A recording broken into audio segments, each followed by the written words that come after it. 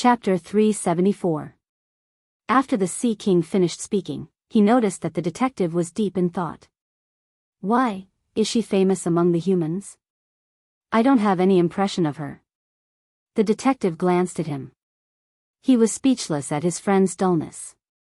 Thea had already taken off her mask. How could the detective, who had been active in intelligence gathering, not recognize her? She's a super rich person. I've collected a lot of information about her. If you didn't mention it, I wouldn't have thought that she's a superpower user.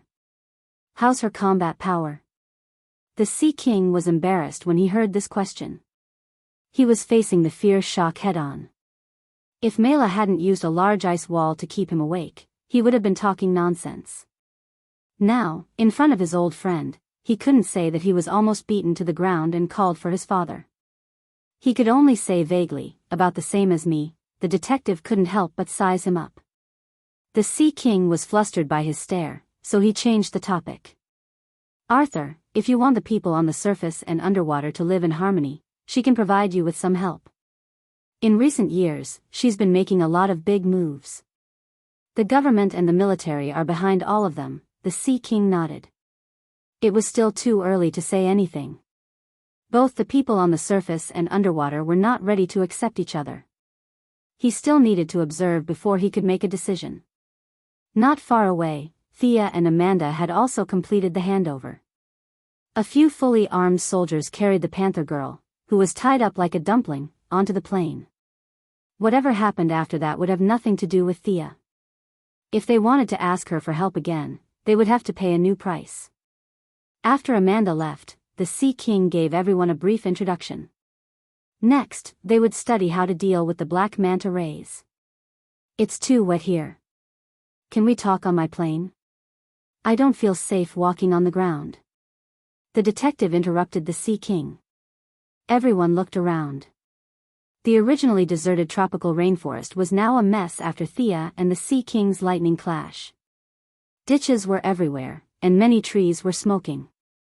A large number of birds and insects were leaving the area in groups. No matter how one looked at it, it was a very messy place. Their small team's meeting place had always been the detective's plane, which was called the living room. Yavala used her divine artifact, the golden ball, to open a long-distance channel and teleported them to the plane 10,000 meters above the ground. This was Thea's first time using someone else's teleportation door. She could only say that it was indeed a divine artifact. It was convenient, fast, stable and efficient. As long as she remembered a certain location, she could teleport there regardless of the distance. The only regret was that this thing could be used by anyone. After all, Thea and Diana were outsiders and did not participate in their discussion. Miraculously, their small team had subconsciously excluded Mira, the Sea King's wife. The Sea King was muddle-headed and did not realize that something was wrong. At this moment, Mela's grievance was indescribable. Originally, she and the Sea King were living a good life in the lighthouse at Cin Port. Suddenly, Yawala teleported over and said that Casino was in danger. Her husband hurriedly brought her here to save him. In all honesty, Mela did not know any Yawala or Casina at all. Then, she was bewitched by the cheetah god and fought with Thea and Diana for a long time. In the end, she ran to this plane to discuss countermeasures. God had mercy on her, she did not even know who the enemy was. In her own tribe, Mela was the symbol of royalty because of her ability to control water. In Atlantis, she was also trained to be the queen. Now that she was being ostracized by the Sea King's small team, she was very sad. However, she could not show it on her face and could only stand outside and watch them discuss. After listening for a while, Thea understood why they could not defeat the black manta rays. Casino was known as a prophet, but in fact, her ability was very limited. She was similar to Lisa Dracker, who worked under Sinisto. She could only predict what would happen in the next few seconds. Yawala was a wild child who grew up in the jungle. The fact that she could stutter and speak English was a sign of her talent. Asking her to come up with ideas was just a dream. Prisoner of War was always surrounded by the souls of his comrades and was immersed in his own inner world for 59 out of 60 minutes. On the other hand, Vostok was severely autistic. He would rather wear a helmet that did not allow him to eat and hide for 2 years than speak a word to others. In their team, the only two who could come up with ideas were the detective and the Sea King. However, the detective was an old man in his 70s and was very conservative. He suggested to the Sea King that they should split up again and lure the black manta rays to steal the 3 divine artifacts. Then, they would set up an ambush. The Sea King naturally would not let his companions take the risk. His idea was to find the other party and fight directly. The detective would never agree to it and the two argued for half an hour. In the end, the Sea King was prepared to jump off the plane alone to chase after the black manta rays. Thea quickly stopped him. The black manta rays were just ordinary people. It was not a big deal. It was as if they were disbanding. Arthur, my satellite has found traces of the black manta rays. He is buying some equipment in a black market in Germany. In fact, the satellite was just a lie. It was a report from Death Knell's eyes and ears in the black market all over the world. Let's wait until there is no one around and take him down. Thea generally supported the Sea King's idea. According to the old detective, it was not necessary to go through so much trouble just for a surprise attack. Now, with Thea, Diana, Mira and their small team, there were 9 of them. More than 10 divine artifacts could not take down the black manta rays? Thea did not believe it. The Sea King received unexpected support and gave the old detective a provocative look. The old man was very well-mannered and was not in the mood to care about the young man's smugness. He asked for the coordinates that Thea had mentioned and piloted the plane to fly straight to Germany. Thea transferred 2 more satellites to Europe and the signal was directly transmitted to the old detective's plane. It was not difficult to find the black manta ray's unique diving helmet using facial recognition. The black manta ray's figure soon appeared on the plane's display screen. How do we go down to catch him? The few of them scratched their heads. Thea asked carefully and found out that Javala's teleportation divine artifact could only be used by people who had been to places or people who were very familiar with them. She had only met the black manta once and was far from being familiar with him. We still have to do it. Thea was delighted. Put on your equipment. I can teleport you all over. You can teleport too. With the help of the 2 jaguars as a bridge, Javala was the closest to Thea in the Sea King's team. This girl who grew up in the jungle asked in disbelief. What did she mean by, I can teleport too? Thea pursed her lips. That was the function of the divine artifact. This was my own knowledge. It was not the same thing.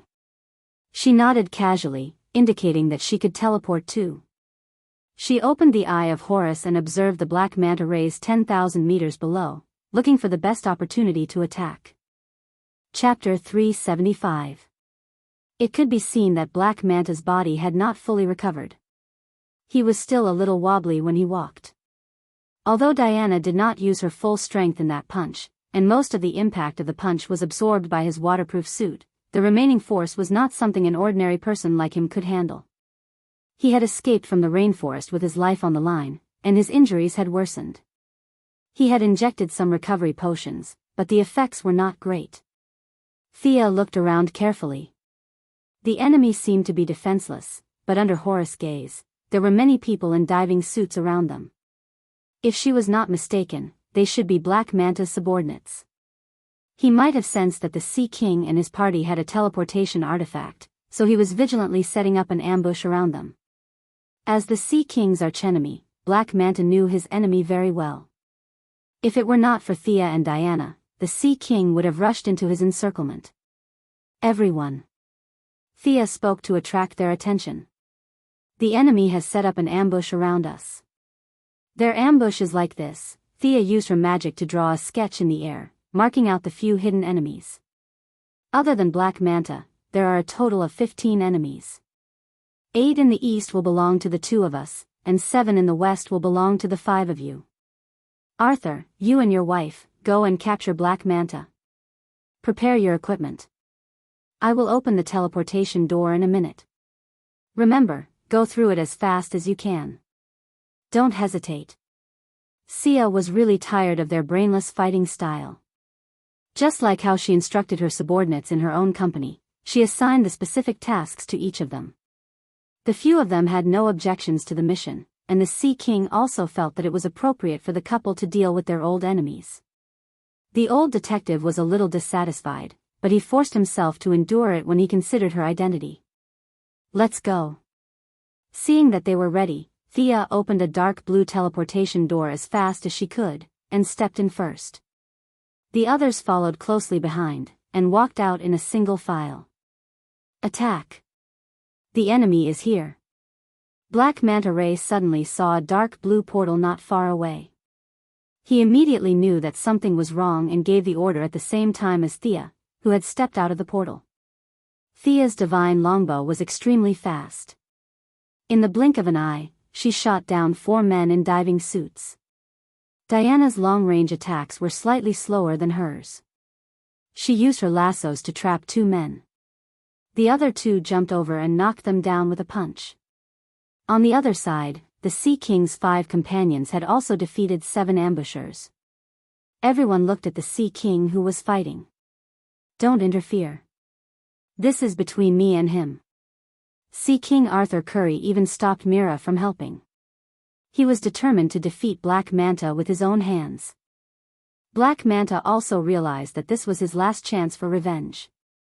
His 2 long swords danced like windmills.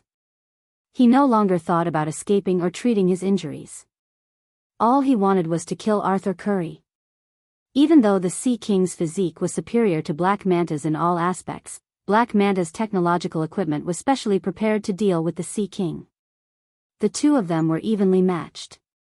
The lightning from the Sea King's trident was offset by the laser from Black Manta's oxygen mask. The 2 of them fought as if their lives depended on it. The Sea King's tactic was to exchange injury for injury. However, his huge strength did not cause much damage to Black Manta's diving suit. Instead, the Sea King, who was not wearing a shirt, was slashed twice. Blood gushed out and flowed down his pants to the ground. "Do we need to help?" Diana asked. Thea shook her head. The Sea King and Black Manta had a grudge against each other. This was their own problem. It was not appropriate for outsiders to interfere. Black Manta was greedy. He went to steal the Sea King's blood and accidentally injured the Sea King's father. The Sea King naturally went to seek revenge. However, after he killed Black Manta's father by mistake, he found out that his father was only injured at that time and died of a heart attack. The target of Black Manta's revenge was instantly reversed. In his grief and anger, Black Manta used up all his wealth and challenged the Master of the 7 Seas as an ordinary human. His actions were not to be judged, but his courage was worthy of praise. Thea saw courage in him that was not inferior to the Green Lantern's. It was totally possible for a few people to besiege the Leopard Lady because she was possessed by an evil god. However, if a group of people besieged Black Manta, Thea felt that she had become the villain. It was better to let him and the Sea King fight slowly. The Black Manta Ray gave it his all and found an opening. He used a huge fishing net to trap the Sea King and stabbed him with 2 sharp blades. The fishing net was made of an unknown material. The more the Sea King struggled, the tighter it became. The tall Sea King was trapped in a ball. The trident in his hand was a long weapon and could not be swung. He could only give up the trident and tear the fishing net with both hands. Pfft! Black Manta was waiting for this opportunity. He stabbed him with 2 long blades. Unfortunately, no matter how good his calculations were, he was just an ordinary human. The Sea King was a hybrid of human and Atlantean. His natural strength, agility, and reaction speed were all above that of humans. Facing the 2 deadly long blades, the Sea King tilted his body slightly. One of the blades stabbed into his left shoulder and the other into his arm. His muscles tightened as he clamped Black Manta's long blade. He used his free hand to clench his fist and hit Black Manta's oxygen mask with all his might. 1 punch, 2 punches, 3 punches. Black Manta also realized his mistake. He wanted to let go of his blade and distance himself again. However, the Sea King changed from hitting to grabbing. He grabbed the air supply pipe at the edge of his oxygen mask and used his head as a hammer to hit Black Manta's oxygen mask. This fight is too ugly. Thea had the urge to cover her face. The Sea King seemed very brave in the battle, but if one were to compare the physical attributes of both sides, one would realize that he was completely relying on his own high attributes and high recovery speed to bully his opponent. Diana, who admired the classical beauty of Greece, also turned her face away. Using brute force to defeat an opponent who was obviously weaker than himself was not the glory of a warrior. Mela did not care. In fact, she was happy with whatever her husband did. The Sea King's friends were also excited. They were just short of clapping their hands to cheer him on. Black Manta was knocked out of his senses. The laser on his oxygen mask fired continuously, hitting the Sea King's face and chest until it was a bloody mess. The Sea King ignored these injuries as if he had gone berserk.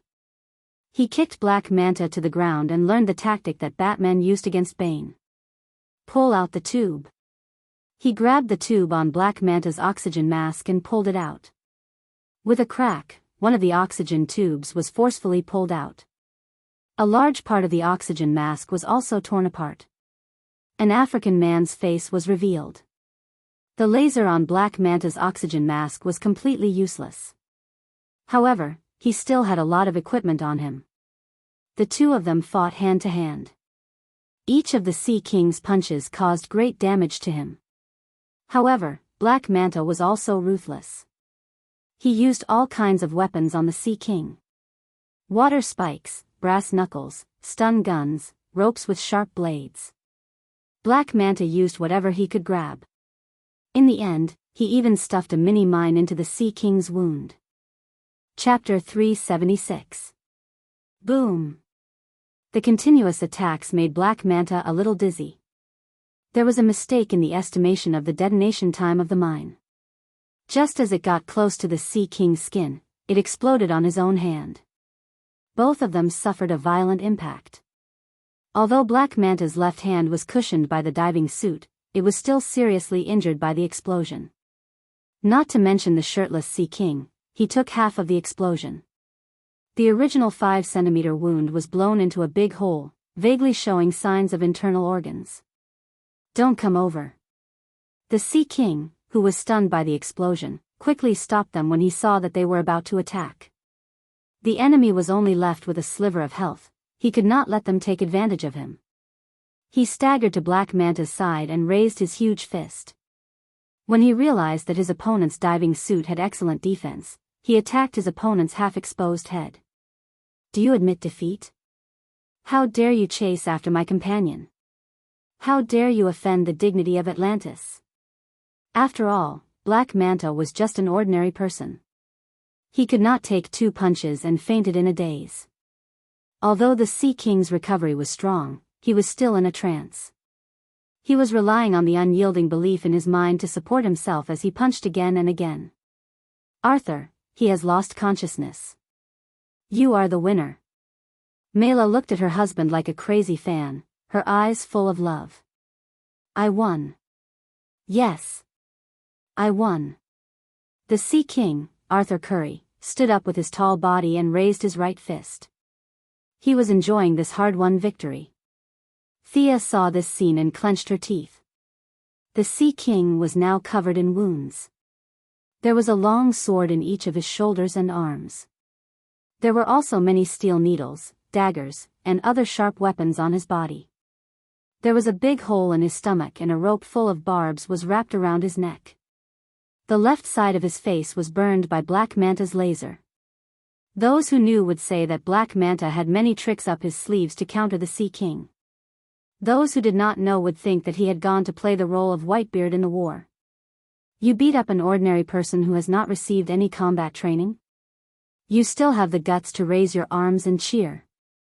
For the sake of the Death King's staff, in order to maintain a friendly relationship with Atlantis, Thea turned her face away and resisted the urge to complain. The fight was too fierce. Thea waited for a while before the Sea King stopped waving his arms and shouting in a particularly silly manner.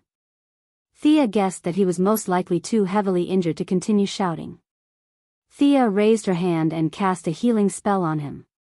Although his recovery ability would greatly increase once he entered the sea, Thea was afraid that he would die before he could reach the seaside. Based on the principle of fairness, he also cast a healing spell on the black manta on the ground. He did not have the Sea King's regenerative abilities, and his face was deformed as if he had been run over by a train. Without external healing, it would take at least a year or so for him to recover. Black Manta was securely tied up, and his men were of no consequence. The few of them did not have time to discuss. Vala opened her divine artifact teleportation door and teleported everyone to the beach. Because the Sea King Arthur Curry was bleeding non-stop, his recovery speed was not as fast as the bleeding speed, and he was so weak that he could not speak. After being teleported to the North Sea, Mira gently controlled the water and swept her husband into the sea. The few of them waited for less than half an hour before they saw the lively Sea King reappear in their sight. This guy's regenerative ability in the sea was really fast. Thea could not help but think that if they fought this guy, they would have to leave the water source. Otherwise, his regenerative ability was almost on par with the Kryptonians, and no one could beat him in the water. Arthur, do you want me to hand this guy over to the Heaven's Eye Society or do you want to take him away? Thea saw that the Sea King had almost recovered and asked. The Sea King, who had recovered from his injuries, regained his composure. Looking at Black Manta, who was beaten up badly by him, he felt a little guilty. He had killed his father and beaten him up. It seemed too cruel to hand him over to the Heavenly Eye Society now. He deliberated over his words. He has killed many Atlanteans. I want him to be brought back to face trial. Thea nodded and acquiesced to this solution. The Black Manta was almost harmless to the land. If the Sea King wanted to save his life, he would only be asking for trouble. However, that had nothing to do with Thea. The Sea King wanted to bring the Black Manta back to Atlantis. He did not arrange for a tour. Now that she had the water attribute, Thea, who did not like to go into the water, naturally did not mention it. She remembered that the Sea King's family was still in a mess, and she was not interested in getting involved. A white light flashed on the trident. Even without an oxygen mask, the Black Manta could be dragged into the sea. Everyone watched as they swam into the deep sea. Thea and the rest returned to the plane and rushed to Death King's Island. When they arrived at the Atlantic Ocean, it was already night time. A thin layer of fog rose from the surface of the sea, and the waves rose and fell gently. Occasionally, there would be a few scattered islands. If they were here for sightseeing, the environment would be very beautiful. Unfortunately, it was not the Death King's Island that they were looking for. Thea, Diana, and Mira had not been here before. The task of finding the way was naturally left to the Sea King's friends. However, these people were either autistic, mentally ill, or had never learned geography. They did not refuse at all. The task of finding the way automatically fell to the old detective. At first, the old man patted his chest and said that there was no problem. However, after wandering around the Atlantic Ocean for an hour, his tone was not so sure. In this hour, the old man patted his chest more than 10 times. However, his words became less and less confident. At first, he said, "It's around here." Now, he said, "It's probably around here." In desperation, they could only land on an island. Mira used her special communication method to call the Sea King. They waited in boredom. Midway, Diana sparred with the few of them. Thea and Yawala went back to her jungle and hugged a 1-month-old jaguar. They were going to bring it back to Star City to play with. In the Sea King's small team, Thea had the best relationship with this girl who grew up in the jungle. Yawala was very simple. She stubbornly believed that people who were good to animals were good people. In addition, she saw the relationship between Thea and Diana. She was even more envious because she had a crush on the Arabian girl, Cassina. It was just that she did not dare to say it out loud. After waiting for an entire night, they finally saw the Sea King's exhausted figure when the sun was about to rise. There were no scars or signs of a fight, which could only mean that his trip home this time was not pleasant. The few of them did not say much and silently followed him. Based on their previous experience on the island, Thea judged that there was a very strange magic on the island. It was very similar to Paradise Island. It was impossible to find it with the naked eye. However, the Sea King's trident could automatically guide the way. They did not take a plane again. The Sea King summoned a few docile dolphins for them to ride. Chapter 377. Thea was a little impatient after sitting for a while. She changed into her water armor. She did not show her fastest speed when she was carrying Fiora last time. She wanted to test how fast she was underwater. I didn't expect you to swim so fast. Mira, the Sea King, who also did not ride a dolphin but relied on her own ability to swim, was shocked by Thea's sudden burst of speed. Although it was far from the trident-wielding Sea King, it was very close to Mira's speed. I'll compete with you in swimming. Mira did not have a smooth day. She could not see the feelings between human women. She felt that her husband was an indomitable spirit. The Arabian woman Cassina, the brown-skinned wild child Yawala, Thea, and Diana were all threats to her position. Among them, the unusually active Thea was the biggest threat. She could not win on land, but she did not think she would lose in the sea. Thea did not think so much. There was no need to set the rules or ask for a judge. Both of them were ready to swim forward at the same time. She relied on the armor to provide power. Mira also had almost unlimited physical strength in the sea. Both of them shot out at the same time like an arrow released from a bow. Mira quickly took the lead with her skillful movements. Thea instructed Gideon to scan her movements, the angle of entry, and the frequency of her body swaying. After that, the simulation was optimized and applied to the armor. Mira's speed quickly caught up. You learned so fast. Mira did not know about the existence of artificial intelligence. She saw Thea's familiar movements, which were very obviously mimicking her swimming posture. She thought that Thea had learned it after seeing it once. She was shocked. This mainlander's learning ability was too scary. Although she was shocked, she was still far from being convinced. Mira mobilized a large amount of seawater to give herself a push. Her speed increased by 30%. So it could be played like this. Thea felt that she had learned another trick. This time, she did not use Gideon. Although she did not use it usually, she still had the water attribute. She imitated Mira and gathered a large amount of water magic behind her to push herself forward. 1,500 nautical miles, 1,600 nautical miles. 1,650 nautical miles, the propulsion effect was immediate. Gideon truthfully reported her speed, which finally stopped at nearly 1,700 nautical miles per hour. Mela sensed that she was catching up to her again and could only increase her speed as fast as she could. Thea followed behind her unhurriedly. When they reached the Death King's island and everyone came ashore, Thea was still in high spirits. Mela was so tired that her face was pale. She soaked in the sea alone for a long time before she could catch her breath. You fought with her again? Diana asked Thea softly as she looked at Mela's pale face. No, I was just following behind her. From the beginning to the end, I didn't surpass her. I have to say that she swam really fast. Thea acted as if nothing had happened. She did not use any energy at all. She was using the armor's energy source. She was also puzzled. Thea did not know that it was this, from the beginning to the end, that forced Mela to use the fastest speed in her life. The Sea King also did not understand why his wife was swimming so hard. He asked about her well-being and Mela's legs were trembling. However, she pretended as if nothing had happened and pulled the Sea King to show off their affection. Unfortunately, other than her, there were 4 women present who had indescribable relationships with each other. As for the remaining 3 men, one was severely autistic while the other was half crazy because of being haunted by ghosts. The only normal one was the old detective. However, the old man was 70 years old and his grandson was 20 years old. He could not understand Mela's good intentions. Mela spread a bunch of dog food on the spot and found that the onlookers were stable and did not have any excessive reactions.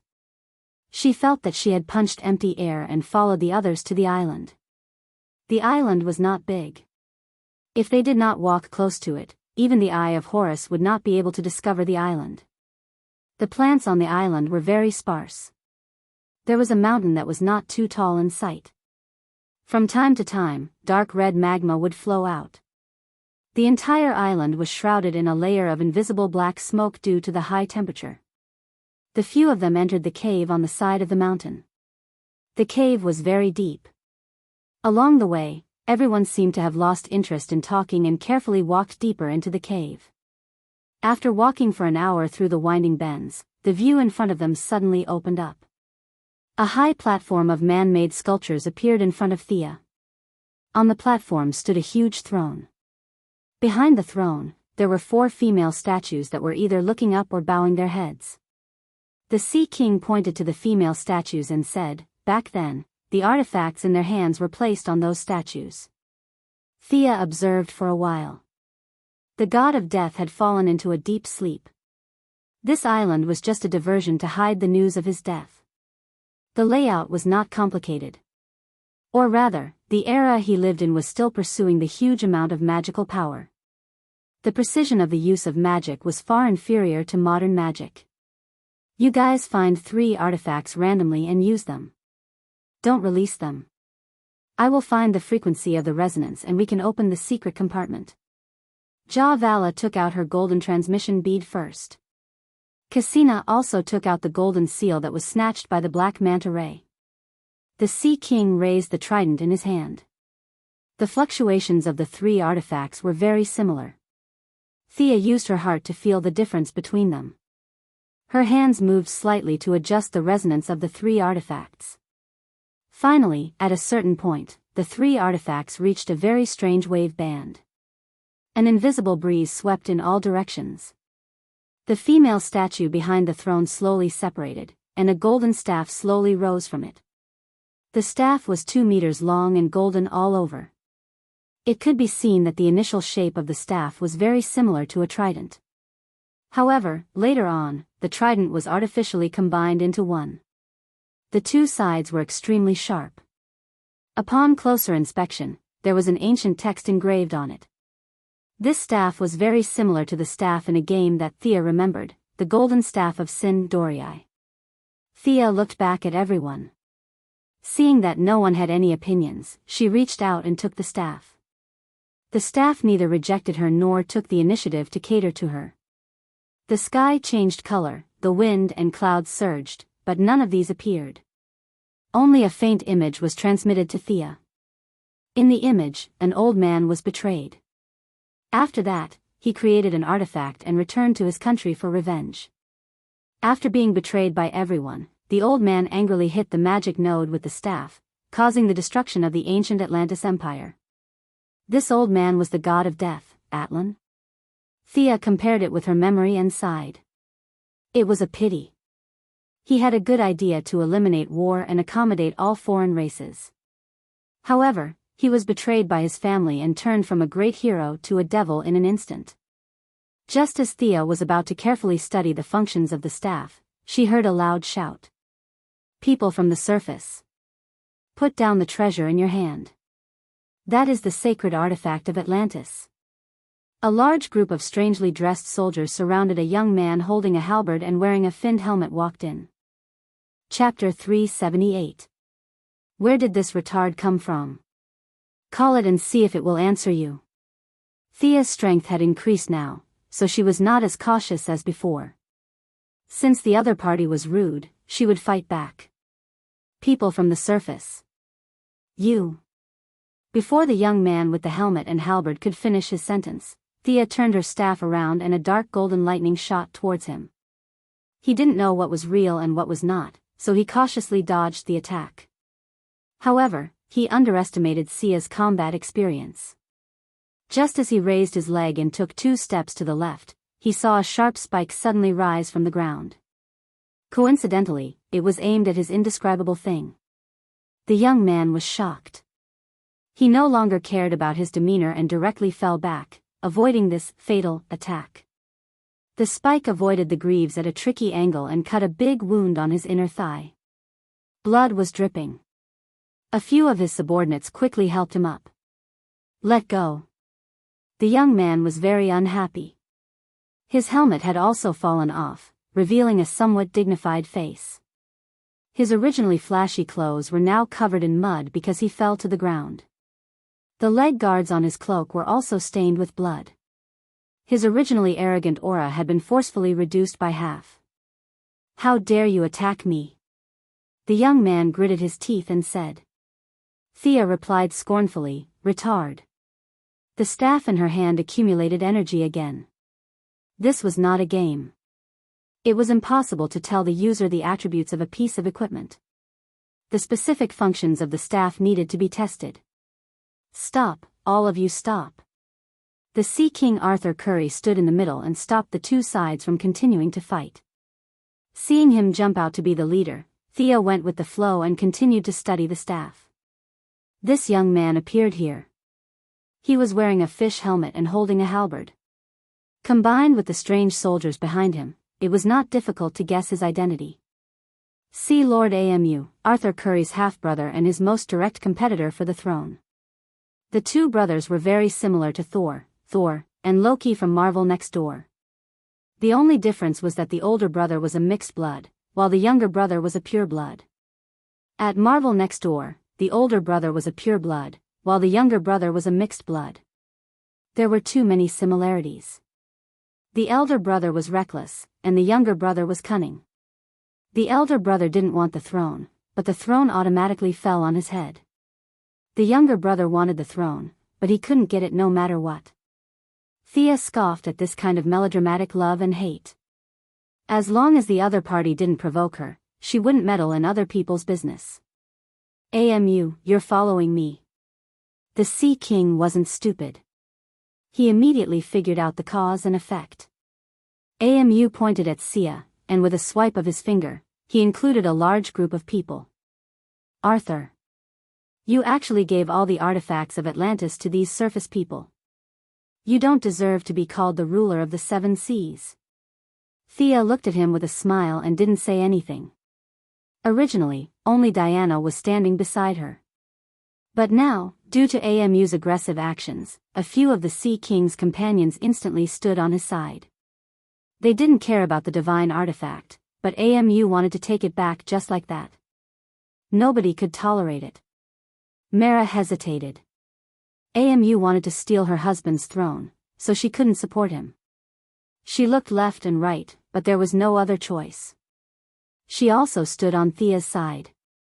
The negotiation between Amu and the Sea King broke down after a few words. In his heart, Sia was only powerful because of the artifact. The few surface people were like weak chickens in his eyes.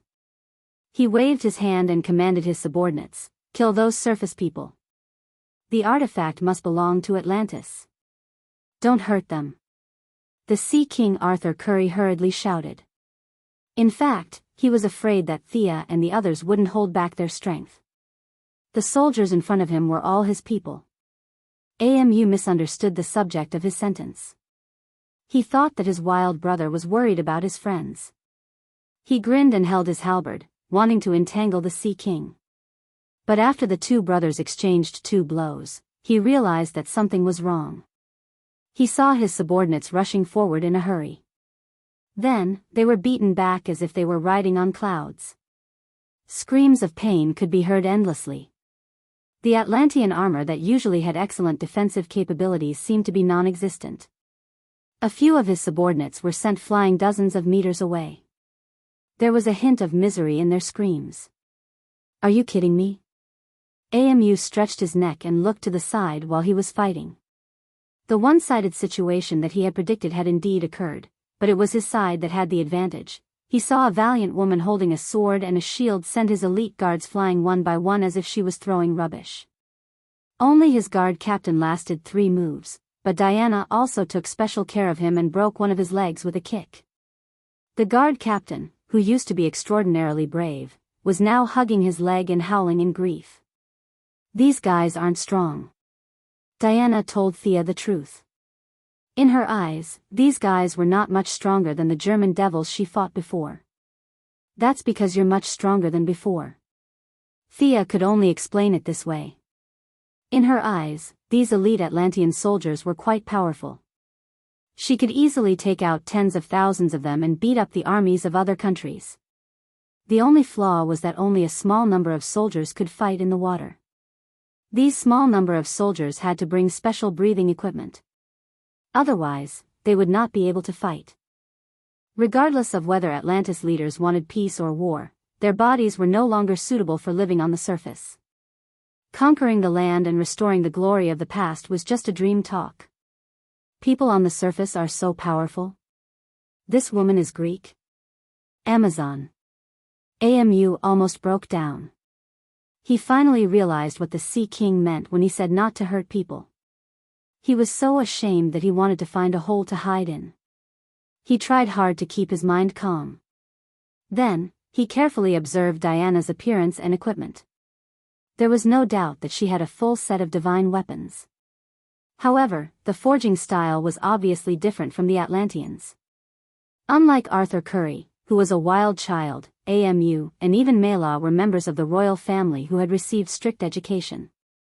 It was true that Amu was arrogant, but he still had a basic sense of identification.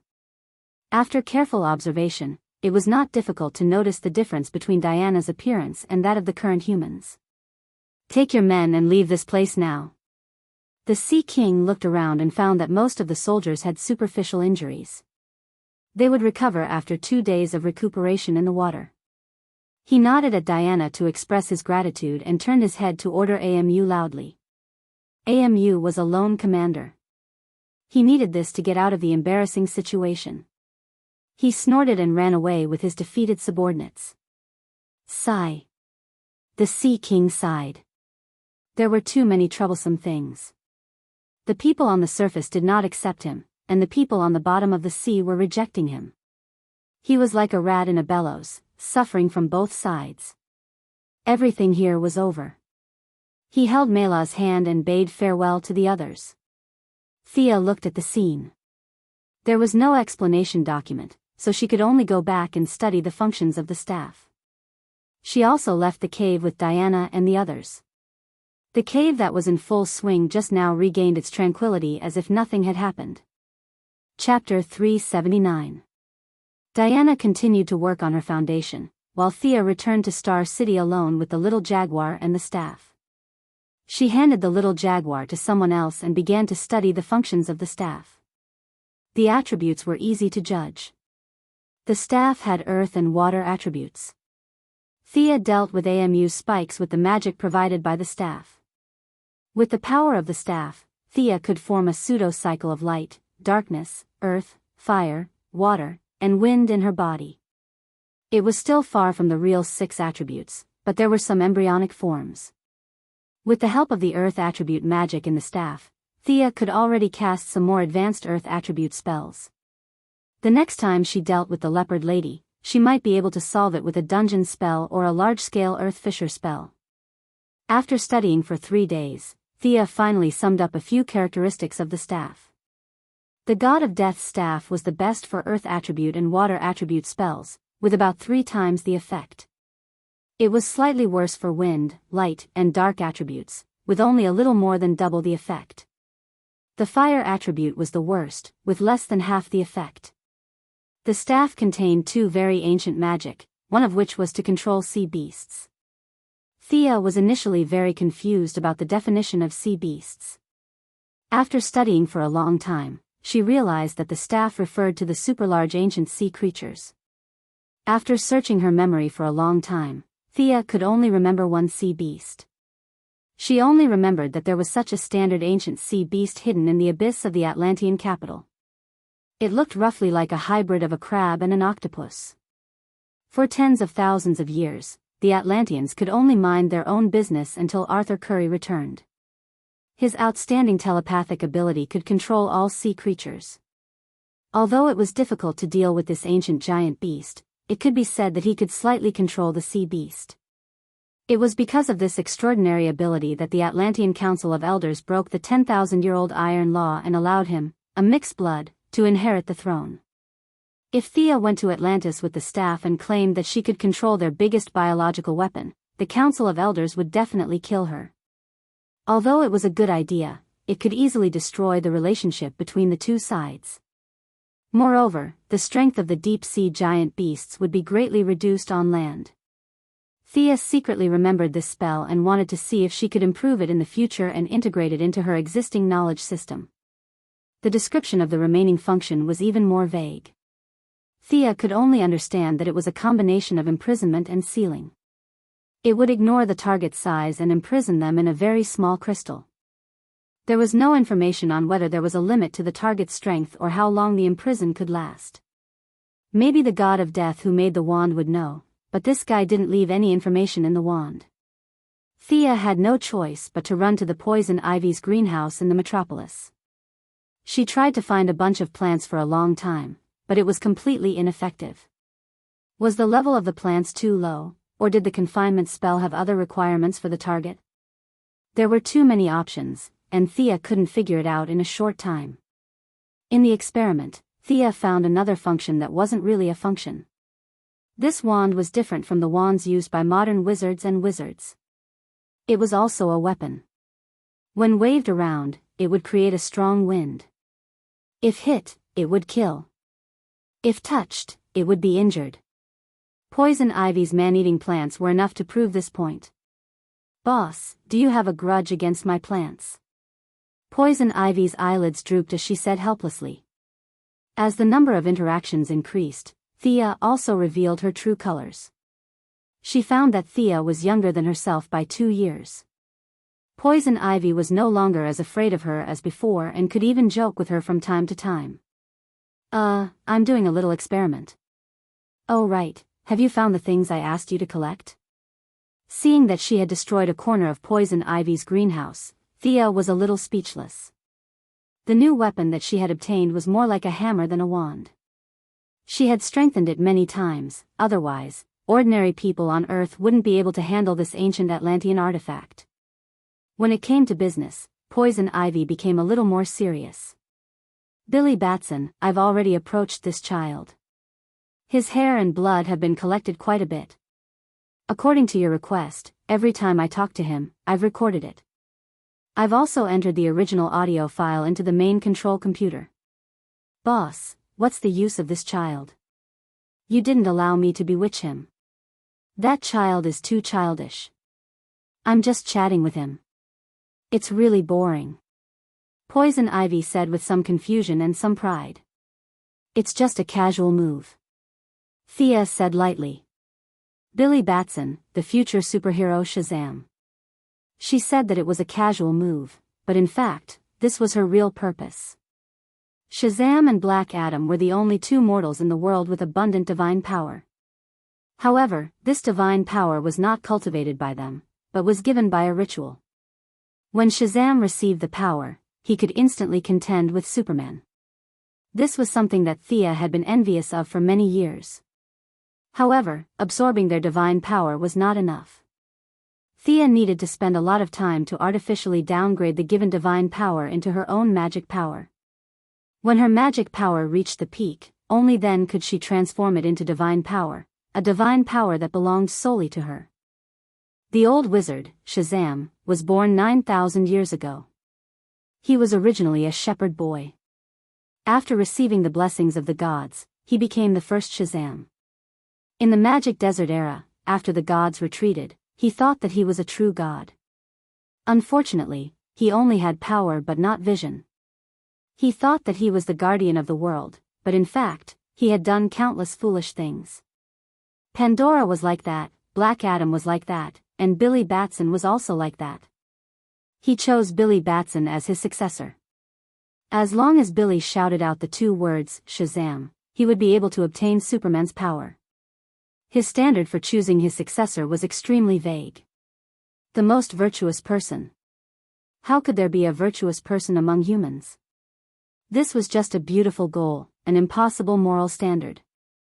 The old Shazam, who was a shepherd boy, slapped his thigh and came up with such a standard.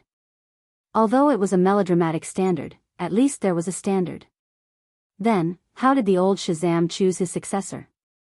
He cast a wide net and searched the whole world. When he found one, he saw if he was suitable, brainwashed him, and let him go. He searched again, and repeated the cycle again. The Heaven's Eye Association found thousands of people who had lost their memories. These people were all done by the old Shazam. They were all the most virtuous people he had chosen. It was such an unreliable selection. In the end, he did not know if it was because he was annoyed or because of other reasons, but Billy Batson came into his sight. The old man immediately decided that this child was the most virtuous person. The old man only felt that the 15-year-old Billy Batson's parents were killed when he was young, and he did not take the path of revenge on society. Therefore, he insisted that this child was the most virtuous person. Billy Batson's childhood experience when his parents died was indeed worthy of sympathy. However, just because he did not take the wrong path, the old man concluded that he was the most virtuous person. There were 6 billion people in the world. Thea felt that she could find tens of millions of such candidates. Chapter 380. It was no exaggeration to say that there were not many superheroes who had a happy family. Were Superman and Batman considered the most virtuous people? Was Green Arrow considered one? Thea even felt that she was considered one. Old man Shazam felt that he had found his successor.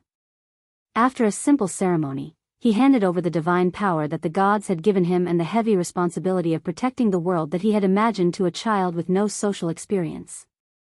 He didn't pass on his life experience. Thea felt that the old man most likely didn't have any life experience himself. He didn't teach the use of magic either, so Shazam could only fight with Superman with his fists. In short, old man Shazam didn't care about anything. As if he had completed a mission, he pushed the confused Billy Batson out of the door. After that, Billy Batson was as happy as a runaway wild horse, showing off everywhere. His immature mind made him forget himself and did a bunch of stupid things, which led to Black Adam's pursuit.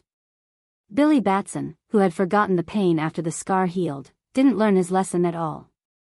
He unscrupulously distributed the divine power to his friends. Even his pet, a tiger in the zoo, received the divine power. A tiger that could use magic. Thea didn't know what the gods would think if they saw this scene. She only felt that this was a big joke. Thea felt that she had done a good thing by absorbing the divine power that had been misused. Billy Batson was just a child. The heavy responsibility of protecting the world was not something he could bear. Thea felt that she had never been so righteous. She ordered Poison Vine Lady to continue to keep in contact with Billy Batson. The more samples she collected from his voice, the better. With a lot of gene samples, Thea came to a planet that was somewhat similar to Earth. Death Knell was responsible for grasping the dark information of Earth, so Fiora grasped the information of several nearby galaxies. During the days when she followed General Zod, Fiora had always been in charge of contacting various aliens and collecting resources. The task that Thea had given her now was to collect information and build her own force. Fiora was very skilled in doing these things. Gertrude had also sent a lot of mind-controlled soldiers from the controlled planets. In addition to Fiora's high-level combat power, she had already opened up a situation on the nearby planets. Clone an Earthling? Fiora took the gene sample and was a little puzzled. However, her character would never question anything and would only carry it out. I want to collect deep-sea beasts within our sphere of influence. I want to do some experiments. In addition, collect some plants and send them to the Poison Vine Lady on Earth. The sea beasts on Earth cannot be touched for the time being. Thea thinks that the alien sea beasts can also be controlled. The mission Thea gave Fiora was the most important one. She had to collect materials ranging from man-made clean energy to plants, animals, and rare metals. Thea herself had plenty of knowledge about Krypton genes. The modified cloning device was completely adapted to the human body on Earth. Unlike Lex Luthor, who needed 10 years to clone Superman, Superman's genes were too powerful. At this time, Billy Batson was just an ordinary person. Thea's standards were very low. She didn't need the clone to have high intelligence. She just needed to be able to shout out Shazam when the time came. The clone doesn't need any intelligence. The voice must match the standard of the sample sent by Poison Ivy. The higher the match, the better. Thea reminded Fiora again before returning to Earth. It's really hard to find Earth element magic. Shazam's matter was a long-term plan. Thea still had an urgent matter that had to be solved. That was the problem of her own Earth element magic. After completing all the elements, she could absorb a huge amount of magic and become a god in one fell swoop. This was her goal. She always felt incomplete if she lacked one element. She didn't have any clue at first. However, when Thea saw the Sea King's trident, she had found her goal by combining her memory and a lot of real information. That was Diana's half-brother, Hercules, the god of strength in human myths and legends. According to the records of various ancient books, he was definitely an Earth attribute god. Hercules did not fall into the twilight of the gods. Instead, he was trapped in a different dimension. The key to opening the different dimension was the Sea King's trident. 10,000 years ago, the Atlantis and the Greek gods on the continent formed an alliance to fight against the giant creatures, the descendants of the ancient giants. They joined forces to drive the giant creatures into a barren different dimension. However, the giant creatures resisted very strongly. At the crucial moment, Hercules walked into that world and closed the door from the other side. This human hero, the warrior of Olympus, chose to sacrifice himself. His ideals were absolutely noble, and his goal could be considered as great. However, 10,000 years had passed. He, who was in a different dimension, fought against many giant creatures alone. His mind had fallen into madness. His lofty ideals no longer existed. What was left was only hysterical madness. Forming a team, pulling people, attacking monsters, and absorbing divinity. Thea felt that if she called more people, it was not impossible to push the Hercules away. However, now that Diana was involved, it was very difficult to do. From killing him to capturing him and restoring his consciousness, the difficulty of this suddenly increased by several levels. Thea had to use countless people to do this. At least, she had to call in the Martian hunter, who had always been a bystander, to help. In the original timeline, it was a professor who studied Atlantis who stole the trident and opened the seal. Thea did not intend to interfere with this matter. Hercules was released, and the giant creatures that were sealed with him would all be released. There were too many implications, and no hero's reputation could bear it. Thea instructed Death Knell to find the archaeologist and secretly provide financial support to speed up his research and encourage him to unearth more Atlantis ruins. The genetic medicine for his parents had entered the later stages of testing. Death Knell found many loyal subordinates to inject it. The response was excellent. Everyone who was injected felt like they had been reborn. Are there any after effects? Thea asked Death Knell beside her. They were watching a mercenary who had been injected with the genetic medicine perform a show of lifting a truck through the monitor. Thea did not care how much power this thing could bring to humans. Longevity and no after effects were what she valued the medicine for. Currently, there are no after effects. Everyone's state of mind is about the same as before, except for some excitement and insomnia, Death Knell answered carefully, emphasizing each word. Thea looked at his expression and said casually, "Are you afraid that these people will surpass you?" "Don't worry, these are just beginner genetic medicine. I've already prepared a few bottles of advanced ones. If they don't have after effects, you can inject them too. The effects of the medicine will directly overpower the Mirakuru you were injected with. Your leadership position will not change. I trust you a lot. After all, you are my brother's friend, right?" Thea laughed and walked out of the basement, leaving Death Knell speechless. Chapter 381. Thea didn't mention Oliver casually. She had a premonition that Oliver would appear at any moment. It had been 4 years since the shipwreck incident, and many things had changed because of her involvement. Thea wouldn't be surprised if the green arrow popped up in the next second. The gene concoction still required further observation of the various parameters of the test subjects. Thea also wanted to wait for Oliver to return before gathering everyone together to inject the gene concoction. Otherwise, everyone would have to explain everything at length, and it would be troublesome just thinking about it. The metropolis gradually calmed down, and everything seemed to be going in a good direction. Thea was busy with her experiments, Luther continued to hide in the dark, planning something, and Superman worked while doing good deeds. From fighting criminals to rescuing stray cats, there was nothing he didn't do. From time to time, he would do something fun with Louise Lane, and the world seemed to have settled down. Sister Thea. The one who rushed to the lab was Thea's first disciple, Damian Wayne. Because of Shadow's ambiguous relationship with Oliver, she wasn't officially his disciple. At most, she was just acting as his disciple. Plus, she had a good foundation, and with a little training, she became a hero. Now, Shadow worked with Thea every night to fight criminals. The only one left to learn from Thea was Damian, the naughty child. The two were very familiar with each other, and even Diana had seen Damian before.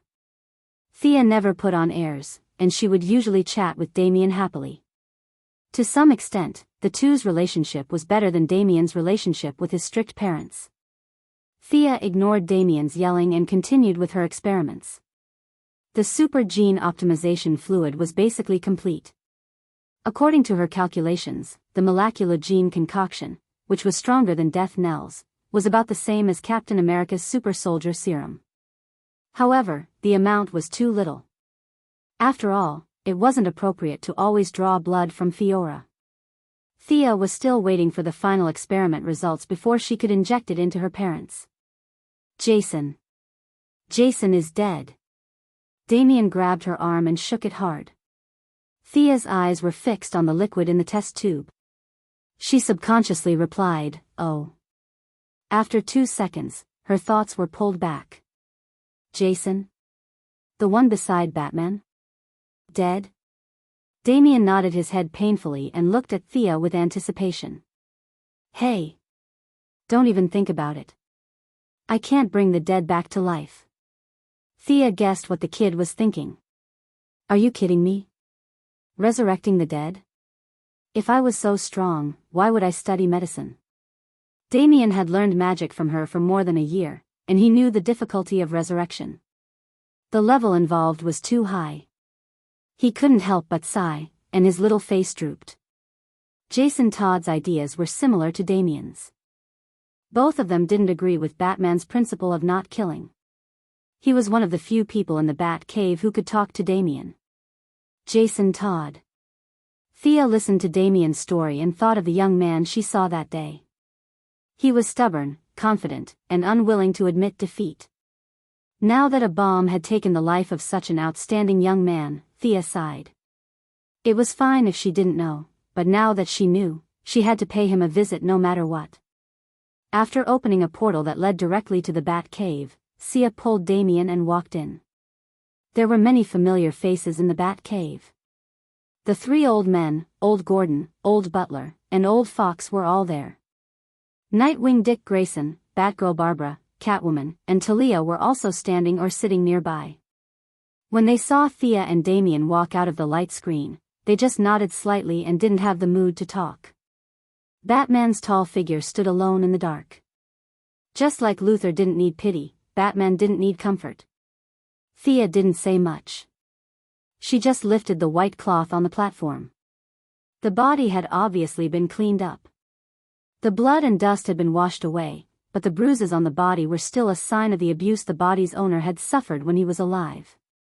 Their originally scattered gazes followed her movements and gathered on Thea. After all, she was one of the few extraordinaries in the world. Even Batman, who was originally standing straight, turned his head and looked at her expectantly. His situation is very strange. I don't think he's completely dead. That's the only way I can describe it. Thea examined the body repeatedly and came up with this plausible conclusion.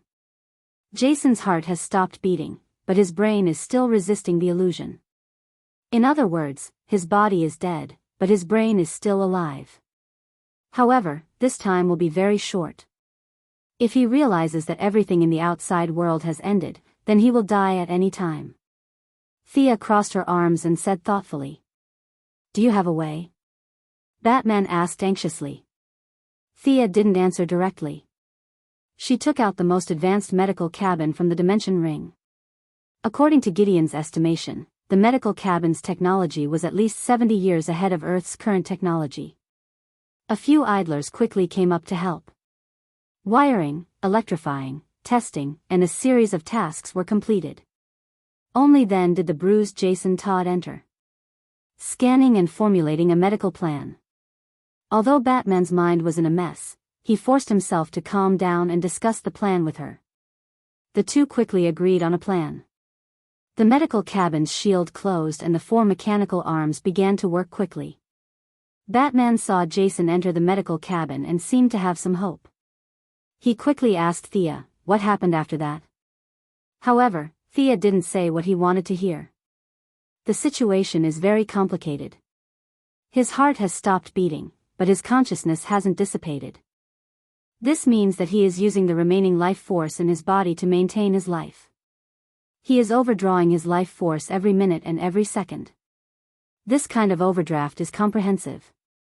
I estimate that the probability of him waking up is less than 10%. Even if he wakes up, he won't be able to continue fighting. What about magic? Batman, who had always been hostile to supernatural forces, asked bitterly.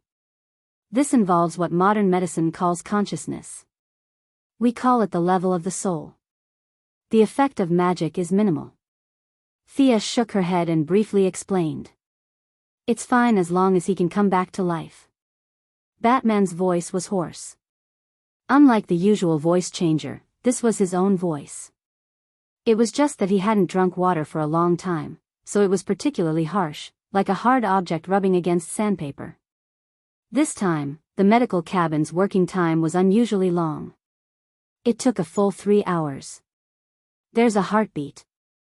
Nightwing, who had been staring at the instrument on the side, shouted happily. However, Thea and Batman's faces were gloomy. Jason Todd didn't sit up as energetically as usual. There was only a weak pulse, indicating that this person had escaped death. However, he was still far from coming back to life. What should they do next? This thought lingered in the minds of the few of them. Chapter 382. Unlike Talia, Jason's physical injuries aren't hard to heal. However, the damage to his spirit, or rather, his soul, is very difficult to heal, Thea explained patiently, worried that the people in the room wouldn't understand. Healing soul damage isn't a sorcerer's forte. On the contrary, classes like shamans and witch doctors are better at it. The other solution I can think of is Nanderbart's Lazarus Pool. It should be able to heal his soul. Thea mentioned another place they were familiar with.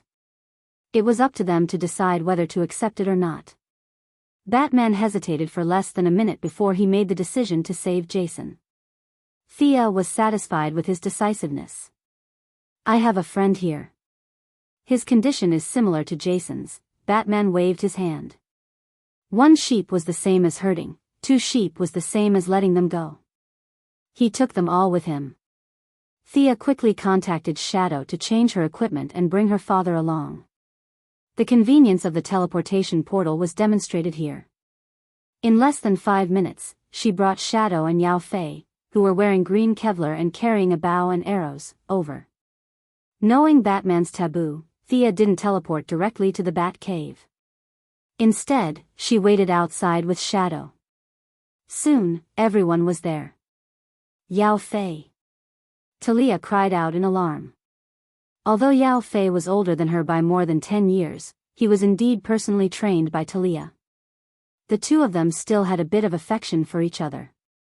Looking at his half-dead appearance, she couldn't help but sigh in her heart. Batman was originally a little curious about Sia's friend and wanted to find out more. Now that he found out that it was actually related to Talia, and that Shadow, Damien, and Barbara knew all of them, he gave up. Call Superman too. I'll contact Diana. By the way, do you know the Martian Manhunter? If you do, bring him too. Thea said casually. Batman almost vomited blood. Are we all right? Do we have to call so many heroes? Although my father-in-law is skilled in martial arts and has great foresight, there's no need for so many people to gang up on him. For a few seconds, Batman thought that he was hearing things because he was worried about Jason. But when he saw Thea's serious expression and knew that she was not joking, he became serious as well. I need a reason. Thea could only use the demon's sword as the origin to tell Batman about the possible existence of the 3 palace demons behind Ninja Master. A great devil from a different dimension. Batman muttered to himself, repeating these words twice. Not necessarily. As far as I know, that great demon won't directly descend upon our world. He needs some mediums. Thea's cautiousness was in line with Batman's usual course of action. He might have taken this opportunity to completely cut off the connection between the Ninja Master and the demon. There's no need to call them. Batman saw Thea pick up the phone and interrupted her. There's a strange enchantment around Nandabart that blocks all superpowers and magic. There's no point for Superman and the others to come. Thea paused for a second and felt lucky that she didn't steal the sword herself. It seemed that she did the right thing. After thinking about it, it made sense. Ninja Master had enemies all over the world. Without any protection, he would have been killed long ago. She put down the phone gloomily. Fortunately, she was not weak and had a power armor. Even if there was an anti-magic enchantment and the power armor's magic power could not be used, she could still crush most people with her machinery alone. Yes, Thea was also planning to visit Nandabart. After all, she had learned so many martial arts from them. She wanted to go and see this world-famous Institute of Higher Learning. No one asked her to go, but if she wanted to go, no one would object. The team was quickly selected. Batman, Talia, Nightwing, Barbara, Thea, and Shadow, a total of 6 people. Catwoman, who was unknown whether she was the main wife or the mistress, should not go and cause trouble for the Ninja Master. Damien also wanted to go, but the others rejected his request in unison. What a joke. It was better for Damien to stay at home obediently since he could start a fight at any moment. How were they going to go? Everyone was waiting for Thea to open the door. Where's Nandabart? I've never been there. Thea saw everyone staring at her and said helplessly. It must be a place you've been to before? It must have a certain impression, right? Batman asked 7 or 8 questions in a row. Thea was speechless. This guy was using the opportunity to get information again. You're good if you can analyze it, but it's impossible for Thea to say it herself. Without answering any questions, Thea asked for the coordinates. Then, she gestured for the others to wait and flew out of the atmosphere. Nandabart was in the Middle East, while Thea and the others were in Gotham. They were separated by an entire Earth. Her X-ray vision could see them in a straight line, but it would take too much effort to see through the entire Earth. According to Batman's coordinates, they quickly found a valley. However, when Thea was about to look inside, she felt an obscure energy wave blocking her vision. Ninja Master's setup was different from the Heaven's Eye Society's setup. Thea felt that it was different, but the effect was to block all unnatural forces.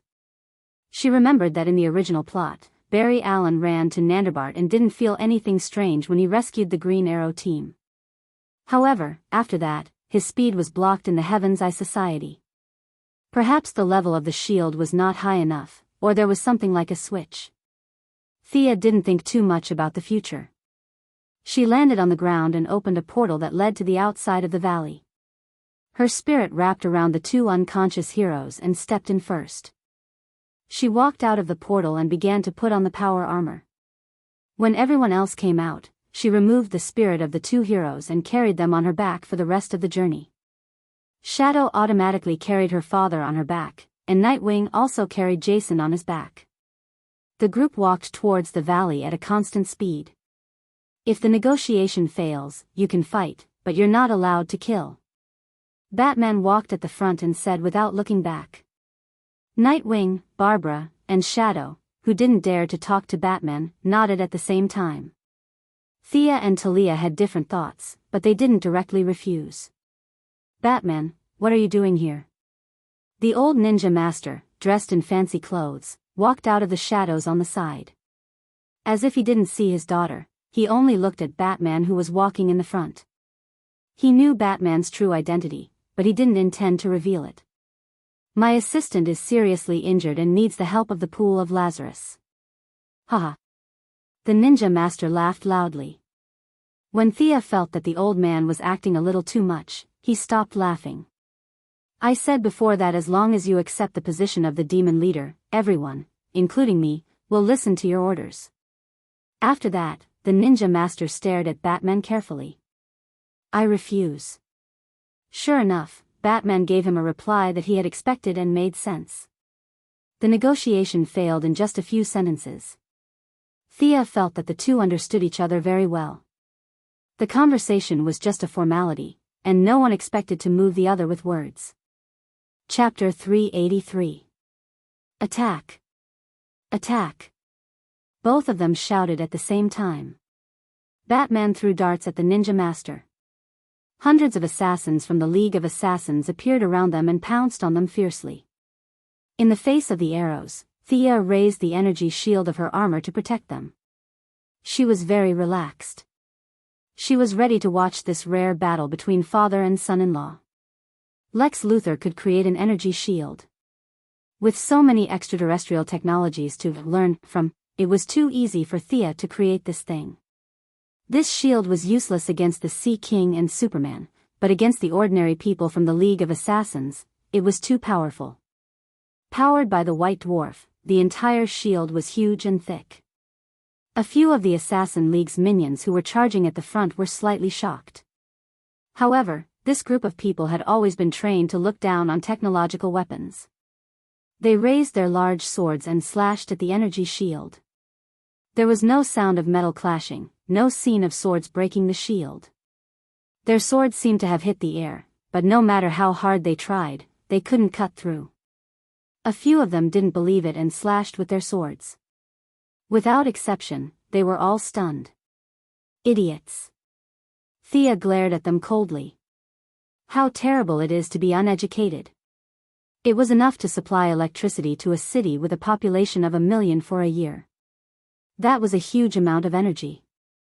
If they wanted to rely on more than 100 people, each with a steel knife, to use up all this energy, it would take at least 10 years without sleep or rest. Everyone in the shield was surprised at first, but they soon felt relieved. Nightwing had been with Batman for many years and had seen a lot of advanced technology. Shadow and Barbara had also known Thea for a long time.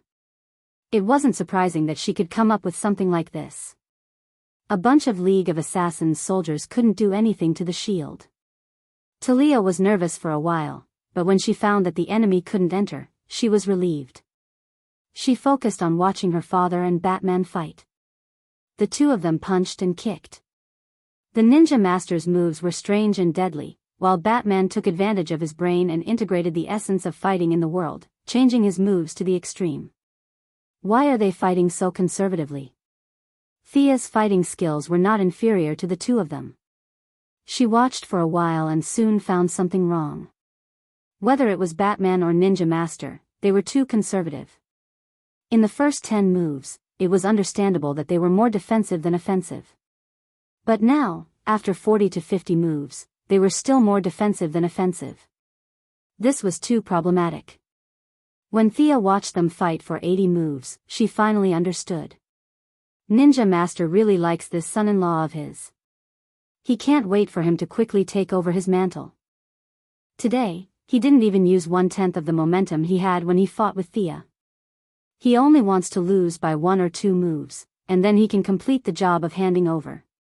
Batman was a smart person, so he naturally saw through his father-in-law's plan. Even if he was beaten to death, he would never take over the League of Assassins. He was also desperately defending, with no intention of attacking.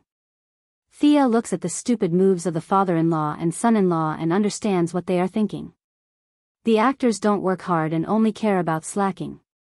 Her desire to watch the show fades a lot. At that moment, Batman gave her a look. Thea thought for a moment and understood what he meant. Or rather, this was Ninja Master's intention. My energy shield can't be activated. Bring your equipment. Let's charge in.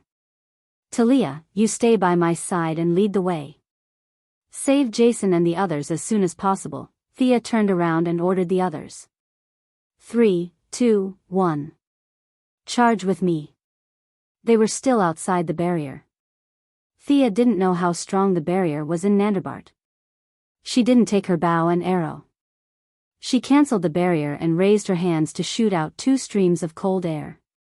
They quickly rushed out of the League of Assassins' encirclement. Hurry, hurry. Thea kept urging them. Babla's skills had improved greatly in the past year, and her combat awareness was also much better than before.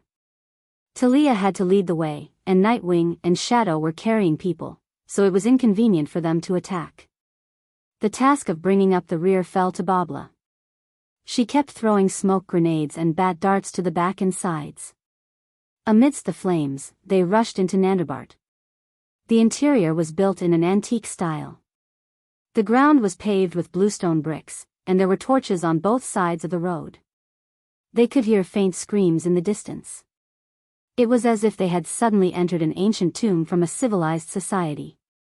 It was solemn, dignified, and filled with murderous intent. Only Thea casually looked at the layout of the environment.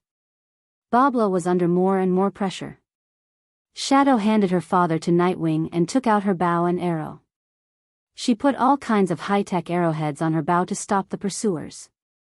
Talia led them left and right. The soldiers who jumped out were all frozen in place by Thea. It's here. They came to a wall. Talia reached out and pulled the mechanism on the side. A huge rock rose, and a pool of clear water came into view. How is it?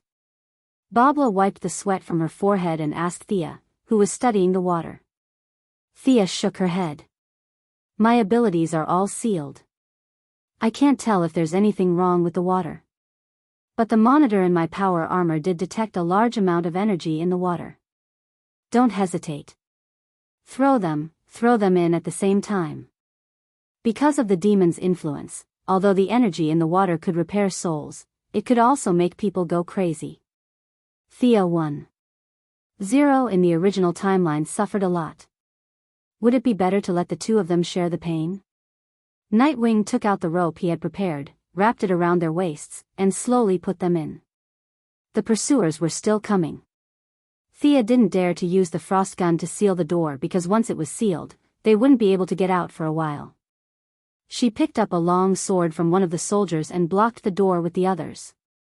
Nightwing Dick Grayson was the only male present. Although he had already broken up with Barbara, their relationship was still a little fragile. At this moment, he was extremely valiant, his twin batons flying up and down. He already had 70% to 80% of Batman's combat skills, beating up a bunch of League of Assassins soldiers until they were crying for their parents. How long will it take? Babla jumped into the air, kicked an enemy over, and threw an enemy out with a long whip. Then, she asked Thea. Thea looked back at the water. It was bubbling as if something was boiling. It should be soon, Thea answered vaguely. She didn't know how long it would take.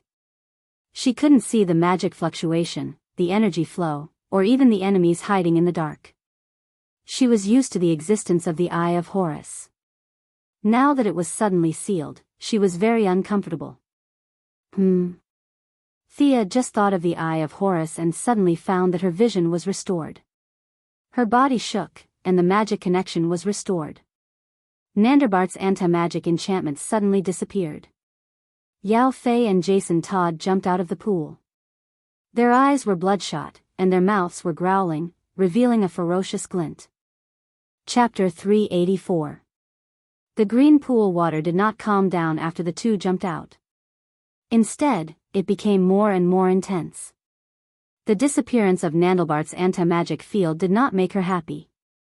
Thea felt a drop of cold sweat flowing down her forehead to her cheek. A huge amount of evil energy continued to roll out from the pool water.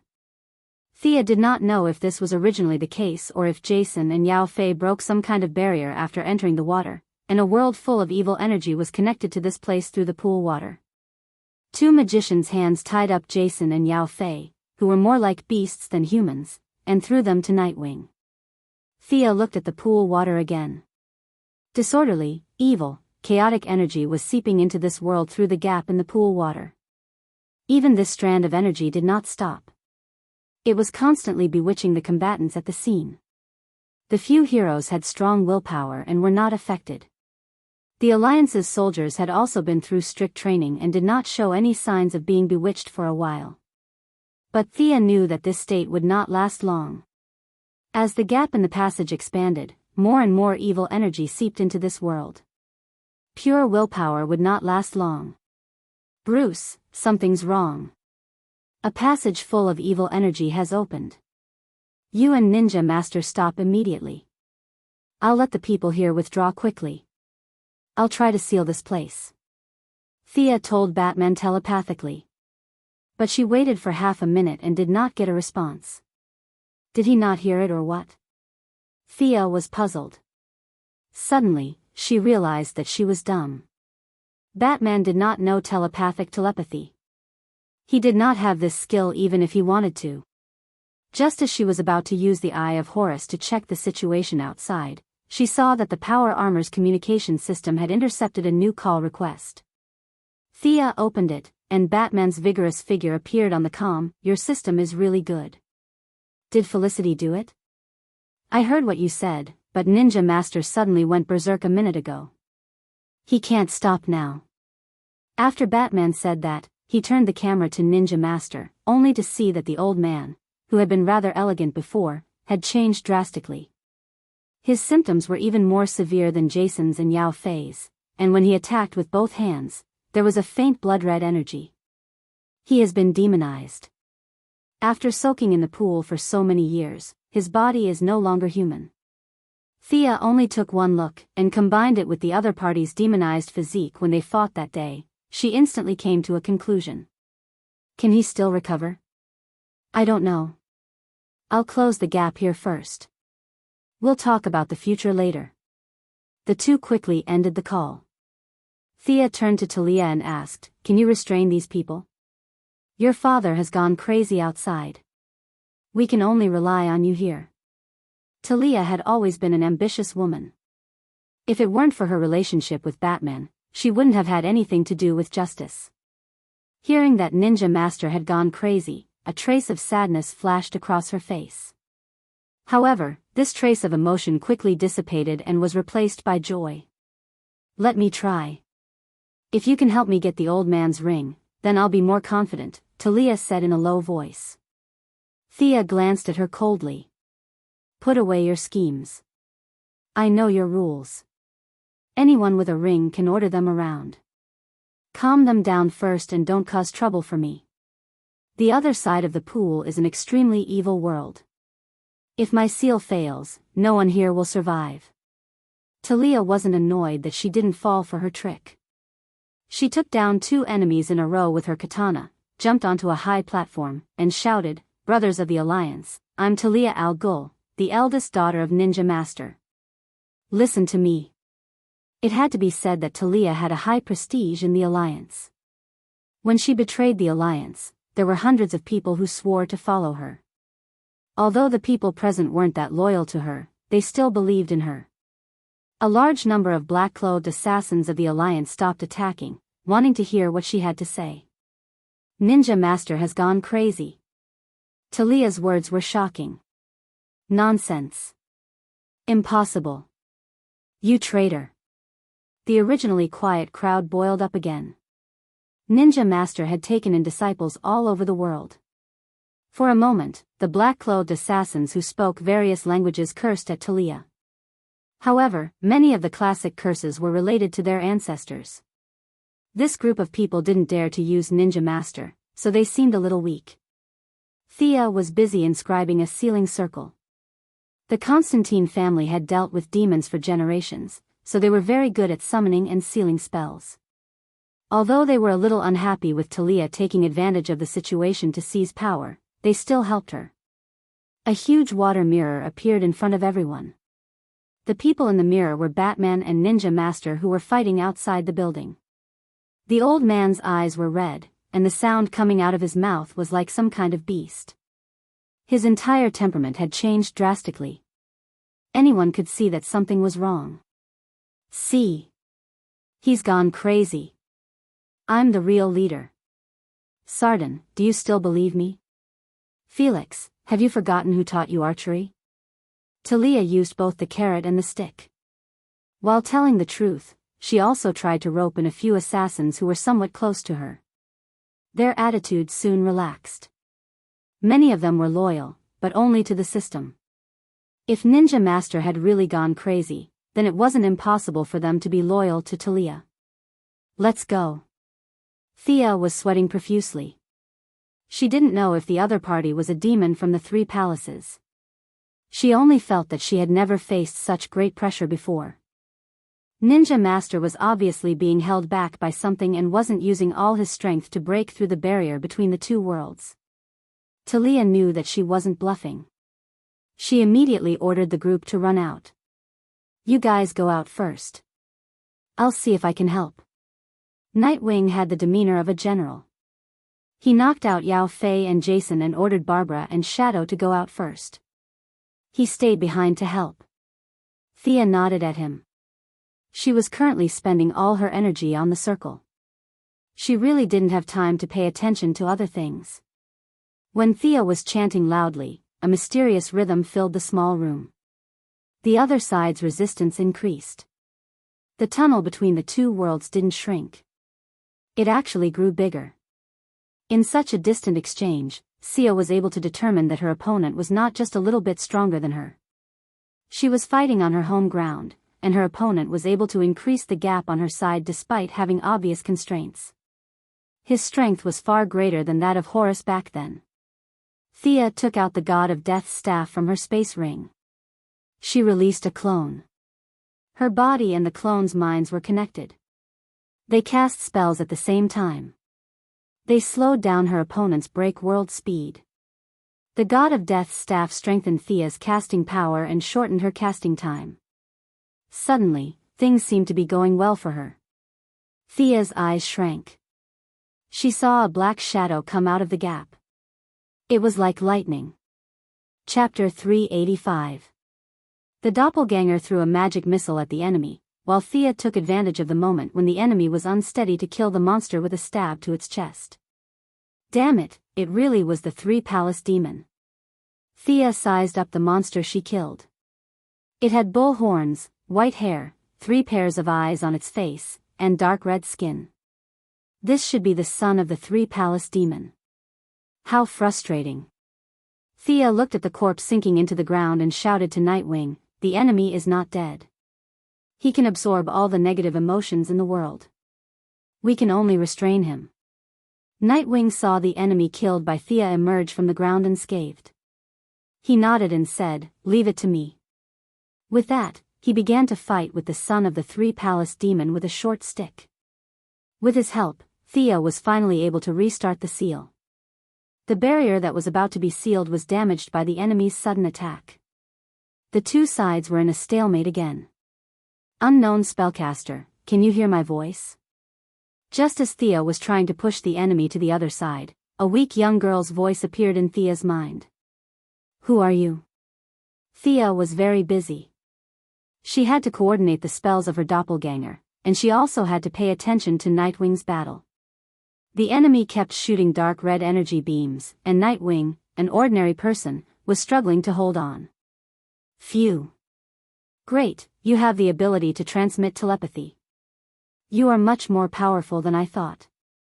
The one trying to enter your world is the greatest demon in the multiverse, called the Three Palace. The young girl was obviously relieved. She was afraid that the other side would not be able to respond to her. Now that both sides could communicate, the chances of success were much higher. Thea was not happy at all. She only felt that she was extremely unlucky. She was only supposed to save Jason and Yao Fei, and visit the farmhouse in Nandabart. It was a day of fun, but it turned out that two worlds were working together to seal a great demon. The script changed too quickly. Unsurprisingly, the person on the other side of the phone was the daughter of the Three Palace demons, the famous black-bellied beauty raven. Unknowingly, they had interfered in her first attempt to seal the Three Palace demons and helped her father open up the second battlefield, which led to the series of events that had unfolded before their eyes. I know about the Three Palace demon, a great demon of another dimension. My seal is almost complete. What do you mean? Thea had already sped up her movements. Her doppelganger was still able to find the time to cast a few acceleration spells and defensive spells on the Nightwing. What I want to say is that I can't hold on for much longer. The young girl's voice and the sound of the barrier breaking rang out at the same time. A dark red palm that was 10 meters long and 2 meters thick suddenly drilled out of the barrier. The aura that accompanied the palm was filled with pain and anguish that burned people's hearts. Thea was shocked and almost scolded out loud. You can't hold on anymore? You should have said so earlier. Why are you here as well? Thea stared at the young girl who was only 8 or 9 years old and was a little speechless. Let me help you. I'm very powerful. The young girl was wearing a black cloak that covered everything above her nose. As she spoke, she cast a few restraining spells to bind the demon that was chasing the Nightwing. Thea almost spurted out a mouthful of blood. Help me? Help my ass. Shouldn't I be the one helping you? Why am I the one in charge? What does this have to do with me? Logically speaking, how can you tell that you're helping me? Looking at the incomparably huge palm, one could imagine how big the main body was. Thea pointed at the palm and asked in disbelief, You can't seal this big guy?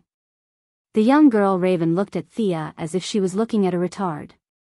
How can I seal him? I was just delaying him. He's the biggest demon in the multiverse. Don't look at me like that. I know what you're thinking. Thea was extremely unhappy at this moment. The young girl Raven glanced at her. The two beauties, one big and one small, snorted at the same time and turned their heads to the left and right at the same time. Thea looked at the barrier that was constantly shattering. Obviously, without Raven's restraint, the opponent was breaking through faster and faster. Thea knew the strength of the three-palace demon. Superman, Diana, and the Flash couldn't break through the defense even when they joined forces. In the eyes of the three-palace demon, these three were just a little stronger than ordinary Earthlings. They were just ants that weren't worthy of him personally taking action. Not to mention her own skills.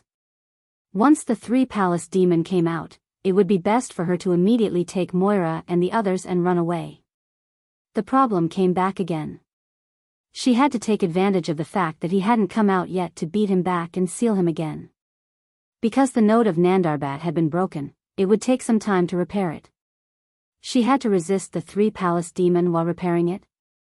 Except for those who couldn't be named, Thea really didn't know who else had this ability. Seal. Thea stared at the God of Death's staff that she had just gotten 2 days ago. She didn't understand the sealing function in the staff. Could it be that it corresponded to today? As the number of events she participated in increased, Thea became more and more confused. She definitely didn't participate in the original process of the event, so how did they do it? Or was it that the timeline with her participation was real, and the others were just stories in movies and comics? She raised the staff and waved it gently in her hand, and an obscure and inexplicable energy formed in the air. What are you going to do? Raven asked. Seal him. Thea answered concisely. After that, she flew up and used the staff as a spear, piercing the giant hand. The idea that the staff transmitted to her was very vague. It wasn't that she couldn't do it, but that she failed. Help me hold him down. Thea commanded Raven on the side. This demon princess had been entangled with her father for a long time and couldn't deal with the whole person. Now it should be no problem to deal with a hand. Raven proudly raised her nose, raised her arms, and rolled up a huge shadow behind her. A very human-like crow composed purely of shadow energy pressed down on the struggling giant hand, only the wrist part was exposed. Hold him down, watch me. Thea had roughly understood the principle of the staff. It could seal, but it had a probability problem. It was impossible to seal the three-palace demon at once. After all, this was only the God of Death's staff, not the God's staff. Puff. It didn't work. Puff. It still didn't work. Puff. Puff. Thea treated the big hand of the three-palace demon as pork, and poked it again and again. The probability of the staff's seal was very touching. Every time it was poked, Gideon would record the success rate. From Thea's estimate of 20%, it fell to 0.25%. Hey, can you do it? The cynical raven asked. Yes, it'll be done soon. Thea was busy sweating. She didn't know whether she could do it or not. If there were other ways, she wouldn't do it stupidly.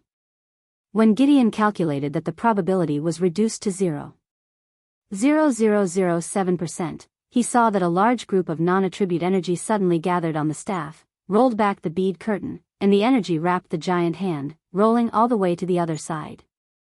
Chapter 386. This mass of energy looked familiar. It was clearly the power of the rules.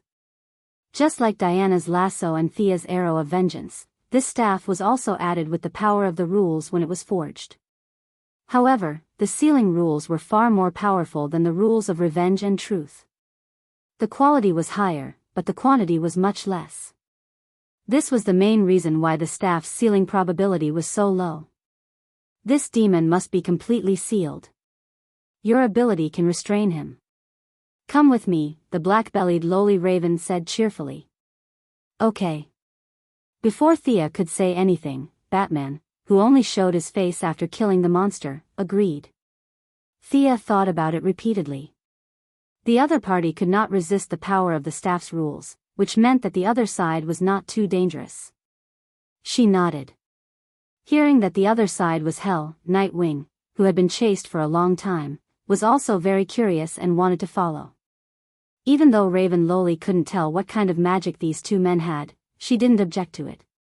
After tying up the son of the three-palace demon who jumped out, the four of them took the captive and went to the other side through Raven's teleportation channel.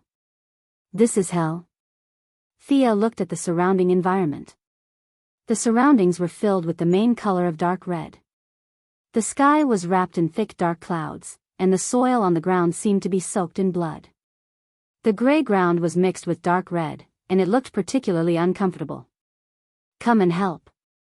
Raven Lowly interrupted their observation and said hurriedly. Thea, Batman, and Nightwing also saw the huge body of the three-palace demon. This was a giant with a real height of hundreds of meters. It had the same appearance as its sons, with bull horns, white hair, and 3 pairs of eyes. However, its pressure was 10,000 times stronger than its sons, and its aura was 10,000 times more evil. Just by getting close to it, one could feel its aura. It was an evil that could tear one's soul. However, now a large mass of unknown energy gushed out from the left palm of this great demon. The energy quickly covered its upper body and half of its head. This great demon was mobilizing all its energy to resist the sealing power of the rules. Use your divine artifact, quick. Raven once again summoned the shadow of a raven and firmly bound the demon's feet. She also saw the power of Thea's divine weapon. She didn't expect Earth to have such a strange weapon. Although the probability was low, this was the only way. Thea looked at the great demon. Although his legs were bound, he was not stupid. His upper body was resisting the seal while his lower body was struggling. Lolita Raven would not be able to trap him for long. Looking at the great demon's struggling feet, Thea thought of the magic staff's low probability of success. She created a clone and passed the magic staff of the god of death to her. Her clone was perfect for such a dangerous job. His main body, on the other hand, wore the yellow light ring and released all of his emotional energy. Then, he conjured a yellow chain on the foundation of the raven, binding the great demon's legs tightly. Batman and Nightwing, on the other hand, began to deal with the various imps and sons of the 3 demonic palaces that appeared around them. Along the way, Thea and Raven also diverted part of their attention to provide magical support to them. Time passed extremely slowly. Thea's clone was still attacking the great demon's toes. The great demon lived alone in a place similar to a valley. The surroundings were blocked by dark red mountains and there was only a small path to enter the valley. Batman and Nightwing firmly guarded the entrance. Thea summoned the elk to help them block the gap. She took out the divine longbow and aimed at all the demons that could fly, killing them one by one. Facing the increasing number of demons, Batman and Nightwing used all of their skills, throwing all kinds of smoke bombs and magnetic bombs. In a cloud of smoke, Batman changed into a pitch-black iron armor. His strength, speed, and defense skyrocketed. He was not afraid in the face of the swarming demons. With his powerful strength, thick defense, and his skillful fighting skills, Batman alone bore 70% of the pressure of the demon army. The few of them fought hard, but there were too many demons to kill. They were killed in 1 second and resurrected in the next second. Batman, who was full of energy, was now a little tired. "Are you done?" Master Bat grabbed a demon's arm and used it as a weapon. He smashed a bunch of demons until their tendons and bones were broken. He asked Thea a little breathlessly. Soon. The time was getting longer and longer. Many demons with the ability to fly were swarming over. She had to keep killing those demons. The pressure was no less than that of the 2 people on the ground. Thea's clone was still holding the staff and fighting with the great demon's toes. She did not know how many times she had poked and smashed. Just as Thea's main body was wondering if the staff would only work on the target once, the touching ceiling effect was finally activated. Just like before, the non-elemental energy wrapped around the 3 palace demons' toes and rolled them up. The great demon, who could only fight with the sealing law, could no longer hold on. His feet and calves were quickly sealed. The 2 energies of the same origin converged at his waist. The demon let out a deafening roar and was finally wrapped up by the sealing energy. The 100-meter-tall giant finally disappeared. A crimson crystal stopped in the air. "What is this?" Raven lowly turned her head and asked Thea. "You're asking me?" I don't know." Thea did not know what this was. In the original spacetime, this should be your job. If you're asking me, who am I supposed to ask? The 2 beauties, one big and one small, looked at each other blankly. They were a little confused about the situation, but there was no doubt that the great demon king was indeed sealed. Raven used her dark magic to turn the surrounding mountains into a huge rock. The crimson crystal was sealed in the center of the huge rock. Thea's doppelganger was almost exhausted. She handed the staff to the main body and the doppelganger returned to Thea's body. "Let me dig a hole." Thea held the staff with both hands and imitated Atlan, the god of death, in her memory. She slammed the staff into the ground. Rumble. This staff was indeed worthy of its reputation as being able to sink Atlantis. This was a great tool for digging holes. This time, there was no need to consider the probability. Thea did not use any magic power.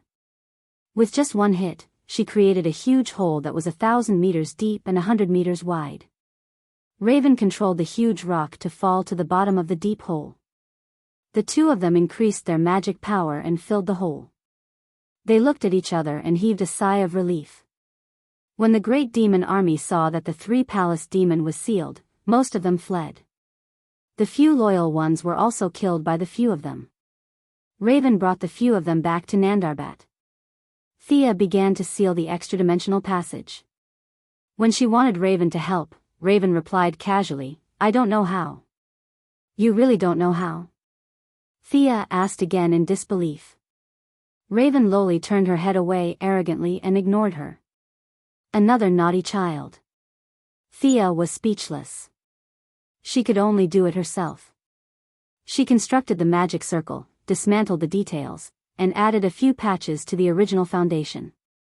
Finally, the passage to hell was blocked. Chapter 387.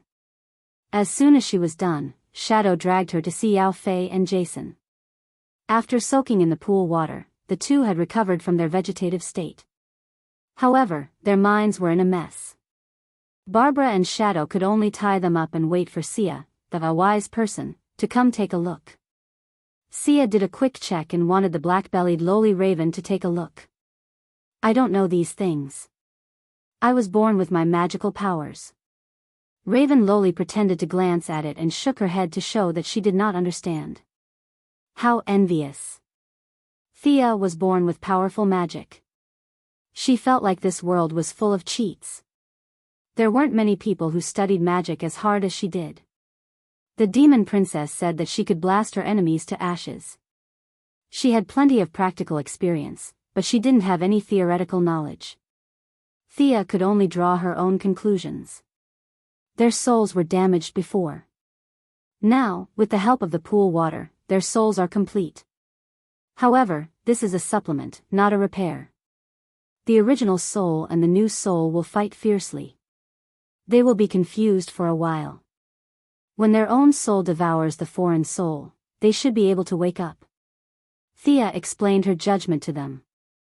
She didn't care if they understood or not. She knocked them out with a finger each. No one could help with the soul fusion. She could only rely on herself. After dealing with the two, Talia brought a group of people and dragged the demonized ninja master over. She wanted to see if the old man could be saved. The old man's eyes were red. He made a groaning sound in the air. It took 4 or 5 people to pull on the iron chain to barely hold him down. It was such a pity that a hero of a generation had fallen to such a state. Thea sighed. She used her psychic power to sense the old man's soul. Then, she used her magic to wander around his body. Can he be saved? Batman and Talia asked at the same time. It was just that the two of them had different thoughts. Batman was very respectful to this teacher of his. Although the two of them had been enemies many times, they had never killed each other. Talia's feelings toward her biological father were much more complicated. She felt hatred, jealousy, fear, and a bit of father-daughter relationship. But more than that, she wanted the old man to die quickly so that she could take over the Assassin's Alliance. Facing their complicated gazes, Thea roughly thought about the methods she knew and gently shook her head. He's different from Yao Fei and Jason. His demonization is too deep. This kind of constitution can't be removed. But it can be suppressed. Thea said as she drew several mysterious symbols on Ninja Master's forehead and arms. The beast-like Ninja Master instantly calmed down and fell asleep. Thea looked at Batman. My spell can keep him calm. If you want him to regain his consciousness, you will need more suppression methods. You can ask the Sky Eye Society for some anti-magic metal and make 2 bracelets for him to wear. He will wake up again, but he can't soak in the pool anymore. Optimistically, he only has 10 years left. After listening, Batman pondered for a long time and nodded. He couldn't leave a ninja master in the lurch. But even a fool would know how difficult it was to get something from the Heaven's Eye Association. The anti-magic metal was their weapon against superhumans. Based on Batman's understanding of Amanda, he wouldn't be able to get it without paying a huge price. However, he was a hero of justice, so he couldn't steal it. Batman lowered his head and pondered over the chips in his hands, calculating how he could get his hands on it. Seeing that they were all okay, Thea could finally breathe a sigh of relief. She turned her head and saw the two-faced Lolita looking at her. Are there many people like you in this world? Raven asked without rhyme or reason, but Thea knew that she was definitely not asking about her appearance, but whether there were many people who knew magic. There shouldn't be many. Thea said frankly. Except for a few immortals, no one in modern society could play with magic. This thing had a bright future, but it was not as powerful as a submachine gun before it took shape. The two-faced Lolita was a little embarrassed. She said with a troubled face, "Can you teach me? I learn things very quickly. I have to teach a disciple again?" It wasn't that Sia hadn't thought of absorbing the black-bellied Loli's magic, but she was different from Shazan. She had inherited the magic from the Three-Palace Demon. She was born with a strong evil aura. Without any blood relationship, she couldn't control it. Thea looked at Raven. The little girl looked at her a little nervously. How old are you? 9. Raven Lolita looked like she was an adult. Thea almost burst out laughing. This little girl was two-faced, arrogant, and very good at complaining. Thinking about it carefully, she was quite similar to Thea's character. And the key point that was different from Billy Batson was that she was a beautiful girl. So it was said that appearance could really determine one's fate. Well, you can live with me for a while. Thea didn't say anything, but she had already agreed. Raven was different from Damien. She had a huge amount of magic, but she didn't dare to use it because she was afraid of the dark power in it. Thea felt distressed when she thought of the original spacetime. With no one to teach her, she had wasted a mage account with great potential. In fact, there were some tricks in the process. As long as she gave some pointers, Raven's strength would develop rapidly without any side effects. Although there were few magic classes in modern society, there were always a few. The use of magic had changed from the rough and explosive type to the delicate and simple type. Modern magic was most suitable for Raven, who had a lot of magic but poor control. A few outsiders looked at them from afar. They saw Batman and Talia talking in low voices. In the end, he sighed helplessly and walked slowly toward them. Talia turned her head and returned to the Alliance team. In the end, Talia gave up on her man and son and chose power. Thea sighed. She didn't have any say in Talia's choice. She just felt that this woman was also a ruthless person. Or it could be said that after living in the Assassin League for so many years, the position of the organization in her heart was more important than anything else. Let's go. Batman's voice was as calm as usual. He, who was proficient in psychology, might have already seen through Talia's ambition. Thea didn't mind. This trip to Nandarbat was a busy one. Other than understanding the function of the God of Death's staff and adopting a little lowly, she didn't gain anything. After opening a portal to the outskirts of Gotham and a portal to Star City, they waved goodbye. Thea led the black-bellied lowly, Shadow, and Yao Fei through the portal and returned to Star City. Your teleportation skills are not bad, but the total amount of magic is a little low. The lowly said with a little pride. After that, she opened a dark portal and raised her eyebrows at Thea proudly.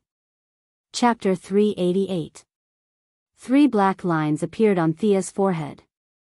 This child was not cute at all. Your portal is shaking too much, and the landing point is not stable. She was now very experienced in dealing with naughty children. She went on and on about this and that.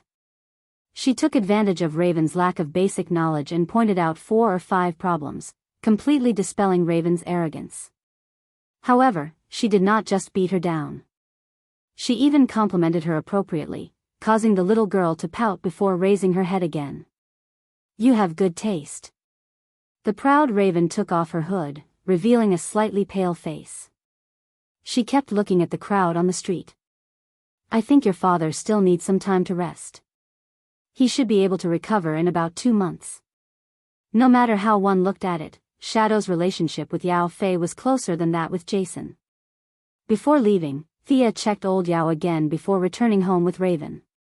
She found Damien, who was practicing his sword, and introduced him to Raven. Come, I have a mission for you. Tell this little sister everything that I taught you before. Thea gathered the 2 children together and went back to her room to take a shower and prepare for bed. She could still hear the 2 naughty children's discussion from afar. You little thing, you know magic too? Only Raven did not eat bean buns as dry food. What? Don't look down on me. Do you dare to compete with me? Accompanied by the sound of a sword being drawn, this must be Damien, who practiced both magic and martial arts. Thea could not be bothered to listen to the 2 naughty children bicker. Both Raven and Damien knew their limits and would not get out of hand. She was very confident in this. 2 months passed in the blink of an eye. Jason Todd was young and had a strong will to live. He woke up earlier than Yao Fei. When he learned that Batman still adhered to the principle of not killing and did not avenge him, he left Gotham alone with a depressed expression. Yao Fei, on the other hand, was not as good as Jason in terms of age, experience, or potential. Thea had to treat him again before he finally woke up in 2 months. The father and daughter hugged each other and cried. When he found out about Thea's ability, he was also shocked. His reaction was similar to Death Knell's. He didn't expect Oliver's sister to be so powerful. In Raven's eyes, Thea's magic power was only passable, but in the eyes of ordinary people, she was already unbelievably powerful. The father and daughter reunited for a few days. Yao Fei knew that his daughter now had a job and a goal in life. He was very happy for his daughter. One morning, he left a letter and left Star City alone. Oliver, who she expected, did not appear. She couldn't ask Amanda. Thea had to pretend that she didn't know that he was still alive. She didn't know where Oliver had run off to. She had too many things to worry about and was quickly distracted by other things. Thea had been in the metropolis for a week. As an outstanding entrepreneur in the metropolis and even in the United States, the number of social events she had to attend was unimaginable. Most of the time, she could use her doppelganger to attend meetings while her real body slept at home. However, there were times when she had to be present in person. For example, the venue she was in right now was an internal meeting. The full name of the meeting was National Security and Superman-Related Affairs Committee. This was not a tea party where everyone invited Superman to chat and chat. This was a small meeting where a group of people closed the door to figure out how to deal with Superman. Regardless of whether she was a hero of the government or an outstanding entrepreneur, Thea had to attend this meeting. The outside world was sunny, but this place was deep underground. The walls were covered with lead for fear of being heard by Superman. Thea was dizzy as she listened to the speech of a certain general on the stage. What if Superman flies into this room and kidnaps one of us? Will he abide by the Constitution? Does he understand our democratic system? Do we have the means to protect ourselves? The impassioned general didn't expect anyone to answer him. His speech was extremely long, but to sum it up, he had to develop a weapon that could deal with superhumans. Otherwise, he wouldn't be able to sleep after fighting for his country for half his life. Thea had no impression of this person, but seeing that he was so scared that his legs were cramping, she knew that he was definitely not a good person. He had done a lot of immoral things. She wouldn't take a second look at such a person even if he died in front of her. Just as she was thinking about whether to have Chinese or Western food after the meeting, she felt a strange ray sweep across her body. Someone is going to deal with me. Thea's lazy expression immediately turned vigilant. But 2 seconds later, she found that the meeting was still going on as usual. No one around her noticed anything unusual. There were not many people in the meeting room who knew her true strength, but there were still a few, including Thea's old acquaintance, General Ryan, who was the vanguard against Superman. Seeing that she suddenly became vigilant, the old man was also a little flustered. He did not know what was going on and gave her a questioning look. Thea was a little confused. She was sure that she was not mistaken about the strange energy just now, but she still did not know what kind of energy it was. She wanted to look outside, but the lead in the wall blocked her view. She had no choice but to take out her phone and ask Digger, who was guarding outside as a bodyguard. "There's no signal?" Thea exclaimed softly. Including General Ryan, several people who had been staring at her also took out their phones. They looked up and found that they all had the same thought in their eyes. Why is there no signal all of a sudden? Their persecution paranoia was no less than Thea's. There was only one thought in their minds. Superman knew that they were having a meeting to discuss him, and he was coming to kill them. The eyes of several heavyweights caused the atmosphere in the meeting room to freeze. At this time, a consortium businessman who was talking about the dangers of Superman on the stage closed his mouth and carefully looked at the people below the stage. A few people who were slow to realize that there was no signal on their phones, and a panic spread among this group of elites. "Shut up, all of you, let's go out and see what's going on." The one who spoke was Thea's old acquaintance, Lex Luthor.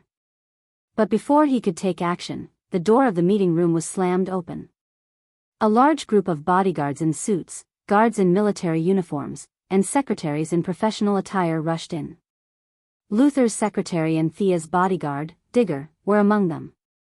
The group of people did not dare to be negligent. They jostled each other and ran out. "What's going on outside?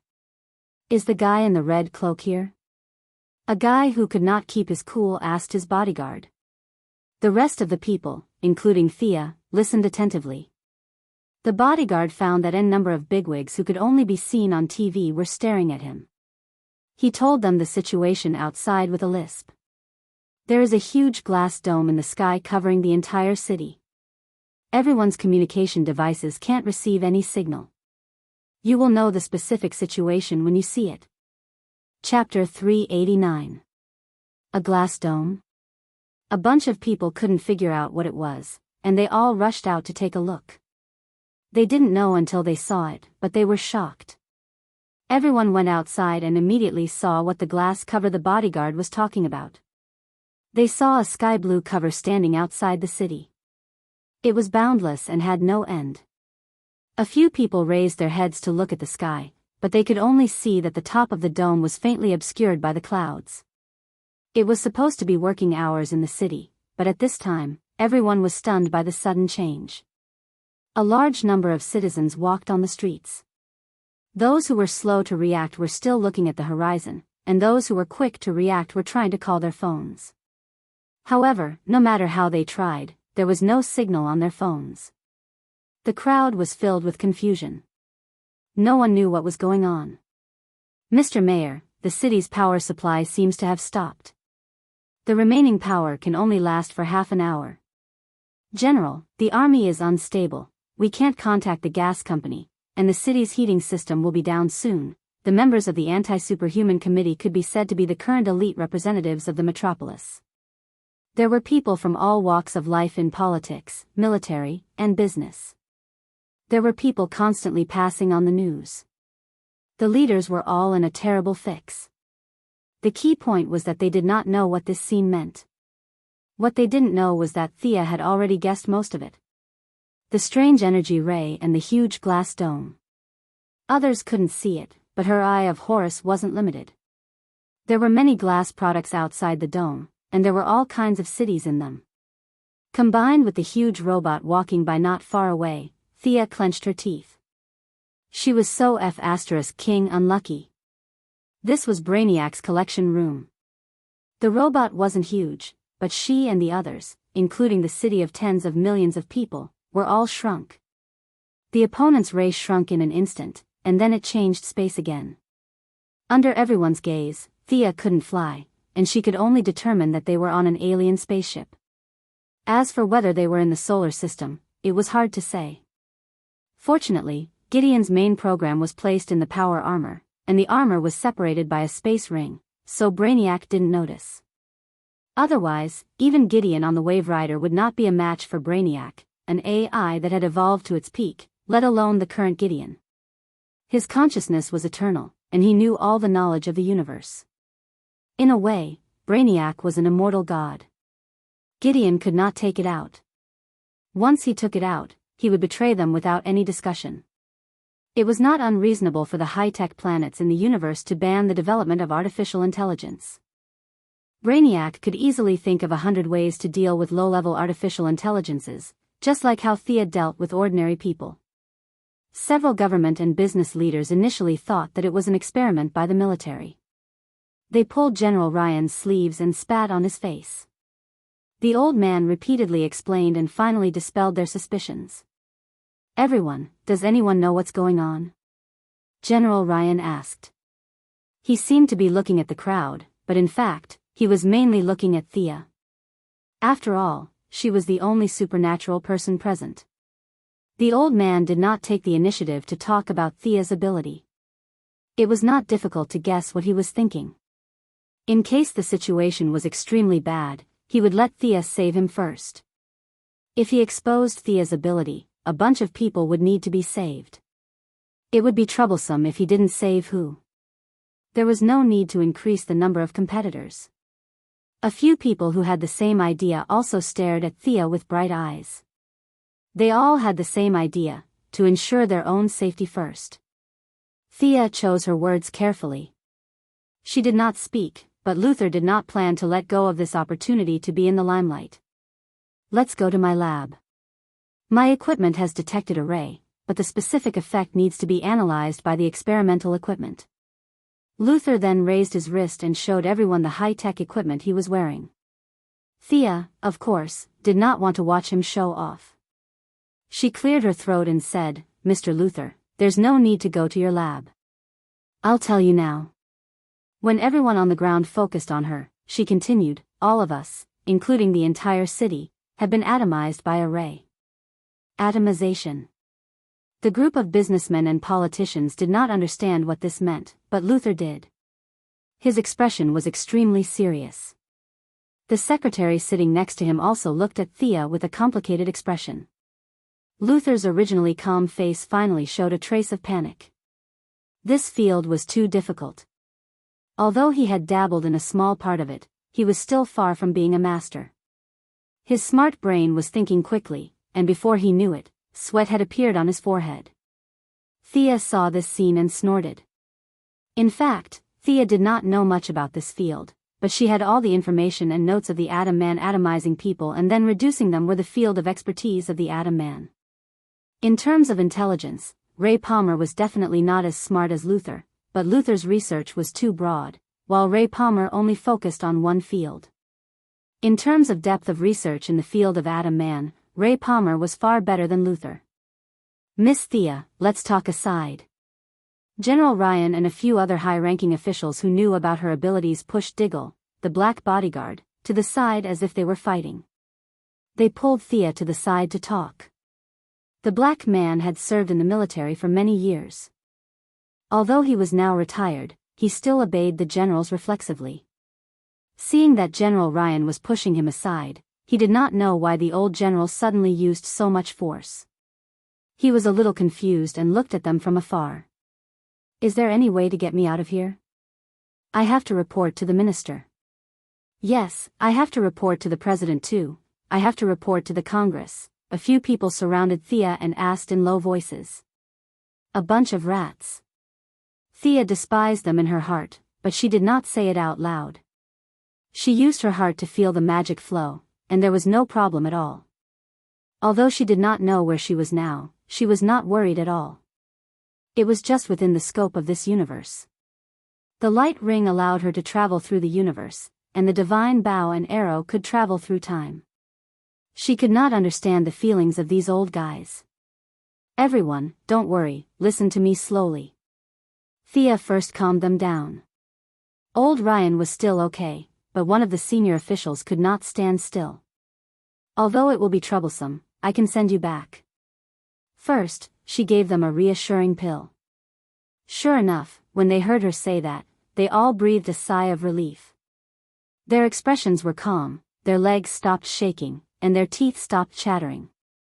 But I just said, maybe you didn't hear me clearly. I'll say it again, all of us, including this city, have been atomized. Do you understand what this means? We are now only the size of an atom. The outside of the city is not a canopy, it is a solid glass cover. Thea's words were like a hammer, hitting their hearts, and their faces became extremely ugly. Chapter 390. Thea ignored them and continued, even if I send you back, you'll still be in your current state. This is the power of science, not myth or magic. You won't be able to report this to the president because you're too small. They can't see you. The phone is as tall as a mountain in your eyes. You're probably just a little bigger than a microorganism. Even an ant is countless times bigger than you. Do you still want to go back? Thea looked at them with a half smile and said, your families are all in the city, right?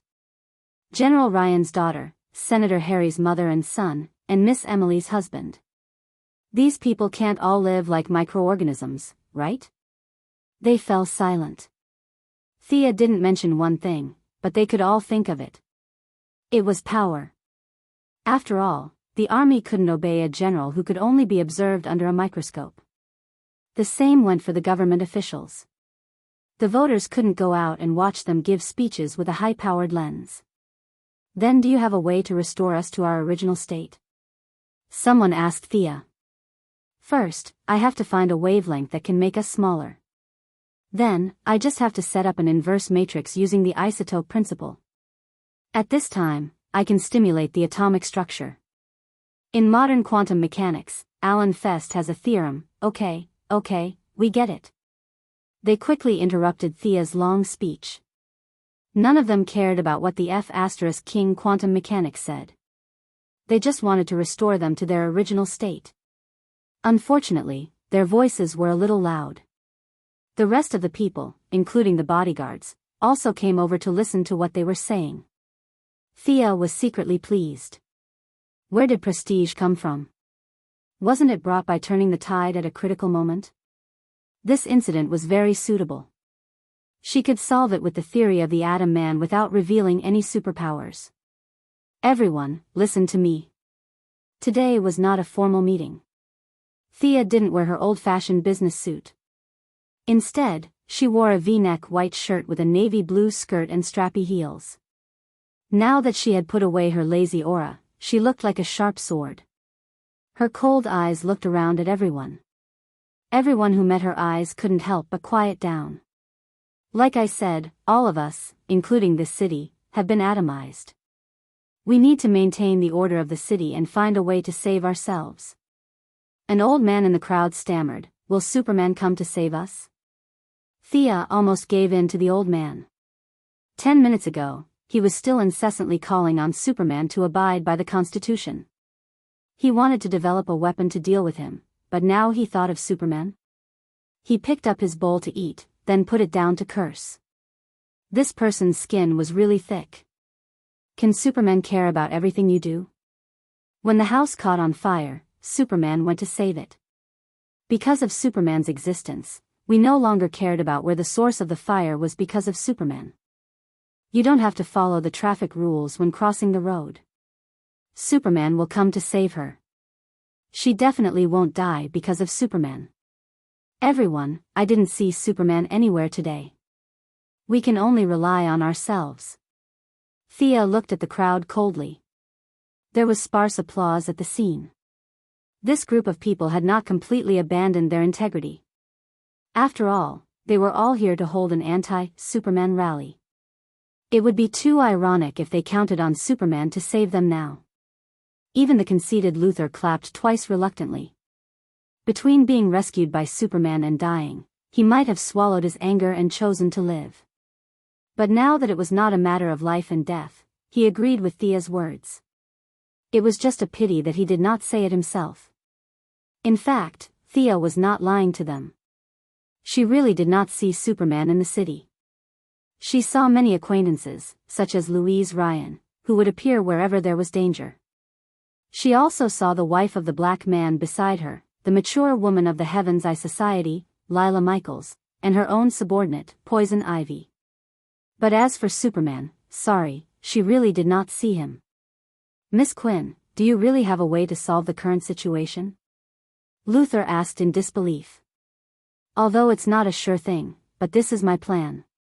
In order to boost the confidence of this group of people, Thea explained the process and principle of her anti-atomization to this group of people. The group of politicians and generals looked as if they were listening to a book from heaven. Their expressions were like, but Luthor really understood. Although Thea did not talk about the details, he knew that this plan was feasible. Moreover, it was a technology derived from the current level of technology on Earth. This made Luthor extremely unhappy. Superman was stronger than him, and he could say that it was because the other party was an alien. But now, Sia, an Earthling, was suppressing him in the field of science that he was best at.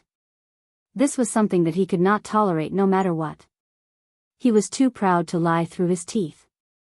He only understood about 40% to 50% of Sia's theory, and he was wondering if there was anything he could improve on. Luthor lowered his head and calculated, trying to find the flaws in her theory. He had to save some face. Thea was not going to let him go. She asked slyly, "Mr. Luthor, I heard that your scientific research ability is very strong. Do you think there's a problem with what I said?" Luthor put his fingers on his temples. If he was in a wheelchair, he could play the role of a younger version of Dr. X. But no matter how fast his intelligent brain worked, he could not find the flaws in Thea's theory. In the face of Thea's question, he was forced to the edge of a cliff. His brain was almost smoking. Combined with his own knowledge, he could only conclude that Thea was completely correct. As for improving or going further, he could only say that it was a dream. No matter how smart he was, he would not be able to reach Ray Palmer's level without at least a year and a half. Luthor's smile was uglier than crying. I have no problem with it. Miss Quinn's theory is feasible. The few people who knew him all made unclear sounds at the same time. They looked at Sia and then at Luther. Luther relied on his intelligence and looked at these politicians and generals as if they were retarded children. Sarcasm were commonplace. From time to time, he would tell a few lame jokes that made these people feel awkward. Now, he actually admitted that Thea's theory was feasible in front of everyone, but he did not put forward any new ideas. What did this mean? It meant that Thea's scientific research ability was also redeemable. If they did not miss the opportunity, they were ready to talk to Thea about the new weapon. They were really fed up with Luther's constant show of superiority every day. Thea looked at the silent Luther with great satisfaction. Physical destruction was not a skill, but it was a sense of accomplishment to be able to knock him down in what he was best at. As for the fact that this knowledge came from the Atom Man and did not belong to her, Thea did not care. After all, no one would expose her. Besides, the Atom Man was still wandering around at this time. No one would have an opinion if he said that it was Thea's theory. Chapter 391. The few of them had been delayed for a while, and the city was already showing signs of chaos. Everyone, gather all the men you can find and control the order of the city. We can't let those people take advantage of the situation. Then restore the power and connect all the power equipment to the new energy source of the Quinn Group. Use the traditional method to broadcast the TV broadcast signal to calm the citizens of the city. Gather the scientists in the city and design the anti-atomization device with me. Finally, if possible, we have to snatch this spaceship. Thea very domineeringly arranged the tasks on the spot. As for Luther, who always liked to be in the limelight, he was automatically assigned to the scientist camp. Her first few suggestions were still feasible, but when they heard that they had to counterattack the alien spaceship, they were stunned. We're on an alien spaceship. Can we beat the aliens? I'm not a soldier, I'm responsible for logistics. A group of people was noisy, like a market. Even the bodyguards were a little flustered. For example, Thea's bodyguard, the black man Digger, had his eyes wide open and his mind in a mess. Thanks to Hollywood, when people talked about aliens in this era, there were dazzling special effects battles. The bodyguards really did not think that their small pistols could kill an alien, especially when there was a living alien like Superman in front of them. When they slowly quieted down, Thea explained, aliens are living around us, it's not strange, right? You don't think that something as bizarre as the shrinking of the city was done by mad scientists on Earth, do you? Everyone shook their heads. They did not believe that Earth had such advanced technology. A few angry people even muttered that if it was done by an Earthling, they would beat the sh*t out of him. You're all so flustered, let alone ordinary citizens. That's why I have to stabilize the situation first before broadcasting. Which one of you has a better idea? Several people in power looked at each other. They were qualified to fight for the leadership, but they also hoped that Thea would save them at the critical moment. A few of them sensibly chose to wait and see. The rest of the people were stunned by the news. They had no idea about the leadership at all. Luther, on the other hand, had some thoughts about this leader. However, he had lost previously and his momentum had weakened significantly. He also observed that the other big shots were silent. Since he didn't know the inside story, he chose to observe cautiously. There were more than 200 bodyguards and soldiers in total. As for where to go first, Thea decided to go to the National Guard station first. The power was gone, and mobile phone communications were jammed. It was as if the whole city was under the control of the devil. The dark side in many people's hearts was growing rapidly. They had just arrived on the streets when they saw several robberies and murders. Kill one on sight. This was Thea's strategy. Since the mayor of the metropolis was not around, the deputy mayor and several councillors hesitated for a moment before shutting their mouths. Those who were able to serve as bodyguards for this group of people all had outstanding marksmanship. All the bad guys they encountered along the way were shot dead. When they arrived at the military encampment, they still ran into trouble. The officer of the encampment insisted that the Pentagon order the troops to leave the encampment. General Ryan spat on his face. Where was he supposed to find the Pentagon in this damned place? In the end, the old general, another lieutenant general, and 3 major generals jointly wrote a letter of guarantee and handed it to the officer of the encampment. Only then did they obtain the command of the encampment. Half of you will suppress the riots in the city. The other half will look after the armory. Thea's order was concise and comprehensive. There was no other way. There were always those who were not afraid of death and wanted to take advantage of the chaos to steal some advanced weapons. These people were hard to guard against. There were those who colluded with the outside world and those who openly robbed. Thea had to be on guard early. The command of the police station was obtained very smoothly. Under the deputy mayor's order, half of them went out on the streets and the other half guarded the armory, just like in the military encampment. Along the way, there were veterans who joined the team from time to time. General Ryan also pulled his daughter into the team. Sia asked the little death-courting expert, Louise Lane, in a roundabout way. Just as she had guessed, Clark Kent had returned to his hometown in Kansas for a vacation. He was indeed not in the city. It seemed that Superman could not be counted on for a while. Thea, what happened?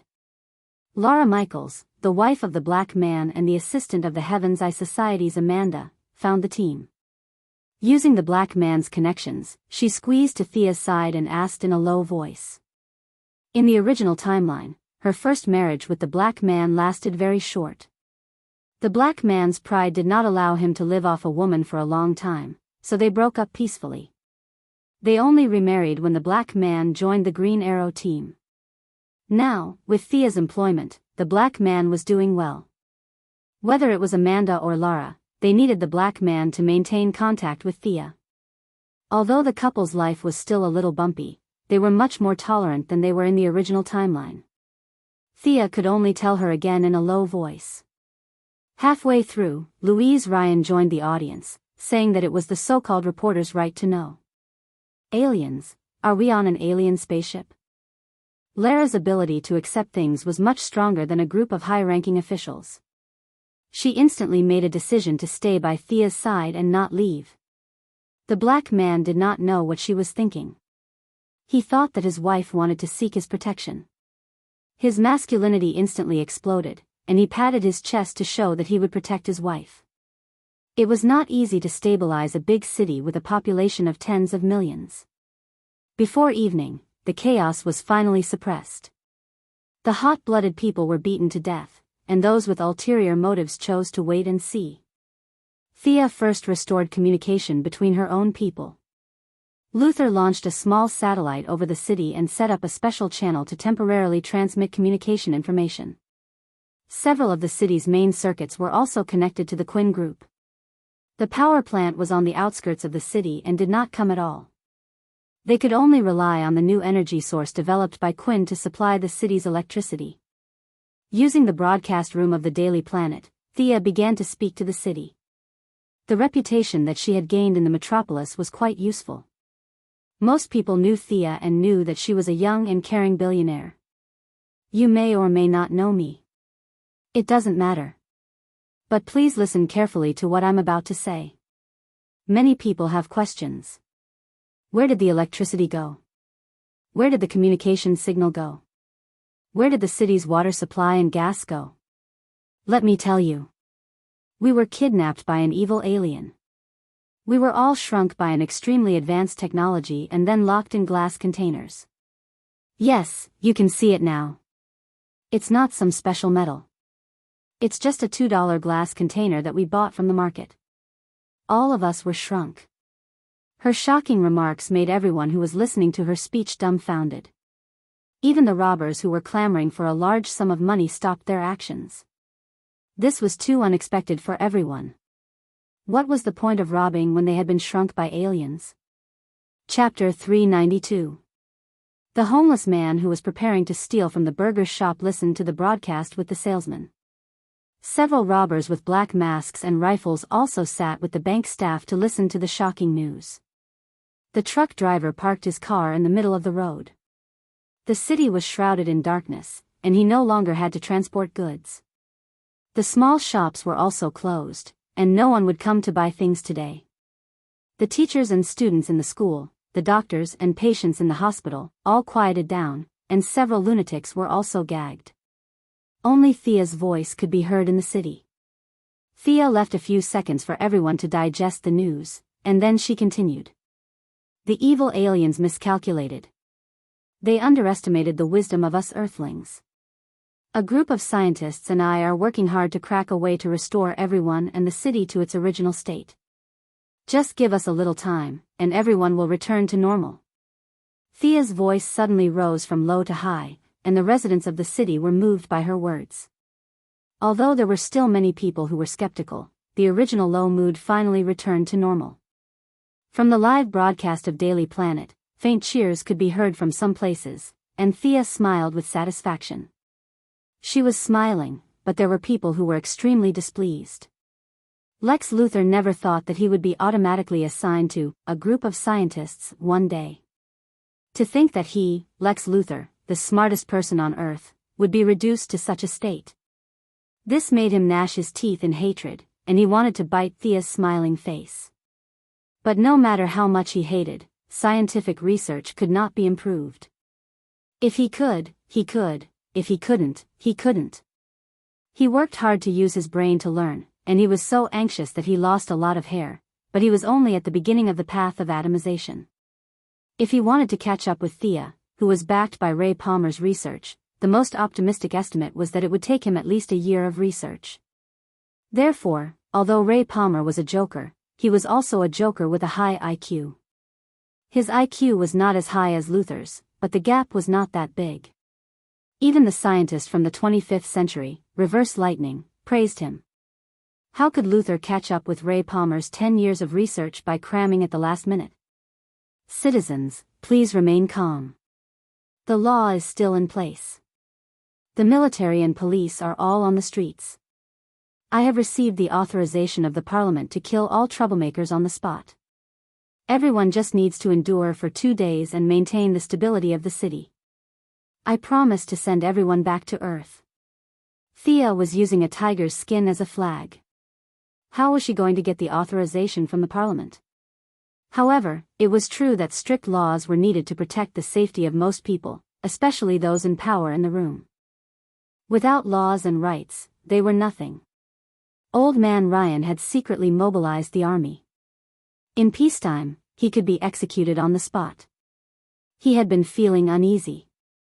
Now that he saw Thea using the Parliament as a scapegoat, he felt much better.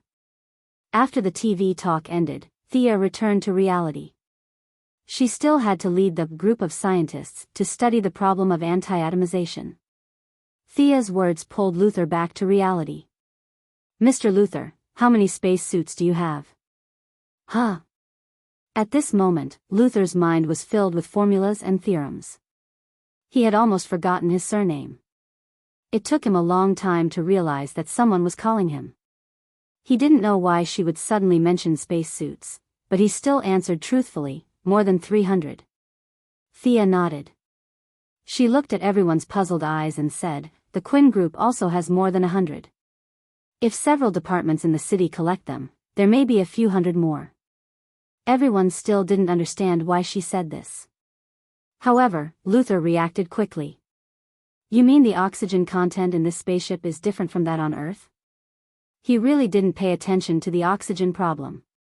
This didn't mean that Luthor was stupid or Thea was smart. It was just that Luthor had always lived on Earth. His inherent thinking didn't switch to space combat. Thea was different. She had fought back and forth at the Wall of Origin. She had the ability to survive in a vacuum. Naturally, she could think of this problem. Yes, Mr. Luthor is right. We don't know where we are now. Superman won't come to save us. Thea looked at the old man who had called for Superman to rescue them. I don't think this spaceship is too big. I don't know if the oxygen in the spaceship is suitable for us Earthlings. If everything goes well, there can't be too many people who can return to their original state. They must be combatants. Only then can we successfully seize this spaceship. Luther realized that he had overlooked a lot of things. He took out some kind of instrument from his pocket and calculated. There's no need to check. I've done the math. This glass dome is using some kind of spatial knowledge. It's absorbing the oxygen from our original city. Now that we've shrunk, the oxygen consumption has also decreased. The oxygen in the glass dome is enough for us to use for about 10 days, Thea said slowly. Damn it. Luther did some calculations. Just as Thea said, he was completely speechless. He was one step too late. Originally, he did not take Thea seriously. Now, Thea's position in his heart was rising. She was no longer the dispensable heir of the nouveau riche group. 10 days. The heavy word echoed in everyone's heart. The task for you all is to stabilize the city. Search for scientists from various fields and select combatants. I estimate that the laser launcher will be completed in 3 days. When the time comes, we'll seize the spaceship first. Thea assigned tasks to these useless high-ranking officials. Then, she pulled Leon aside to talk. Luther wanted to hear what they were talking about, but he was stopped by 2 of the old man's fierce-looking guards. What's wrong? The old man was puzzled. Do you know who our enemy is? Thea asked. Leon shook his head. Thea did not want to keep him in suspense. It's a highly evolved artificial intelligence. It has destroyed countless planets. Superman's planet was destroyed by it. At first, the old man felt like he was listening to a story. But when he heard the last sentence, his expression changed. He did not know about alien space warfare, but it was not difficult to guess the strength of the enemy, especially with Superman as the benchmark. The old man did not know about the yellow sun.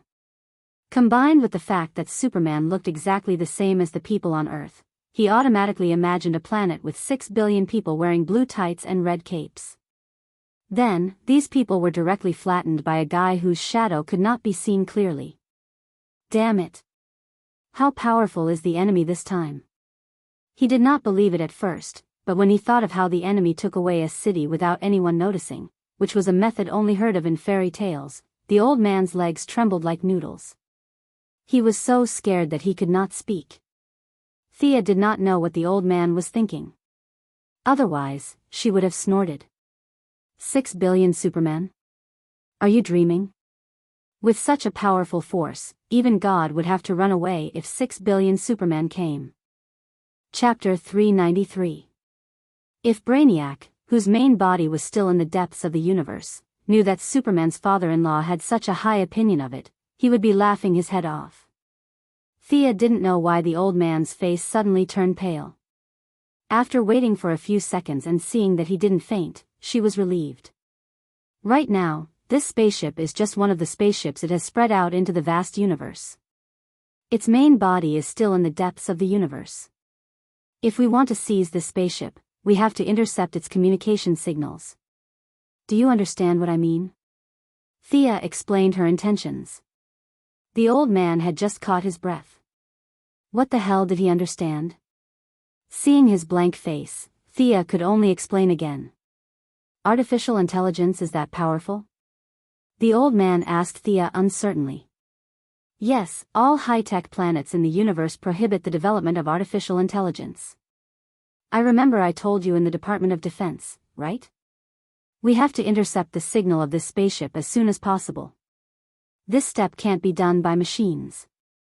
It can only be intercepted manually and it has to be done secretly. I need all the hackers under the control of the military to do this. We can't use civilians. This matter has to be kept secret. The old man finally understood Thea's general strategy and felt that it wouldn't be difficult to do. He had already transferred the garrison, so it wouldn't be a problem to transfer a few more imprisoned hackers. After the old man was sent away, the government personnel outside were ordered to leave. The power supply was limited, and food and drinking water were distributed according to the needs. In short, everything was done according to the disaster prevention plan. In the end, Thea led a group of scientists, including Luther, to study the problem of anti-atomization. At first, the scientists were not convinced by her leadership, but they were all stunned by the theories she threw out. Luther could at least understand 40 to 50% of it, and the others could only understand 10% of it. It was possible to copy the theory of Atom Man, but there were still many difficulties to be solved in practice. Atom Man's suit only atomized itself, so it was impossible to give everyone a suit. It had to be simplified based on the original foundation. Even after returning to Earth, how to restore Metropolis to its original state was a difficult problem for Sia. The few of them busied themselves for an entire night before finally deciding on a final plan. During this time, Luther had contributed quite a few ideas. This person was actually a very trustworthy person in times of crisis. At dawn, the blueprints were finally drawn. The group of scientists were all exhausted, and even Luther's big brain couldn't withstand the exhaustion of the whole night. He lay on the ground with his eyes staring blankly. These people's physiques are too weak, tsk. Although Thea had not rested for the entire night, her vitality was 1,000 times higher than these ordinary people. She could maintain this intensity of physical exhaustion for a year without rest. This was also the reason why she had been learning so much knowledge in the past few years and was able to achieve good results in every subject. Leaving the room of scientists to rest, she went out alone to find people to collect various materials. The one with glasses, collect 3 sets of everything on this list for me. The baldy in the corner, take 2 men with you and remove the launcher from the rooftop. Several high-ranking officials were resting, and no one dared to disobey her orders. Countless people were sent out by her to look for things. Fortunately, Metropolis was an international metropolis. No one would make things difficult for themselves in times of crisis. All kinds of requisitions and transfers were finally paid for by the government. Thea herself was not idle. She instructed the technicians to install the equipment, debug the circuit, and write the control system. In order not to arouse suspicion, she went to rest for half a day.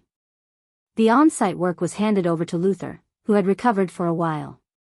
In this world, including Marvel next door, all people who relied on technological equipment, whether heroes or villains, as long as they did not want to expose their trump cards, would build equipment by themselves. They all had outstanding mechanical processing skills. Here, Lex Luthor, Bruce Wayne, next door, Tony Stark, were all like this. These guys could be thrown into an indescribable country and become technical backbones. All kinds of mechanical processing skills were at the level of proficiency or above. Thea had a good night's sleep. When she woke up, more than half of the equipment had been installed. Have we penetrated the ground under our feet? Thea asked the bodyguard, Digger. The anti-atomization could not be carried out inside the glass container. They had to go out. However, they could not simply break through the glass container. The air outside was not suitable for human survival. The slightest opening could kill tens of millions of people. Thea's solution was to set up a giant sealed chamber in the center of the city. They would drill a hole from the inside, penetrating the ground of Metropolis and the table where Brainiac's collection was placed. This kind of work was the old job of Quinn's team. All the construction teams in the city were recruited. They were busy for a day and a night. The ground under our feet has been penetrated. The table is almost gone. The bodyguard smiled bitterly. Tens of thousands of people working in shifts to compete with a broken table for a day and a night. This was something he could not have imagined a day ago. Thea was still worried and went to take a look. From her perspective, it was shocking. It was as if a bottomless hole had been punched into the ground. However, those in the know knew that it was just a hole in the wooden table, and it was the thinnest kind. It took another day to drill the hole and assemble the anti-atomization device. That night, Thea gave another speech on TV. The general idea was that the device was ready. Those who wanted to fight the aliens could come to the Daily Planet building to sign up. At first, the citizens were excited when they heard that the device was ready. However, Thea's words calmed them down instantly. What a joke. The first people to be restored would fight the aliens? In the movies, the aliens looked like idiots. No one was stupid in reality. The aliens were definitely stronger than the people on Earth. After half a day, more than a dozen people came to sign up in the big cities. No one fought for the chance to be restored first. Everyone chose to let others fight the aliens. This was exactly what Thea wanted. The citizens were in a mess and did not listen to her orders. They would be dead meat if they went out. It was better for them to stay in the glass container. 300 people were selected from the military, the bodyguards of the politicians, and the agents of the Heaven's Eye Society. Thea led them as the first batch of people to go out. Thea hinted to Poison Ivy and the others to hide in the crowd. She did not bring them with her this time. Her Eye of Horus had already observed that there was only one tracked robot on the spaceship. If it was a fair fight, Death Knell could kill the robot. It could be said that there was no great danger outside. Her operation this time was mainly for show. General Lane found 12 hackers for her. They were all mixed in with the 300 people. Their task was to manually intercept any signals from the spaceship. Everyone, take care. The 300 people boarded 3 C-17s and flew to the ground from the hole. Chapter 394. The members of the operation team said goodbye to their relatives and friends. The 3 airplanes flew into the hole, full of hope. It looked very majestic, especially when they passed through the bottom floor of the metropolis and the table. It was dark all around, as if they had entered hell. There were many strange creatures in the deep hole that emitted a faint light. Thea flew in front of the group, and the flashes at the tail of her aircraft pointed the way for the other 2 airplanes. Fearing that these people would be scared out of their wits, all 300 people had told them in advance that nothing they saw along the way was a threat. This was a hole in the table, not a gate to hell. Those creatures were all parasites and microbes. They looked scary, but it was actually because they had become smaller. "Hey, are you scared?" A bodyguard asked the soldier next to him.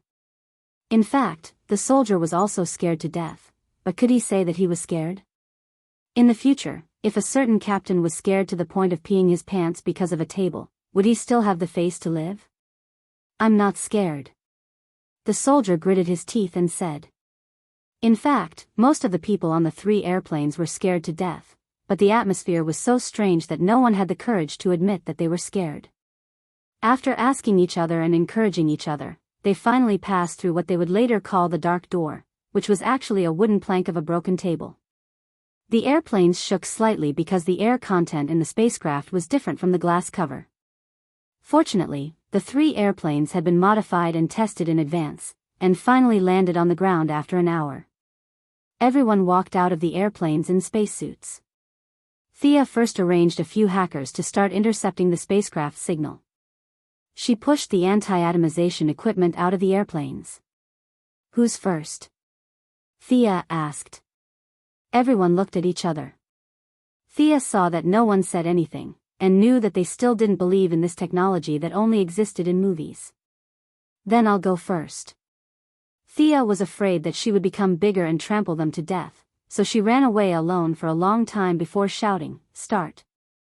The big black brother, Digger, aimed the probe at her and pressed the button on the device. An orange light that was almost transparent shot at Thea. Thea instantly grew larger in front of the 300 people until they could only see her calves when they tried to raise their heads. They knew that the device had succeeded. "Leave 100 people to guard the machine and the cave entrance. 200 people, start the anti-atomization and come with me to seize the ship." Everyone hurriedly started the baptism of the rays while Thea looked around. Brainiac had a lot of things in his collection, and this was just one of the many spaceships he had. The 20 or so bottles contained the big cities of the few intelligent planets near the Milky Way. Some of the cities still had signs of life, while others were dead. "Can these all be released?" It was Lex Luthor who pointed at a pile of glass bottles. He was the only non-combatant other than Thea who was willing to come down. Everyone had a communicator in their spacesuits. Thea pondered his question and said, "Maybe." Luthor was left alone in front of a pile of glass cases to ponder. Thea began to assign tasks. She couldn't say that she had already scouted the spaceship. There was only one enemy on the spaceship, so she still had to go through the necessary search procedures. The spaceship wasn't small. It took 50 soldiers to cover all the paths. The remaining 150 people prepared their weapons and waited for further information. The gravity in the spaceship was lower than on Earth, but it wasn't a vacuum environment. Everyone could enter the battle after getting used to it. Commander, I saw a green crawler robot at the K2 entrance. This thing can move.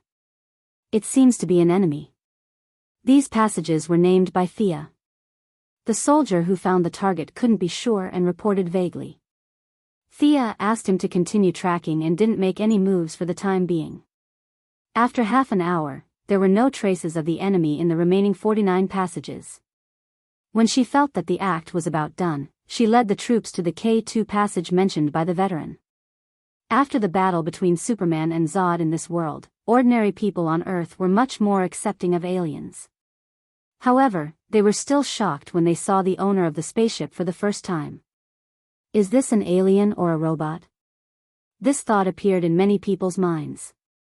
The heavy crawler provided mobility, and its body was densely covered with wires and mechanical bearings. The overall shape of the spaceship was like a giant bug. Countless data lines extended from its body. Its head was in the shape of an inverted triangle, and its two infrared eyes were scanning the surroundings. It found us. Attack.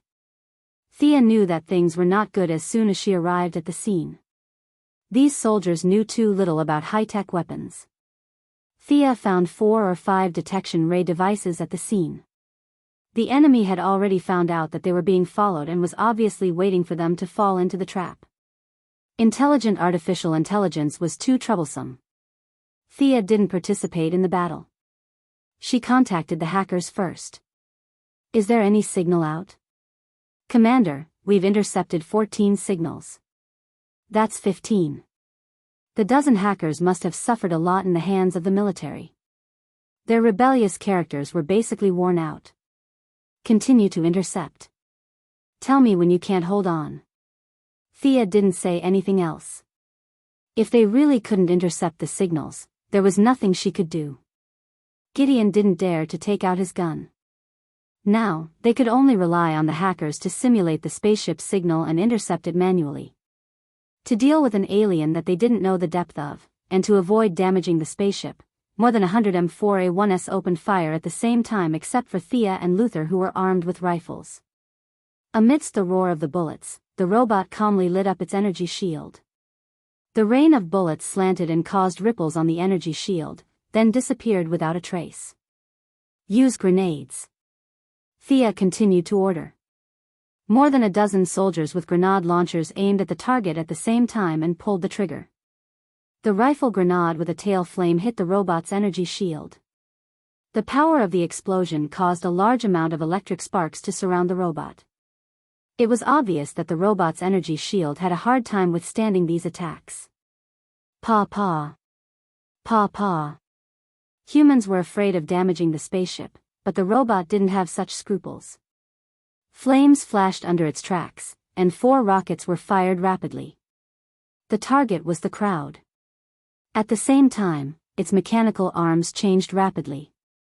In a dazzling movement, 2 mechanical arms turned into gun barrels as thick as a child's arm. 2 ghostly blue lasers shot out from them. Digger, use the freeze gun. The freeze gun was very troublesome to make. Thea only made 3 of them. Moira and Felicity, who didn't have much attack power, each had one. The black man, who was her bodyguard, also took one. As long as it wasn't used often, the radiation wouldn't be too high.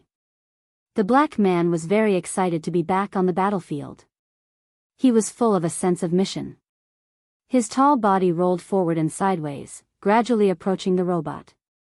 When the soldiers on the other side attracted the robot's attention, they jumped out and pulled the trigger of the freeze gun to the end. They aimed at the front and fired. Chapter 395. The robot was extremely sensitive to energy. It immediately determined that Digger was the biggest threat to it. The muzzle aimed at the soldiers quickly turned. Unfortunately, it was still a step too late. A large amount of frozen gas was aimed at the ground under its tracks. Its body could be protected by the energy shield, but the ground under its tracks could not be protected. The absolute zero air froze the area a few meters below its body. Attack. Continue to fire. Its energy shield won't last long. Thea gave the black man a thumbs up for his battle wisdom. The robot had lost its mobility and was now a target. There were more than 100 people, and they could easily kill it. As if he did not want her people to be in the limelight, Luther winked at the secretary who followed him out. The secretary took out a lot of parts from the huge backpack behind her. Her movements were extremely fast. Dozens of parts were deftly assembled by her hands. In less than 30 seconds, a strange-looking gun was formed. The secretary picked up the black gun with force, and the two parallel rails flashed with dazzling electric light. Electromagnetic gun? Electromagnetic gun? Thea instantly understood the principle of the weapon and nodded slightly. The secretary aimed for a moment, waited for the electromagnetic gun to run, and then pulled the trigger. Thea's powerful dynamic vision could only see a black cylinder.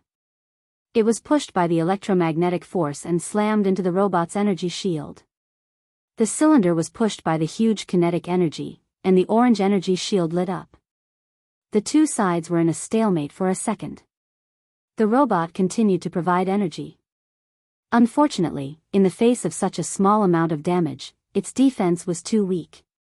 Even if its total energy value was much higher than the electromagnetic gun, it was useless. With a "kacha" sound, the electromagnetic cannon pierced through the protective shield. The cylinder's momentum did not dissipate and directly hit the robot's torso. Unfortunately, it had already penetrated the energy shield, so its kinetic energy was exhausted and did not cause any damage to the robot. However, this was enough. Everyone's bullets rained down on the robot's head. The artificial intelligence also began to fight back. Infrared aiming, dynamic capture, 360-degree shooting. Few people who were targeted by it could survive. The black man with the freeze gun threw a grenade. The grenade did not explode, but turned into a large net with a lot of electric arcs in the air. Thea got the idea from the black manta ray beating up the Sea King with a giant net. It was especially useful against enemies with thick skin. The electric net covered half of the robot's body, and the electric arc instantly penetrated a large number of complicated and precise parts in the robot's body. Diggle continued to charge forward. His frost gun destroyed one of the robot's launch tubes, but he was also shot in the arm and was forced to retreat. The secretary wasn't having a good time either. She was being chased by laser weapons and all sorts of missiles. It had to be said that her skills weren't weak.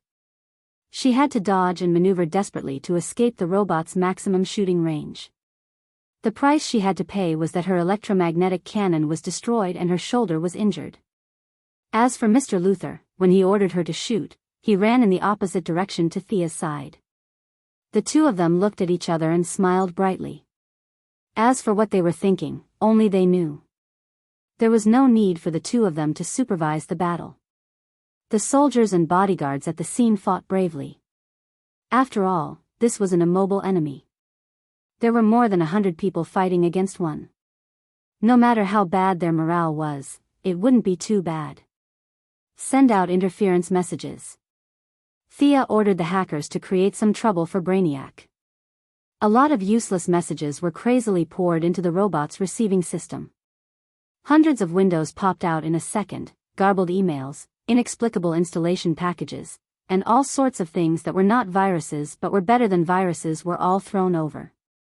This method was useless against low-level AIs. There was a language barrier and different coding methods. However, it was perfect against Brainiac. Every time this guy went to a planet, it would scan the knowledge of the other party. It could read all these junk messages. Even though Brainiac quickly chose to intercept the message bomb, part of its calculation was still taken up. This was reflected in the fact that its aiming and firing movements were slowed down by 20% during the battle. The soldiers seized this opportunity and fired hundreds of guns at the same time. The opposing robot didn't back down. Even though one of its launchers was destroyed and it was harassed by the junk messages, its firepower wasn't any weaker. All sorts of laser beams were aimed at the soldiers. For an AI, there was no such thing as marksmanship. Once it found a target, it would simulate the target's movement and fire. When the heat reaction disappeared, it would move on to the next target. If the heat reaction didn't disappear, it would continue to fire. Thea hid behind cover and watched. She didn't intend to help at all. One had to know that this was only one of Brainiac's billions of clones in the universe. Perhaps to balance the universe's energy levels, this clone had the lowest calculation ability and the weakest weapons. Even such a low-level robot was able to beat the elites of the metropolis. It swept across the universe and destroyed Krypton. Brainiac lived up to his reputation. The Black Man and the Secretary's spacesuits were damaged, but their breathing devices were fine. After some bandaging, they entered the battlefield again. The frost gun and the electromagnetic cannon that the Secretary had reassembled played an important role in restraining the enemy. Yes, restraining. The two of them weren't stupid. They knew that the enemy had a very sophisticated attack system.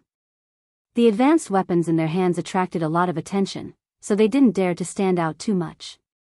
The Black Man and the Secretary cooperated a few times and had a tacit understanding with each other. The two of them made full use of the robot's energy detection system. One of them attacked from the south and the other from the north. One of them attacked from the south while the other attacked from the opposite direction. The robot's weapon spun 360 degrees twice, but it still couldn't determine which one was more threatening. This rare opening was seized by the soldiers, and a rain of bullets rained down on them. The grenade launchers did not stop firing either. Incendiary bombs, armor-piercing bombs, and sulfuric acid bombs were all fired regardless of whether their attributes were right or not. The robot was really good. Faced with a barrage of attacks, it calmly responded. It took the bullets head-on and activated part of the energy shield selectively. However, there were too many people attacking it. Its body was riddled with holes. The AI inside the robot started to calculate crazily. It abandoned the damaged parts and replaced them with new ones. The weapon system and defense system were reassembled, and the robot was reassembled in the rain of bullets. Unfortunately, a good tiger couldn't withstand a pack of wolves. Every time it was reassembled, its body shrank by a third. Its original 5-meter-tall body quickly shrank to 3 meters, 2 meters, 1 meter. Finally, after 9 minutes of exchanging fire, the robot's mechanical tentacles were all broken. The inverted triangle's head was finally blasted in half by a grenade. The orange electronic eyes flickered twice before finally extinguishing. Thea's side lost more than 30 soldiers. Only a few were injured. The enemy's attacks were too lethal and too fast. Other than a few good fighters, most people were dead if they were targeted. The battle was over, but no one dared to show up for a while. No one knew if the robot was dead or not. Chapter 396. The scene was stagnant for a full minute before a few brave soldiers walked over and searched among the wreckage of the robots to see if there were any spoils of war. "Miss Quinn, don't you want to go take a look?" Luther asked Thea, who was far away from the battlefield. "After you, Mr. Luther." Thea wouldn't go over. She could tell if someone was dead or alive, but without Gideon's scan, she couldn't be sure if they were still alive. Thea couldn't go over, but she could command the others. "Abby, cut the red line on the wreckage that looks like an arm." "Joe, do you see the metal box in your left hand? It's probably an energy block with a weak yellow light. Take that off." "Pearl, that thing at your feet is dangerous. Kick it away." With her rich knowledge of mechanical engineering, Sia pretended to command the group of people to dismantle the wreckage from afar with a pair of binoculars. No one objected. In their eyes, Thea was a typical scientist. It was normal for her to command from afar. They didn't know that Thea, scientist, could kill hundreds of these robots in seconds. In the eyes of the soldiers, Sia was a beautiful woman, a rich woman, a scientist, and a leader. With so many halos around her, they didn't expect her to have much combat power. It was already very precious that she could go through fire and water with them. Everyone was under her command, and no one complained. Weapons system, communication system, energy supply. These should be enough, right? What do you think, Mr. Luther? Thea commanded with her binoculars. The robots on the ground were dismantled even more. She muttered a few words in a low voice before turning around to ask Luther. Now that everyone was in the same boat, Luther naturally wouldn't oppose her. He observed carefully and gave a few suggestions. Thea accepted all of them. She and Luther were now the kind of robots that could assemble. They couldn't assemble, but they could dismantle. It was still very easy. The principles of science were basically the same. No matter how amazing Brainiac was, he didn't have the love power generation technology. Now that the only enemy had been dealt with, everyone searched the spaceship twice. After confirming that there were no more enemies, they returned to the collection room and selected another 300 or so people. General Leon wanted to stabilize the situation in the city, so he gave the opportunity to his daughter to recover. Because of the one-day trip on the Kryptonian spaceship in the original timeline, it was messed up by Thea in this timeline. Now that she was in an alien spaceship, it could be said that this was Louise Leon's first contact with an alien civilization. She was extremely curious as she touched and looked around. 70% of the politicians had returned to normal.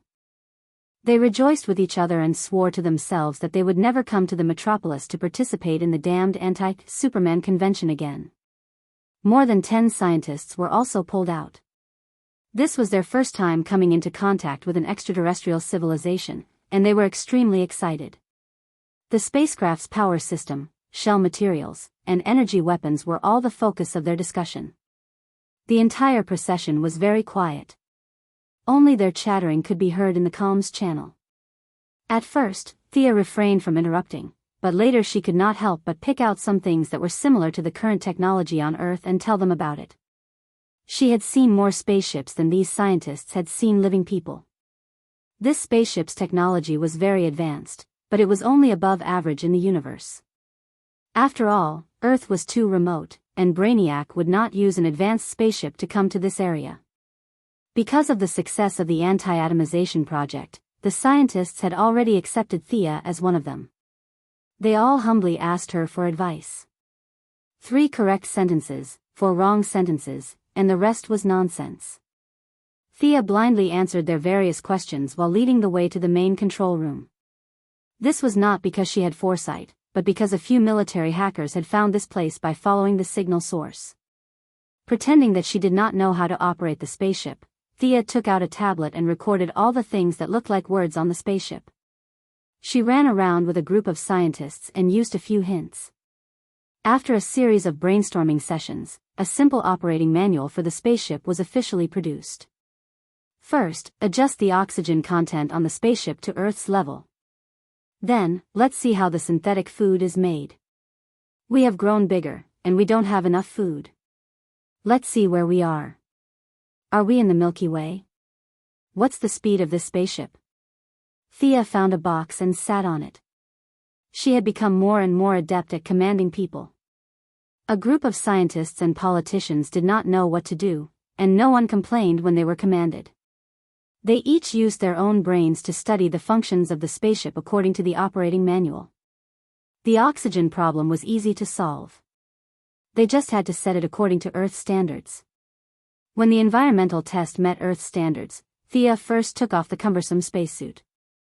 This spacesuit was a life-saving equipment for others, but for her, it was purely a prop. She did not want to wear it for even a second. Seeing her role model, everyone took off their spacesuits one after another. A few leaders heard that there was no food on the spaceship, and they were not afraid of the trouble. They asked a few soldiers who had not recovered to their original state to deliver food to them through the glass container. Thea did not have time to worry about them. She was looking at the flight record of the spaceship.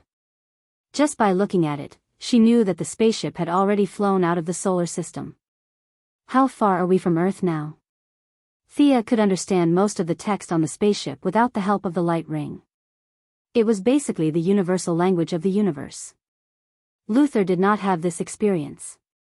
He was a pure earthling, but he was also very good. He had a photographic memory and memorized all the symbols. He even guessed about 60 to 70% of the text on the spaceship. At this time, he saw Thea frown and quickly asked in a low voice. Thea looked back at this guy, hesitated for a moment, and told him the truth. According to the flight record, converted to Earth's distance units, we are about 1.5 light-years away from Earth. Luther was speechless. 1.5 light-years did not seem like a big number, but the diameter of the solar system was only 0.003 light-years. This distance was endless. This spaceship can't take us so far away in such a short time, right? Does it have warp equipment? Something like space travel. A few senior officials were celebrating with champagne in the distance. The practical scientists were all nearby studying the structure of the spaceship. Now that they heard Thea's words, they were a little dizzy. A fat old man with round eyes asked. Professor Stein. Thea was the first to speak. This fat old man was none other than one of the Firestorm duo on the Wave Rider. It was just that at this time, he was not Firestorm yet. He had just met Thea yesterday. Thea was initially quite surprised that this big shot in physics was also in the metropolis. She only heard that he was here to attend some conference. Professor, you are right. This spaceship does have warp technology. Thea first gave them a reassurance, then changed the topic. But during warp, the spaceship designer designed it according to the body of a robot. This means that when the spaceship passes through the black hole, there will be a huge overload. According to the strength of the human body, we won't be able to withstand it. Thea handed her tablet to the few of them. This is the overload data I calculated. There will be about 200 G of overload. You know, our pilot can only withstand 9 G. Chapter 397. Some of them looked at her deduction process, while others lowered their heads and did their own calculations. Thea scratched her head. The speed of this spaceship could exceed the speed of light. Ignoring the energy consumption, it would take at least a year to fly back. The tens of millions of people in the glass dome could not wait for a year, and the spaceship could not fit 10 million people. The only plan now was to warp back to the solar system. However, only Thea could adapt to the powerful overload. Showing such a strong physique in public would inevitably expose her ability, which was not in line with her plan. What should she do? Thea was also in deep thought with a large group of scientists. The difference was that while the scientists were thinking about how to get home, Thea was thinking about how to continue the show. After thinking about it, she decided not to expose herself first. She contacted the nearby Green Lantern, Hal Jordan, and asked him to help send the spaceship back to the solar system. Just as she was about to put it into action, she heard the little troublemaker Louise Lane shouting, "Superman is here! Superman is here!" The surrounding people were very excited and asked, "Where is Superman? How do you know he is here? Are you in contact?" Thea saw this scene and was a little speechless.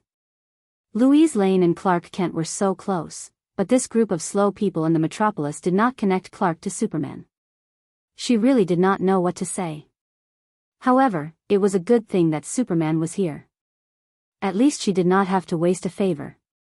Opening the Eye of Horus, Thea looked out of the spaceship and saw Clark, who was wearing a blue shirt and a red cloak. His eyebrows were furrowed, and his lips were pursed tightly. It could be seen that this old man had run away in order to save his wife. "Clark, it's Thea. The spaceship is under control. You can come in from the rear entrance of the spaceship."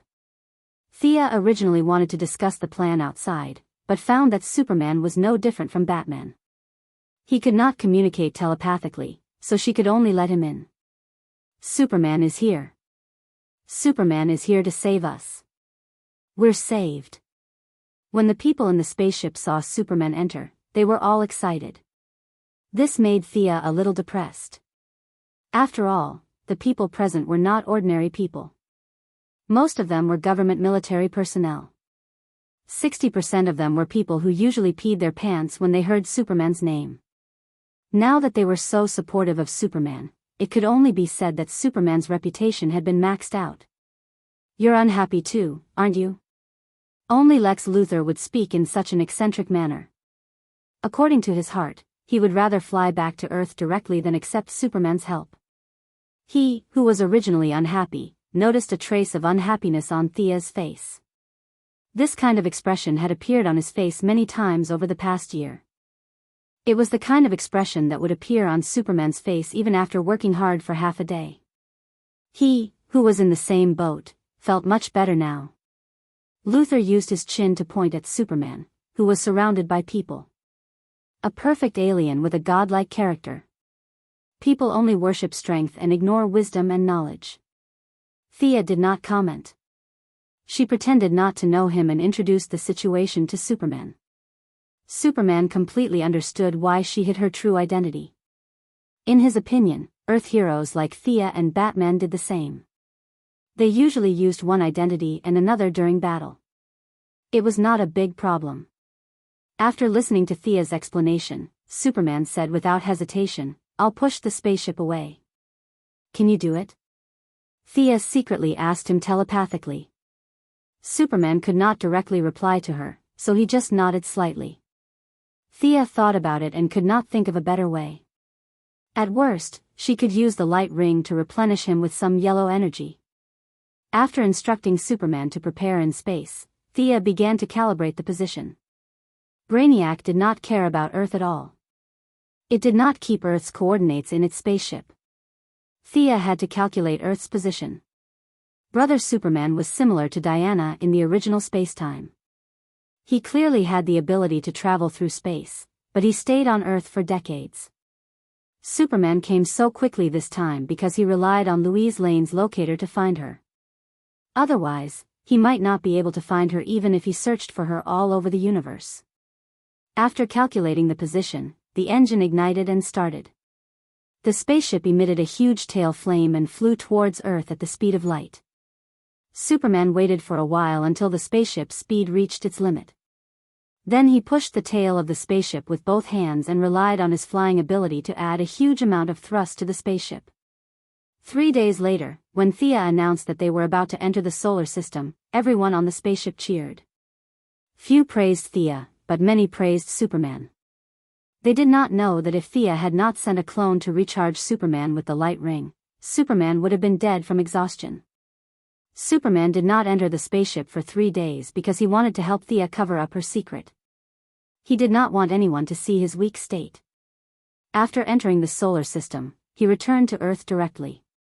The few core members of the anti-Superman committee did not know the inside story. They were even more afraid of Superman, who had limitless stamina. "We will enter Earth's atmosphere in 3 minutes. Begin deceleration." Thea trained a group of scientists to be spaceship pilots. Several old men in their 50s and 60s were used to her command. They began to prepare for landing in a flurry. When they entered the solar system, the first person to contact Earth was Luthor. This guy had even launched his satellite into Jupiter's orbit. Following that, several military bigwigs and Thea also received feedback from their respective satellites. They contacted their subordinates and superiors respectively. Fortunately, the melodramatic scene of being attacked by a nuclear bomb did not happen. Thea's superior was naturally Comrade Moira.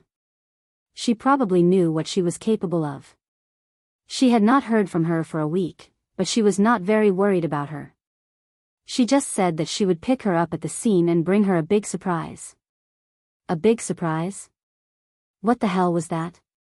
Thea did not understand, but there was no time to think about it. Before the spaceship entered the atmosphere and landed, Minister of Defense General Swanwick eagerly boarded the spaceship in a special plane. "This spaceship is intact?" The moment they met, the African minister pulled them into a small meeting. Before they could even sit down, he impatiently asked. The small meeting was really small. There were only 4 people, including Thea. They were all personnel who knew her true identity. Faced with the minister's question, the generals all looked at Thea. They could not help it. They were not as capable as Luthor. Learning a foreign language that had nothing to do with Earth's language in the blink of an eye? It was too difficult for these old men. The damage is not serious. The weapon system and propulsion system are all intact. However, I don't recommend the military dismantle it. Why? The minister asked, puzzled. This is Brainiac's spaceship. The spaceship is only temporarily blocked. I can't guarantee that there are no other communication devices in the spaceship. You must know that this is a top-level artificial intelligence that has destroyed countless planets. Its technology is far beyond our understanding, Thea said very seriously. The minister was helpless. Previously, the Krypton spaceship was almost smashed into pieces. The military had been busy for a year but did not manage to get anything good. Now that they finally had an intact spaceship, it could not be moved. However, he still asked with uncertainty, "Is this Brainiac that you mentioned really that powerful?" "Yes. The guards on the spaceship this time are only one of its countless clones. In order to kill it, we sacrificed more than 30 warriors. It can make billions of robots like this. Once it gets serious, no planet in the universe can stop it." Thea had to break their fantasy. If Krypton could not stop it, it was even more impossible for Earthlings to do so. Chapter 398. The African minister scratched his head.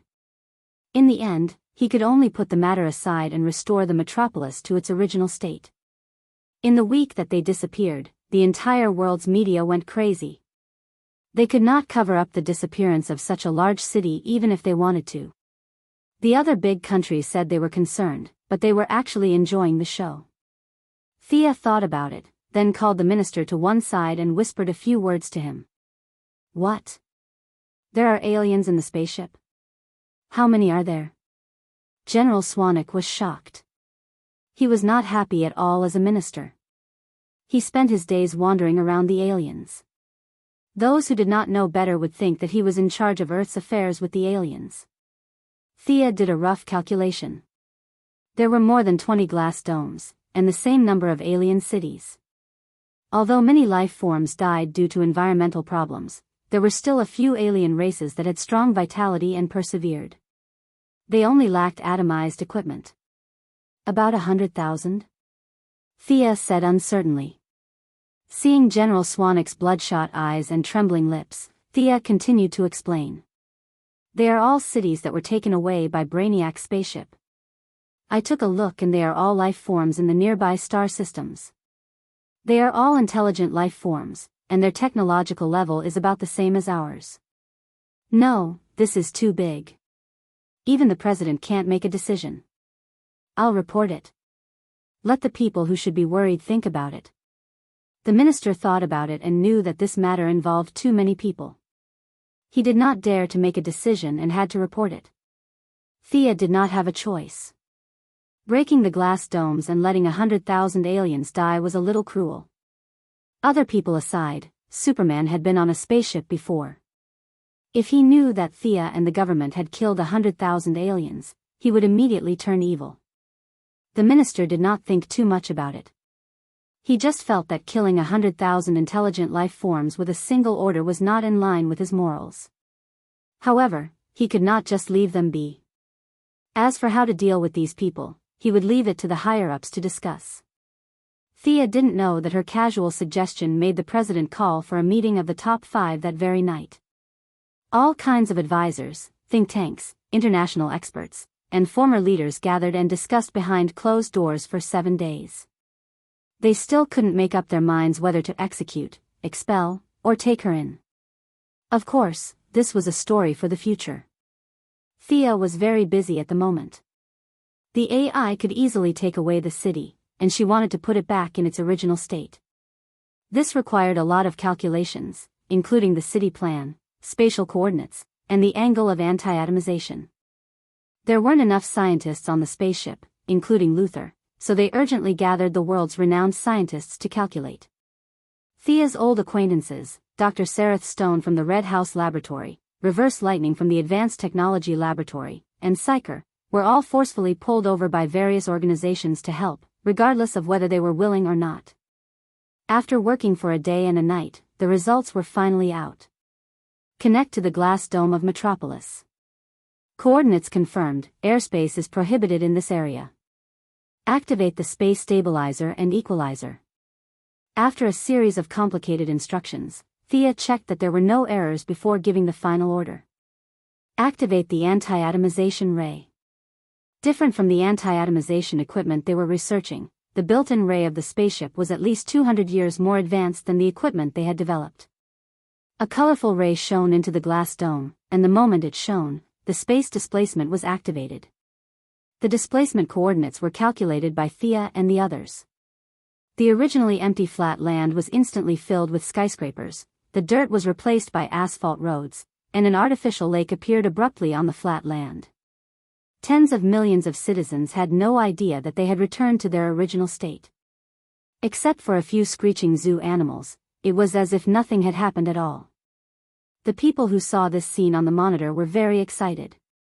Yeah. Psyker, who was recruited, was a little excited.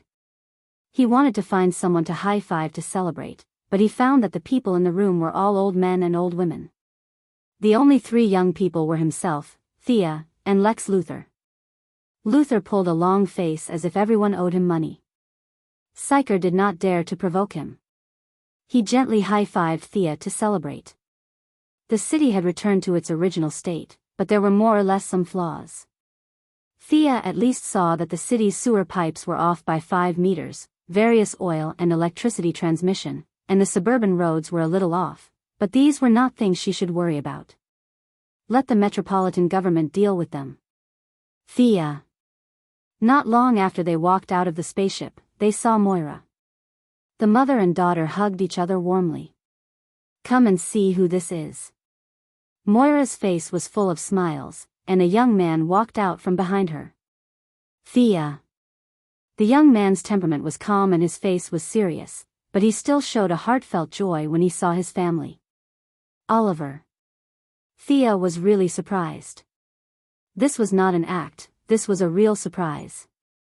It was difficult for her to show such an expression, but after calculating for a day and a night, she was a little dizzy. When she suddenly saw Oliver alive, she could not control her emotions. I missed you so much. Thea hugged Oliver tightly. The memories of her childhood and youth were deliberately faded, but not buried. Her feelings were real, and so was her family. Thea was affected by her own emotions for a moment, and the corners of her eyes were a little wet. She only hated herself for not helping Oliver earlier.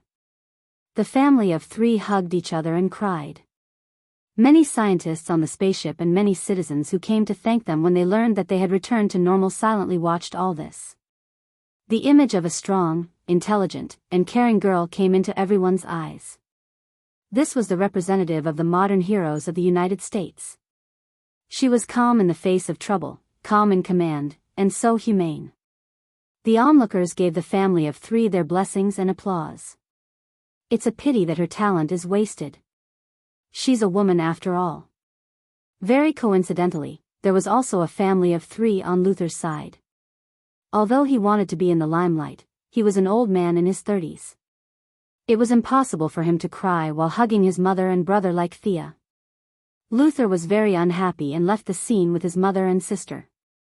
It had been 2 days since Oliver returned to the United States. He also learned that his sister had saved the city. His heart was filled with pride, but it was still awkward to be surrounded by so many people. He hurriedly pulled his mother and sister and left the scene after Luthor.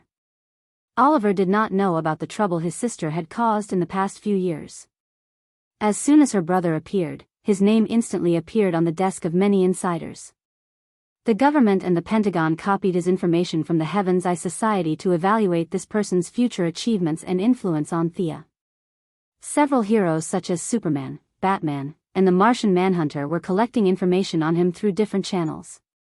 Several neutral or evil subordinates, such as Poison Ivy and Grutter, gathered together to listen to Death Knell tell the story that he and Oliver had to tell.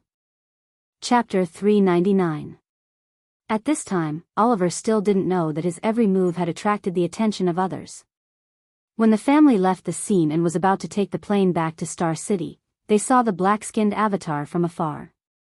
Thea knew that the black-skinned woman was expressing that she had returned a big favor, so she could only nod slightly to show that she accepted. Although Oliver wasn't strengthened, he was born with good eyesight. When he saw Avatar, he reflexively stood in front of his mother and sister and looked at Avatar vigilantly. Avatar was a little stunned, but she immediately understood that Oliver didn't know about her relationship with Thea. The more she thought about it, the more interesting this family was. She didn't talk to them and left alone with a faint smile. After returning to the Quinn family's old house and having dinner, Moira rested alone, leaving the siblings some space. "Let's go out for a walk," Oliver suggested. Thea nodded, and the two went outside. The two walked to the empty tombs of old Robert and Oliver. Thea didn't know how to explain. "I know something about you. Haven't I been on the island for the past few years?" Oliver smiled and said, "Yao Fei told me." "You don't know, right?" "He returned to Purgatory Island." Thea opened her mouth slightly. It seemed that Yao Fei's illness hadn't been cured yet. Why did he go back for no reason? This old man couldn't live a good life, right? Needless to say, since he had seen Yao Fei, he must have seen Shadow as well. Thea scratched her head. "I'm sorry. I did want to save you from the island, but I was delayed. No need to apologize." "I wouldn't have gone with you back then," Oliver interrupted her. With the grudge between the siblings gone, it was easy to talk. "Your skills are not bad. Did old man Yao Fei teach you again?" Sia had noticed this the moment she met him. It was hard to tell how strong Oliver was in the original spacetime, but Sia compared the Oliver in front of her with the people she knew. She felt that he was about the same level as Nightwing, or even slightly stronger. Talia was currently busy reorganizing the Assassin League. It was impossible for her to teach Oliver. Thea felt that the two of them might not even know each other. Then, combined with old Yao's experience of returning to Purgatory Island, it was not difficult to guess that Oliver had undergone new training. "You don't need to use those weird tricks of yours. Do you want to spar?" Oliver sent out a battle invitation. "I'm not afraid of you." After a few days of acting, Thea was itching for a fight. The siblings came to the backyard of Quinn's old house, where there was a large training ground. Unlike the original spacetime, Moira's physical fitness had greatly increased. She could also exercise her body at ordinary times. Thea recommended karate to her, which was easy to learn. She could crush ordinary people by relying on her attributes. She did not need to practice to become a master, but she needed to have the power to protect herself in an emergency. Competing in close combat? Sia watched as Oliver took 2 wooden swords from the rack. She had no objections. She coiled up her hair, rolled up her sleeves, kicked off her high heels, grabbed 2 wooden swords, suppressed her attributes to the level of ordinary people, and took a stance, waiting for Oliver to attack first. Oliver originally wanted to let his sister attack first, but when he saw her burst of momentum in an instant, he immediately changed his mind. Sharp, tough, and unrivaled could be used to describe Thea's momentum at this time. Although she did not attack, he knew that she was definitely a strong enemy just by looking at her posture. His sister was so powerful. The Thea in front of him was too different from the one in his memory. In the past few years, he had traveled extensively and seen a lot of people fighting, but Oliver had never seen anyone who could match Thea in terms of momentum. His competitive spirit rose, and he also became serious. Holding 2 swords in his hands, he cautiously observed, and then took the initiative to attack with his left hand and right hand. "Use your full strength." Thea casually parried Oliver's blow, and her right hand mercilessly whipped his arm. Oliver's reaction was very fast. His feet moved quickly, and his body moved horizontally. He cleverly used the wooden sword in his left hand to block Thea's 2 swords at the same time, and his right hand swept across her abdomen. Thea stomped on the ground, and jumped back a step.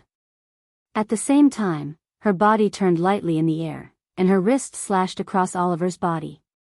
The brother and sister exchanged more than 10 moves with speed, and Thea was a little surprised to find that she did not have much of an advantage. Oliver's close combat was taught by Death Knell, but unlike Death Knell, who had a fierce fighting style, his personality was not so aggressive, and he was more inclined to defend and attack. While his defense was tight, his attacks were also very sharp. At this time, Oliver had not yet reached his peak, but he already had some of his own fighting style. It was not impossible for him to catch up to Batman in the future. Thea felt that her brother's attacks were not bad, but Oliver was shocked by her. That day on Purgatory Island, Thea had mostly used magic to deal with the three of them.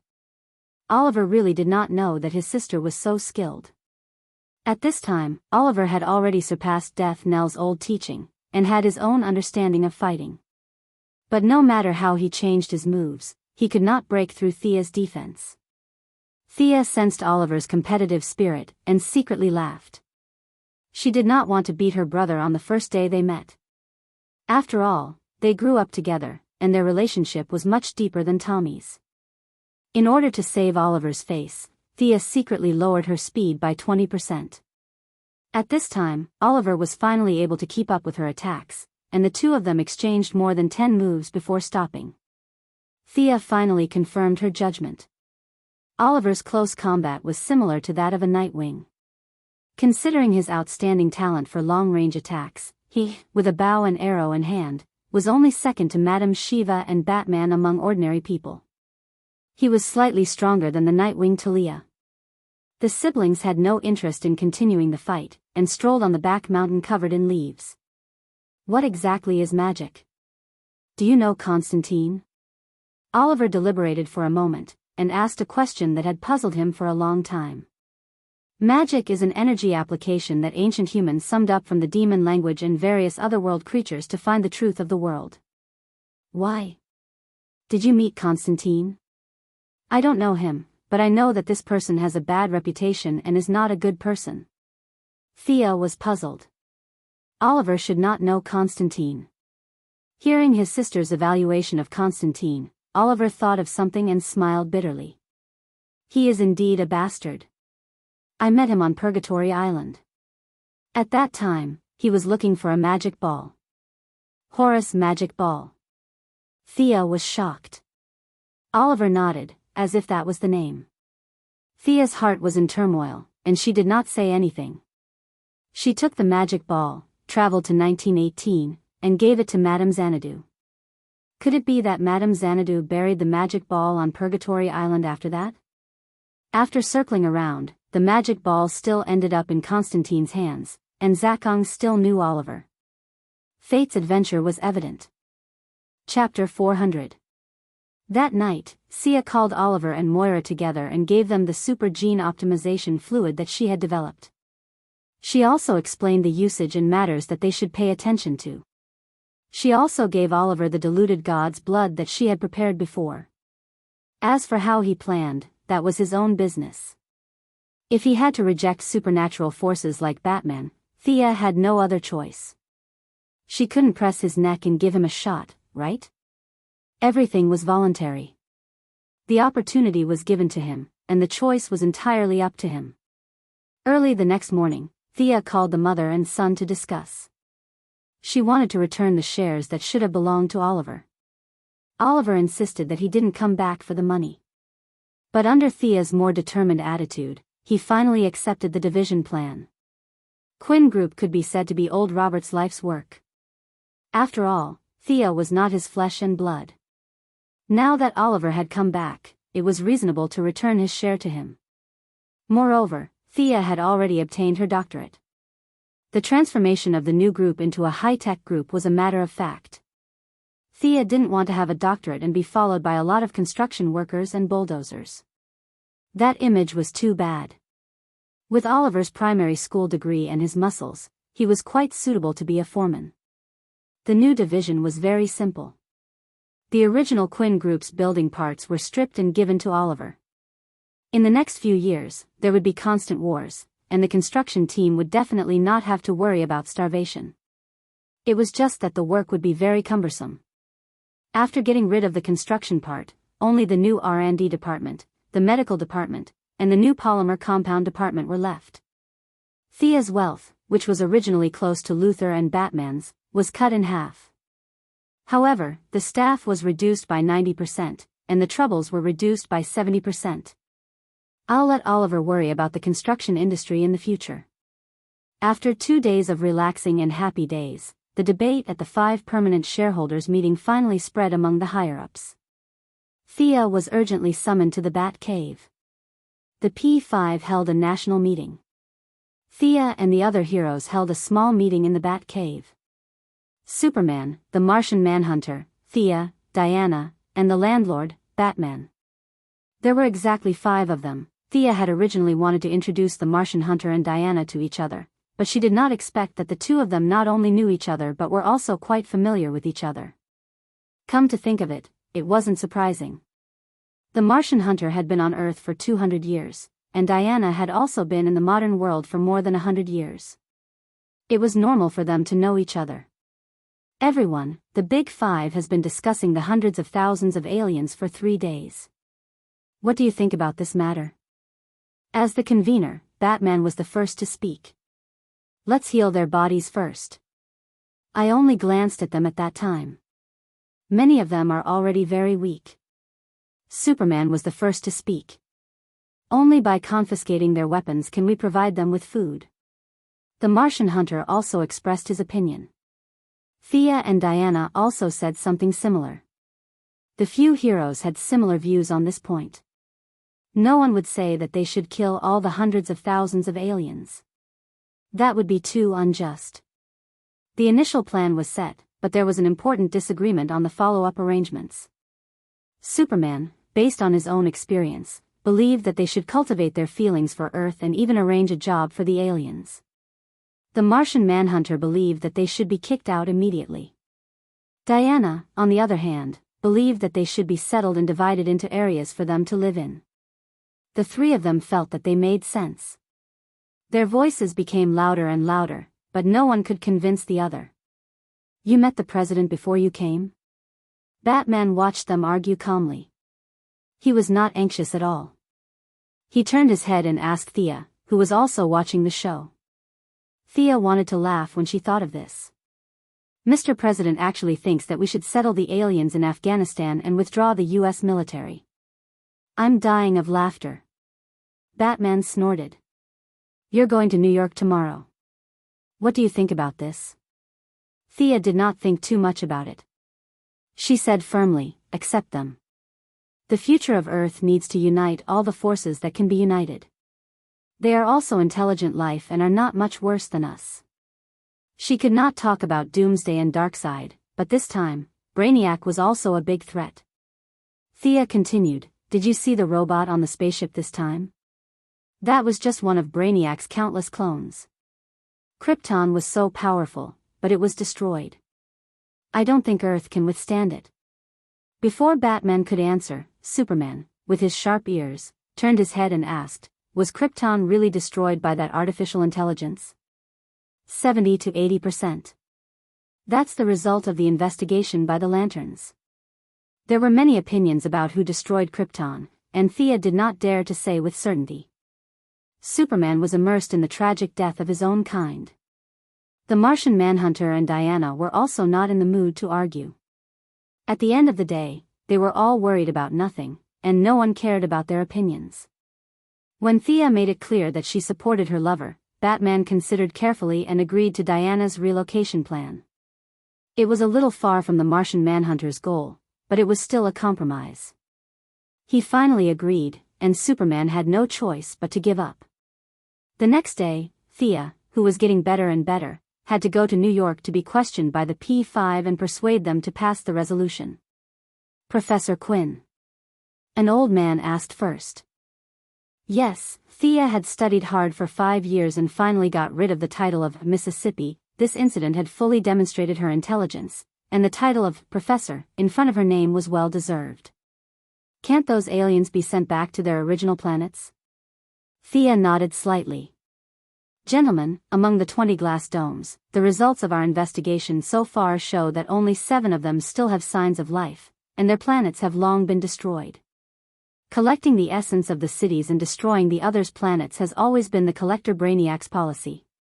Currently, there is only one planet that has not been destroyed after being collected, and that is Earth. After dealing with them so much, Thea also understood the principle of getting along with this group of people. She had to tell the truth to Batman, and it was best to scare them. The older you are, the wiser you are. No one in this room is a fool. Thea's unspoken words are not difficult to understand. What does this mean? It meant that the aliens were still coming. These people all understood the principle of driving the wolves to devour the tigers, and the two people who were originally tough immediately softened. Thea finished her statement and left. The debate in the room continued for another day. After Thea slept, they finally came to a conclusion. They would be concentrated in the desert of Nevada, and a coordination and supervision committee would be set up to solve all the conflicts between the aliens and the Earthlings. The main person in charge would be Professor Thea. What was this? Thea was a little amused. A real-life version of Area 51? Chapter 401. The first thing Dr. Thea did after taking office was to set up a team of guards and coordinate the relationship. How to coordinate? By talking. The committee must have its own armed forces. After a few discussions, the maximum number of guards was set at 5,000. This would be the armed forces under the committee's control. Thea finally had some visible armed forces. After all, there was a limit to the bodyguard team. 100 people was already too much, any more would be inappropriate. Now that she had received official approval, Thea directly cleared more than 500 people from Death Knell's dark forces and joined the guards under various names. These people would be the backbone for a long time in the future. She did not let go of the few alien cities on the other side either. She found a city with the largest population, and Sia and Fiora mixed in with the atomization.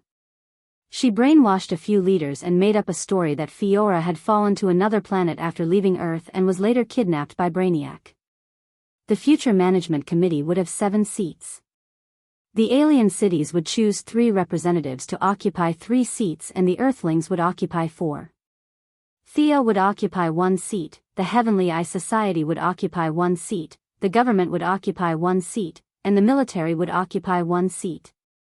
Thea wanted to strengthen her voice. She wanted to rope in a few representatives on the surface and mix sand with the aliens behind their backs. She wanted to have this armed force firmly in the palm of her hand. There were many restrictions, but the benefits were also great. Other than nuclear bombs, all weapons could be installed.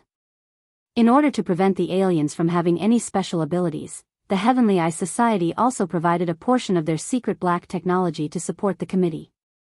Anti-gravity miniature plastic energy network, electromagnetic signal isolation cabin, quantized cage.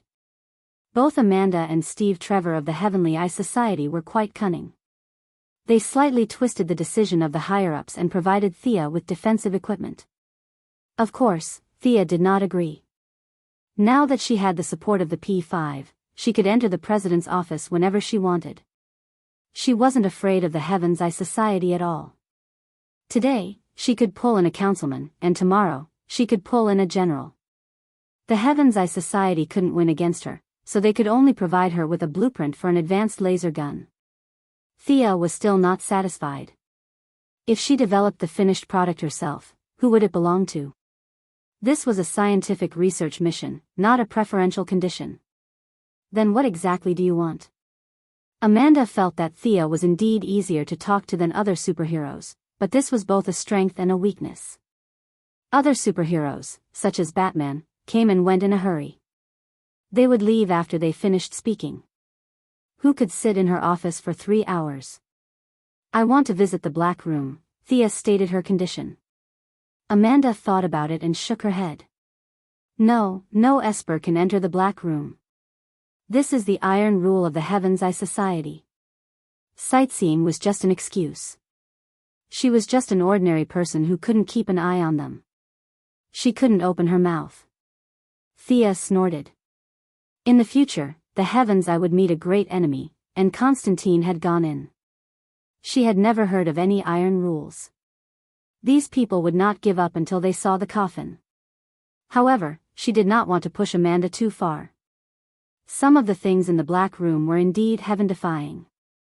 Espers weren't allowed to enter. From a broad perspective, it was a wise decision. How about this? I won't go in. Help me take it out. I only want one thing inside. Thea took the initiative to lower her request. What is it? I'll say it first. I can't give you the dangerous things. Amanda was helpless. A superhero played administrative tricks on her every day and hit her soft spot. This made her want to die. The headquarters of the Heaven's Eye Society was right there. She couldn't hide even if she wanted to. Merlin's sword. Thea naturally wouldn't mention Dr. Fate's helmet, the heart of darkness that hid the eclipse of darkness, or the tank with the power of Godspeed. She didn't understand those things or couldn't control them. They weren't suitable for her now. If she remembered correctly, Merlin's staff was also hidden in the black room. She weighed the two weapons for a long time. In the end, she chose the sword according to her intuition. Merlin's sword? Amanda was in contact with these things every day. Although she was just an ordinary person, her vision was probably better than many extraordinaries. In her impression, these weapons were useless in the hands of ordinary people or even extraordinaries. They were only useful in the hands of people with special bloodlines. This made her guess about Thea's bloodline. Thinking that the sword was indeed useless, Amanda finally nodded and said softly, "This time, it's not the Heaven's Eye Society that's helping you. Remember, it's me." Thea smiled but didn't say anything. It wasn't difficult to return the favor. Amanda's ability to seek death was second only to Louise Lane. Superman wouldn't come to save her. When the time came, she could just help her. After waiting for half an hour, Amanda handed a long box to Thea. The call from the bloodline couldn't be faked. Thea didn't open the box on the spot and chose to leave alone, which made Amanda a little disappointed. When she returned to her residence, she opened the simple box. Just by looking at the surface of the box and the gorgeous decorations with a hint of antiquity, she knew it was worth a lot. She opened the lid and saw an almost transparent sword lying in the box. Thea grabbed the hilt and took the sword out. Her wrist shook lightly and made 2 strokes with the sword. Light and flowing, the toughness and hardness were just right. Thea sighed. Good sword. Thea had seen a few swords. Whether it was Diana's Vulcan sword or her own Godslayer, magic swords were all high-quality divine weapons and magic weapons.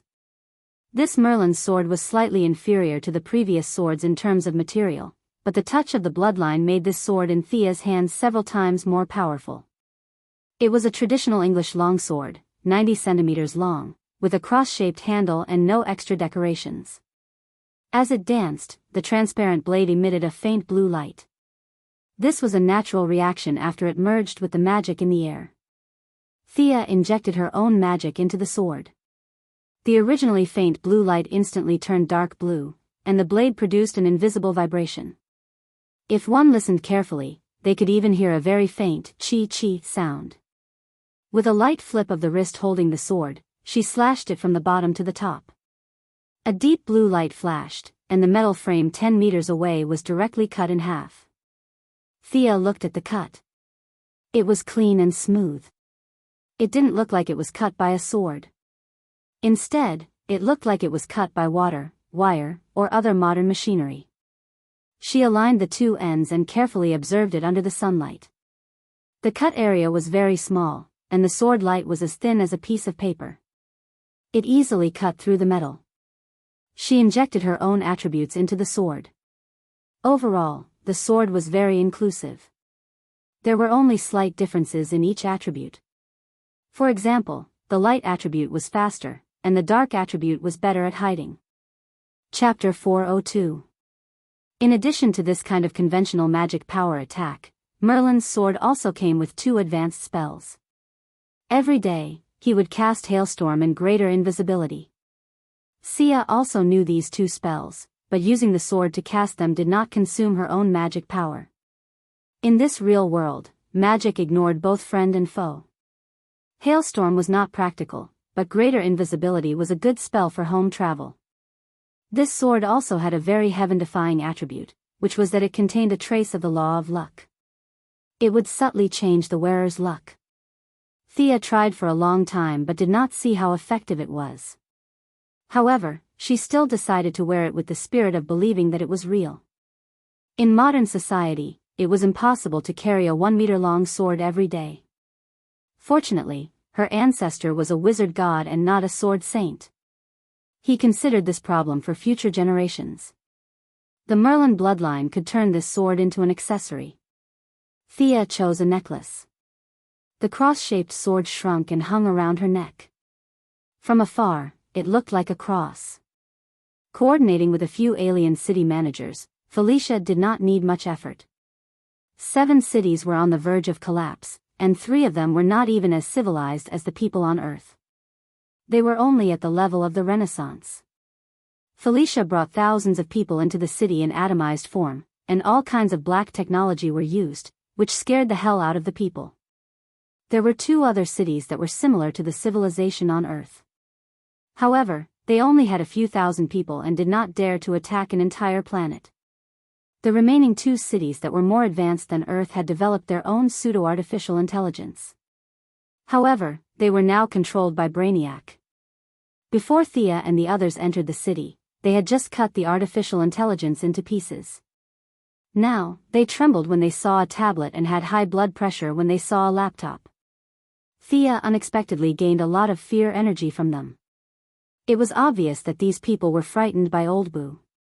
It was very easy for Fiora to blend in. She just had to rewrite the memories of a few people. They all agreed that Fiora, who had wandered to their planet, led them to destroy the artificial intelligence.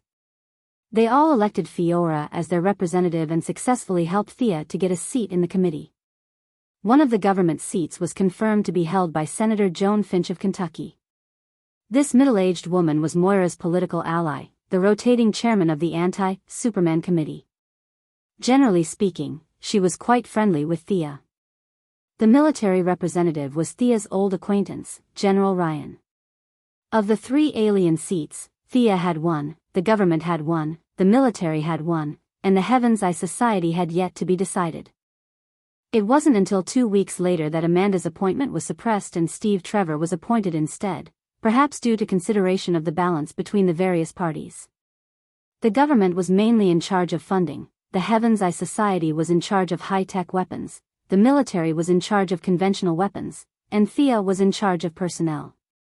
She did not stand on ceremony and directly promoted her bodyguard, John Diggle, to the position of military supervisor. Laura Michaels definitely hoped that her husband would be promoted.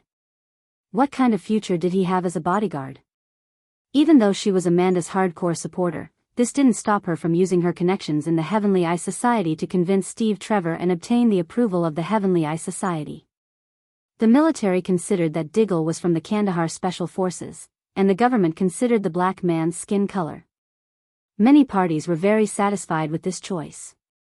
The black man was like a slacker in the original Spacetime Green Arrow team. In fact, his military qualities were good and he was a standard soldier. Being a superhero couldn't bring out his strengths. Now that he was in high spirits, he led by example and trained the 2,000 soldiers recruited in advance in an orderly manner. It would take time to twist this force into a rope. However, Thea herself and the people she had promoted were in the open. In the dark, there were mercenaries controlled by Fiora and Death Knell.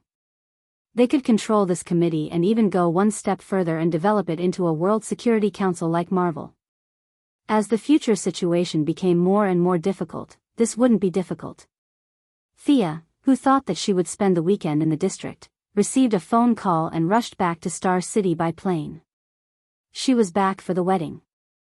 It was funny to say that it wasn't a young person's wedding. It was the wedding of Felicity's mother and Laurel's father.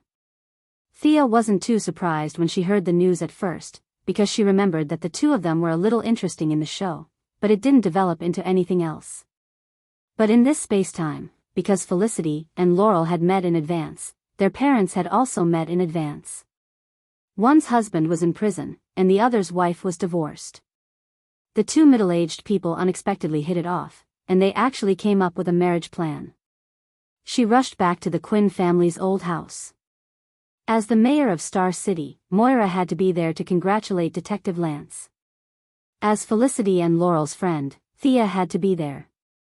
Oliver had now reconnected with Shadow, and even Thea saw that he was living in Shadow's apartment. Of course, Oliver's excuse was that he was taking care of old Yao's daughter. Shadow was a Star City police officer, and as a friend of a police officer, Oliver had to be there. Although the family of three had different reasons, their destination was the same. They were going to the church together. There weren't many people at the church entrance, but Thea really knew a lot of people. At a glance, she saw a tall man in a well-ironed suit who exuded a melancholy aura.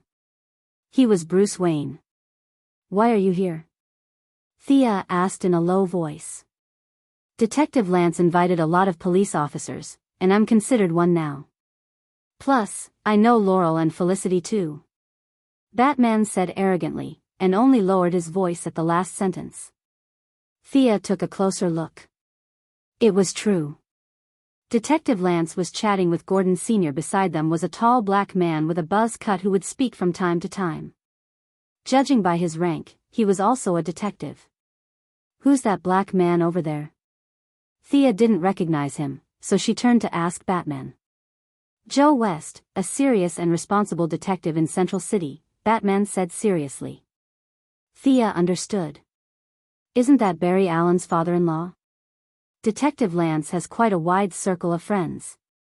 Thea left Batman the back of her head and walked to the side because she saw Felicity and Barbara. "Hey, how do you feel now that you have a stepfather and a sister?" Thea patted Felicity's shoulder jokingly. Felicity's face was hard to tell whether she was happy or sad. Her mouth was half open, and her eyes were not as bright as before. It was obvious that this sudden incident had caught her off guard. She wouldn't object, but she wasn't prepared to agree with both hands.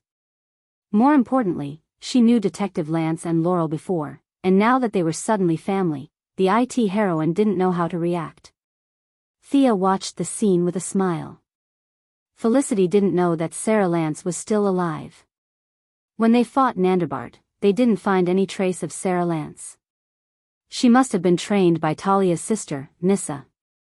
Felicity was a few months younger than Laurel and 2 years older than Sarah Lance. When the three of them got together, it would be even more lively. Chapter 403. While the three women were chatting and laughing, Sia and Barbara were mainly teasing Felicity. Not long after, Laurel arrived at the scene.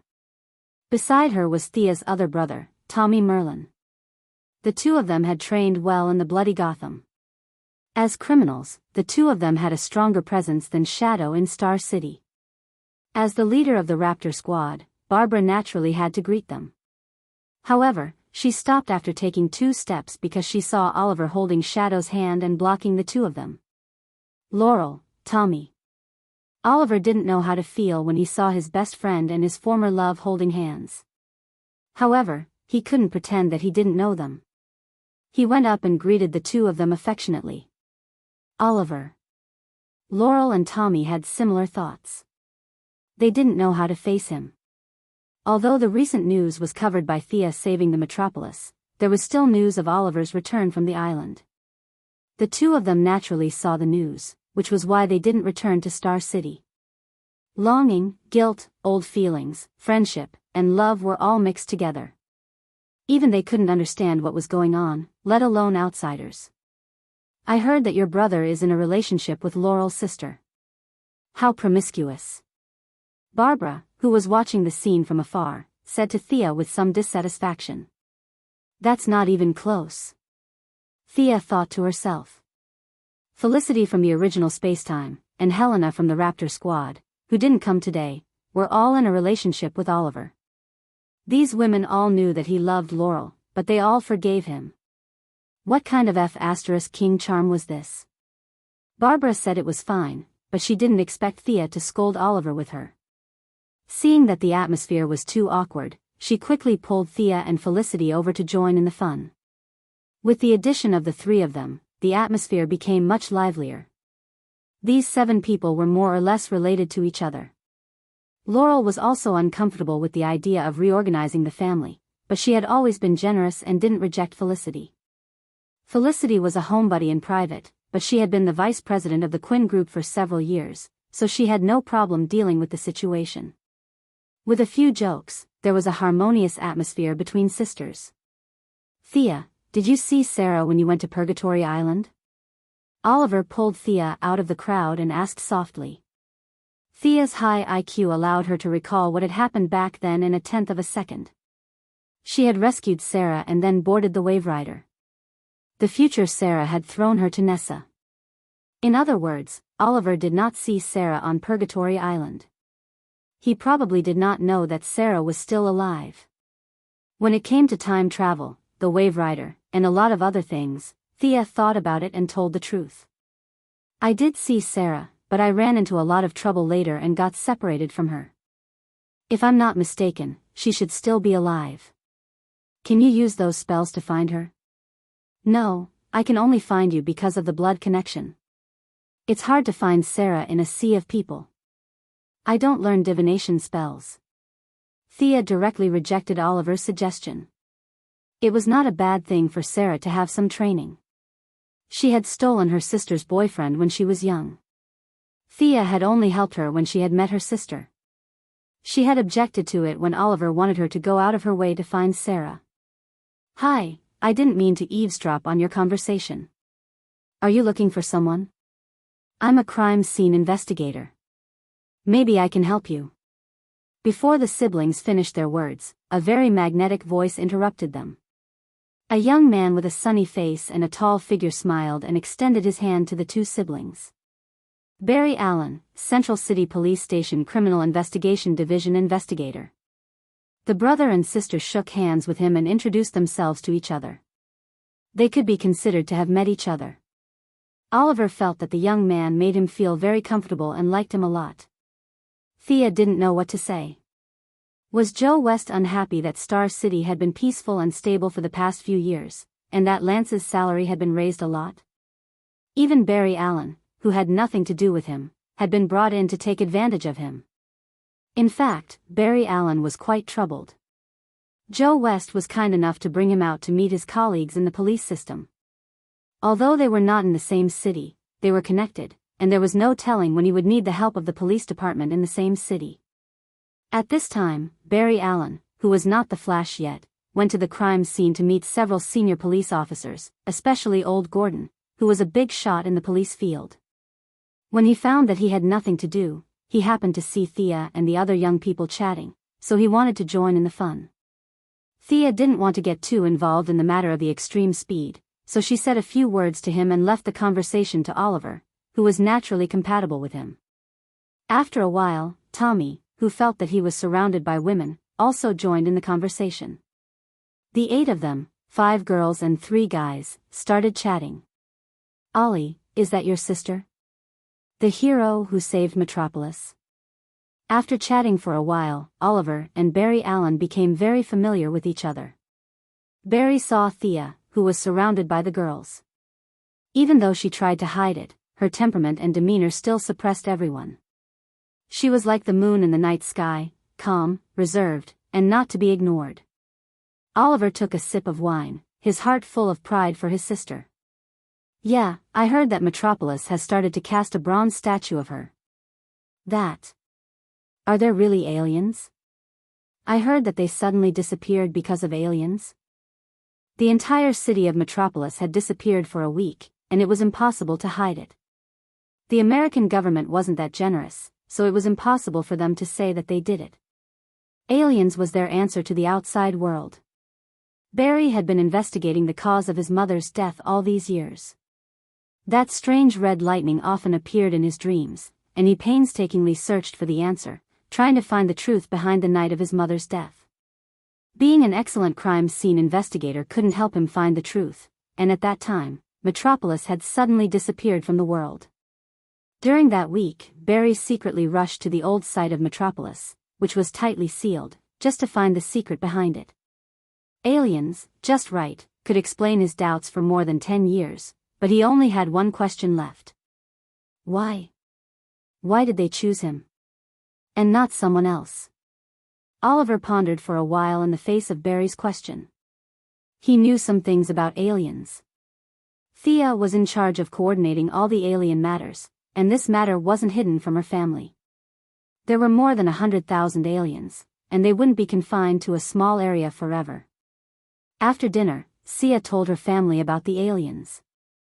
She picked and chose some of the things she knew about them. At first, Oliver was quite devastated, but Superman could still accept it. After all, there was only one of them. Now that there were more than 100,000 of them, his worldview was indeed greatly impacted. Chapter 404. Barry, I heard from Thea that there are indeed a lot of aliens.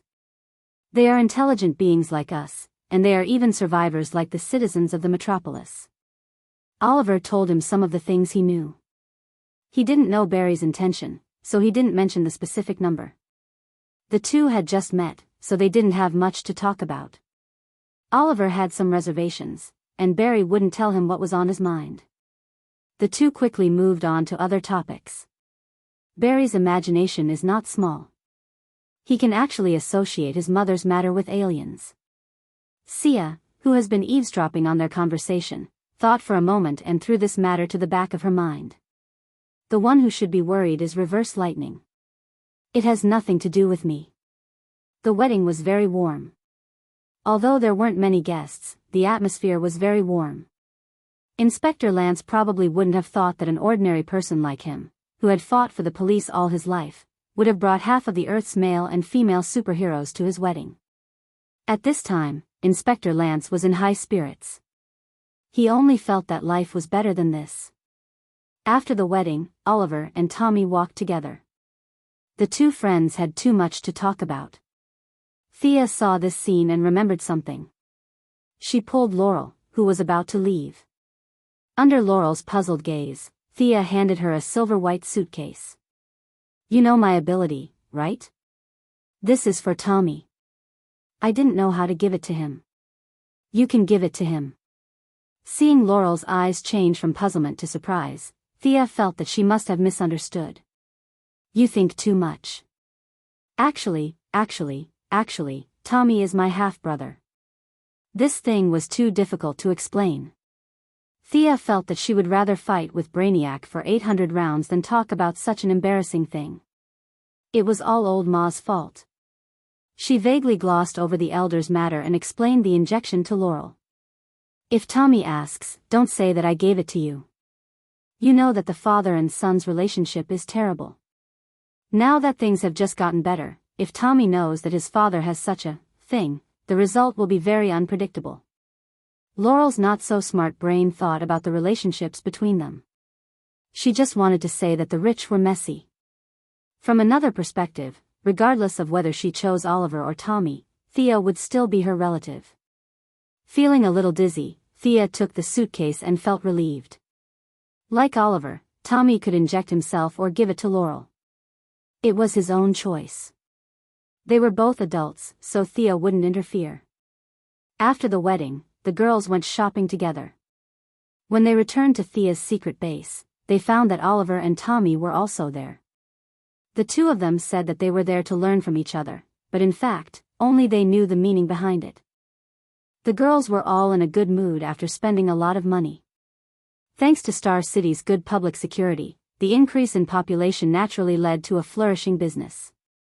Star City was already one of the few safe and stable cities. Who will win? Felicity, the only one who didn't know martial arts, bought the most things. After putting her things away, she saw the lively fight and whispered to Thea.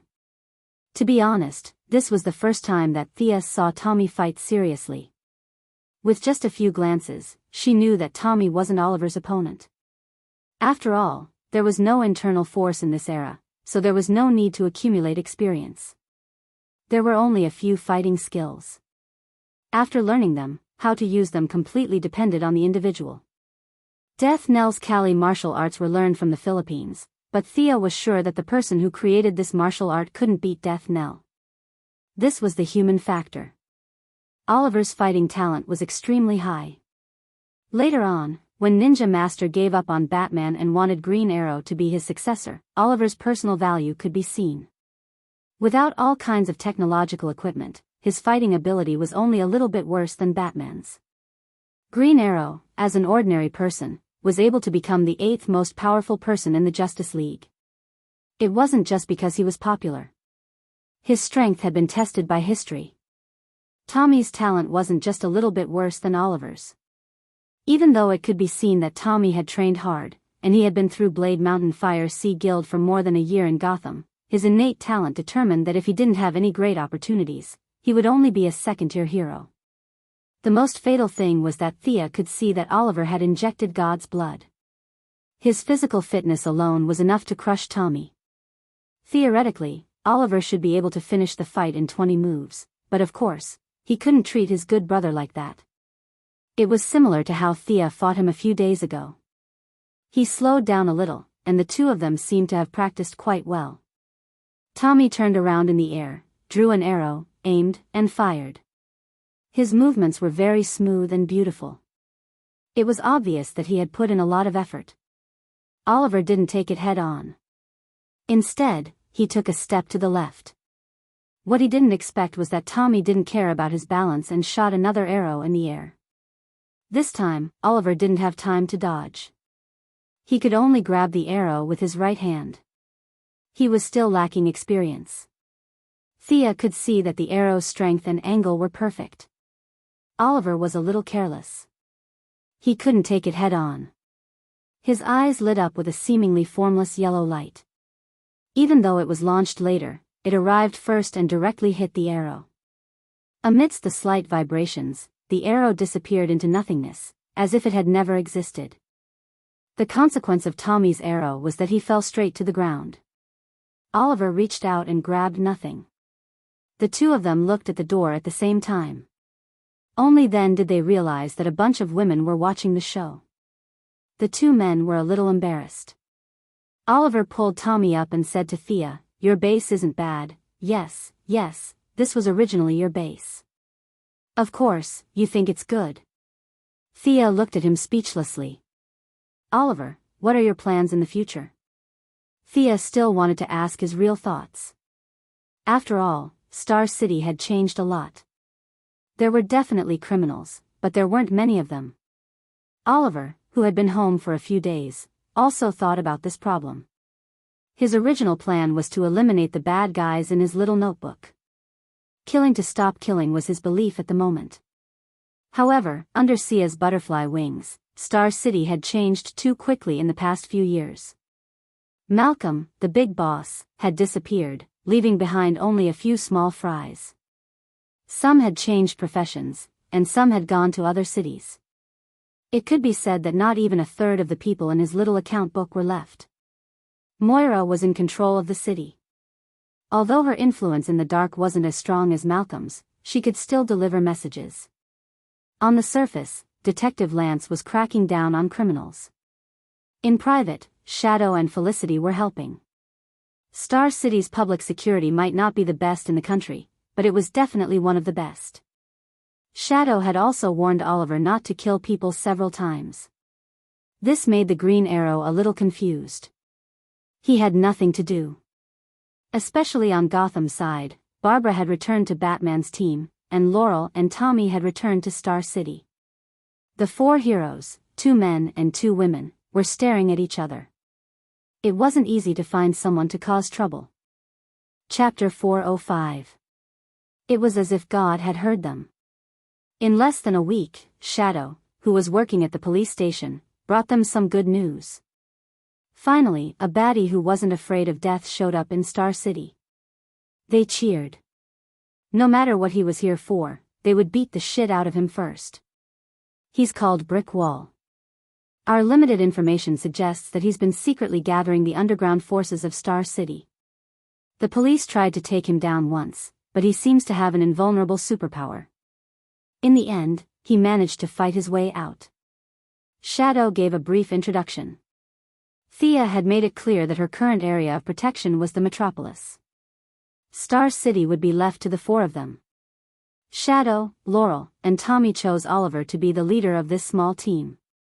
Oliver didn't know if he wanted to look more compatible with Shadow or if he really liked color, but he still gave himself the codename Green Arrow. Thea, who had mastered a lot of advanced technology, naturally wouldn't let Oliver fight monsters in a green cloak with panda eyes like he did in the first season of Green Arrow. His high-density Kevlar suit was as good as Bat's suit, and he painted it all green at his request. His bow was a 150-pound American split hunting bow. He didn't want the high-tech skateboard arrowheads like Shadow's. He saw that Tommy had an arrowhead made by imitating Batman's hook gun, so he made a few of them himself to use on the road. The four heroes didn't let Thea join them. They rushed to their target location valiantly. Half an hour later, Thea. Come take a look at Tommy. He seems to be poisoned. Oliver hugged his friend and ran into the base, panting.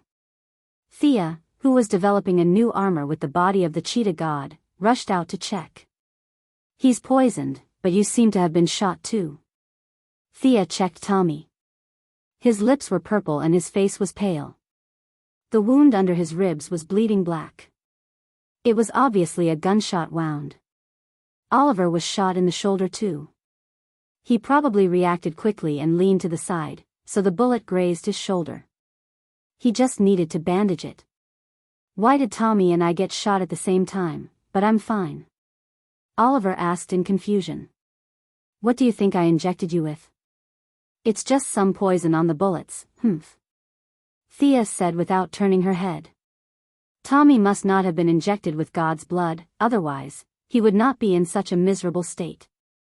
Thea gently drew a line in the air with her finger, sending several mysterious runes into Tommy's body. After a while, she cast a spell and took out a light green water ball the size of a fingernail from Tommy's body. She threw it far away. Plant poison?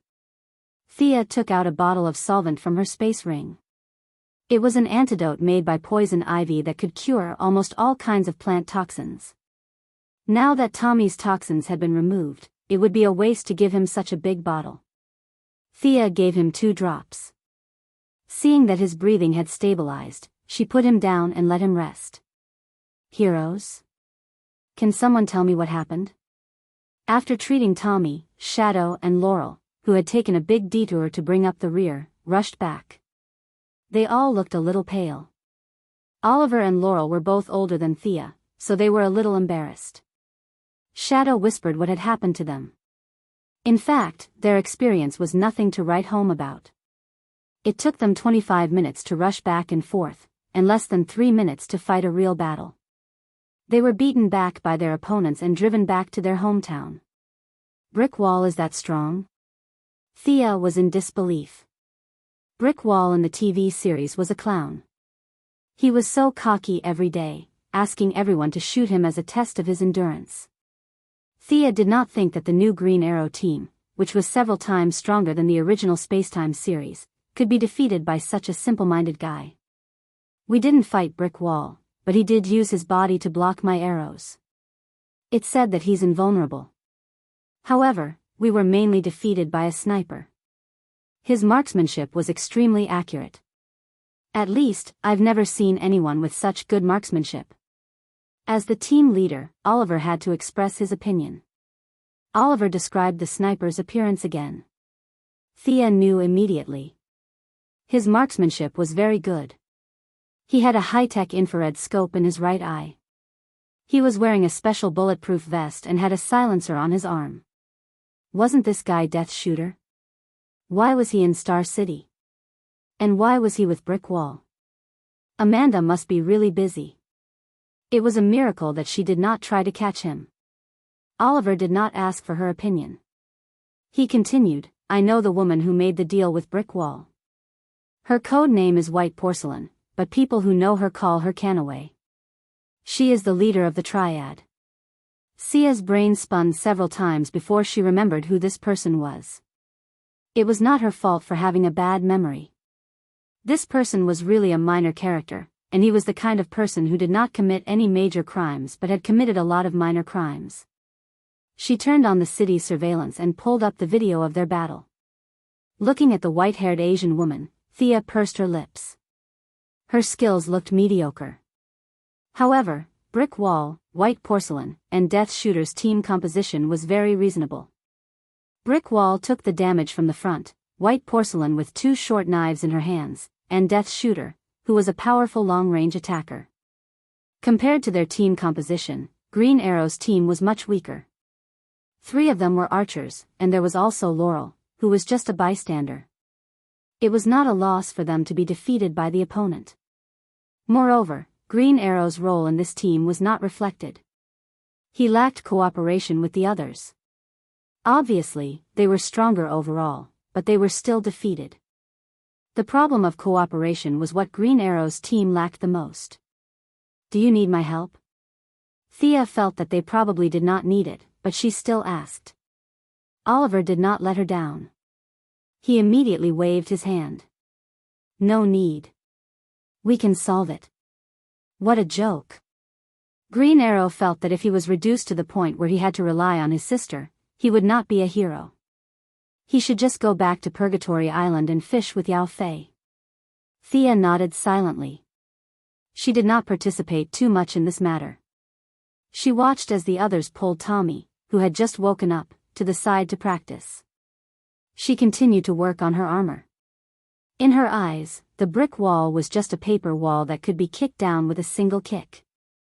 Judging from his genes, this person should be a little mutated. However, his strong body also came with some side effects. There was something wrong with his brain. Green Arrow could defeat him in a one-on-one fight.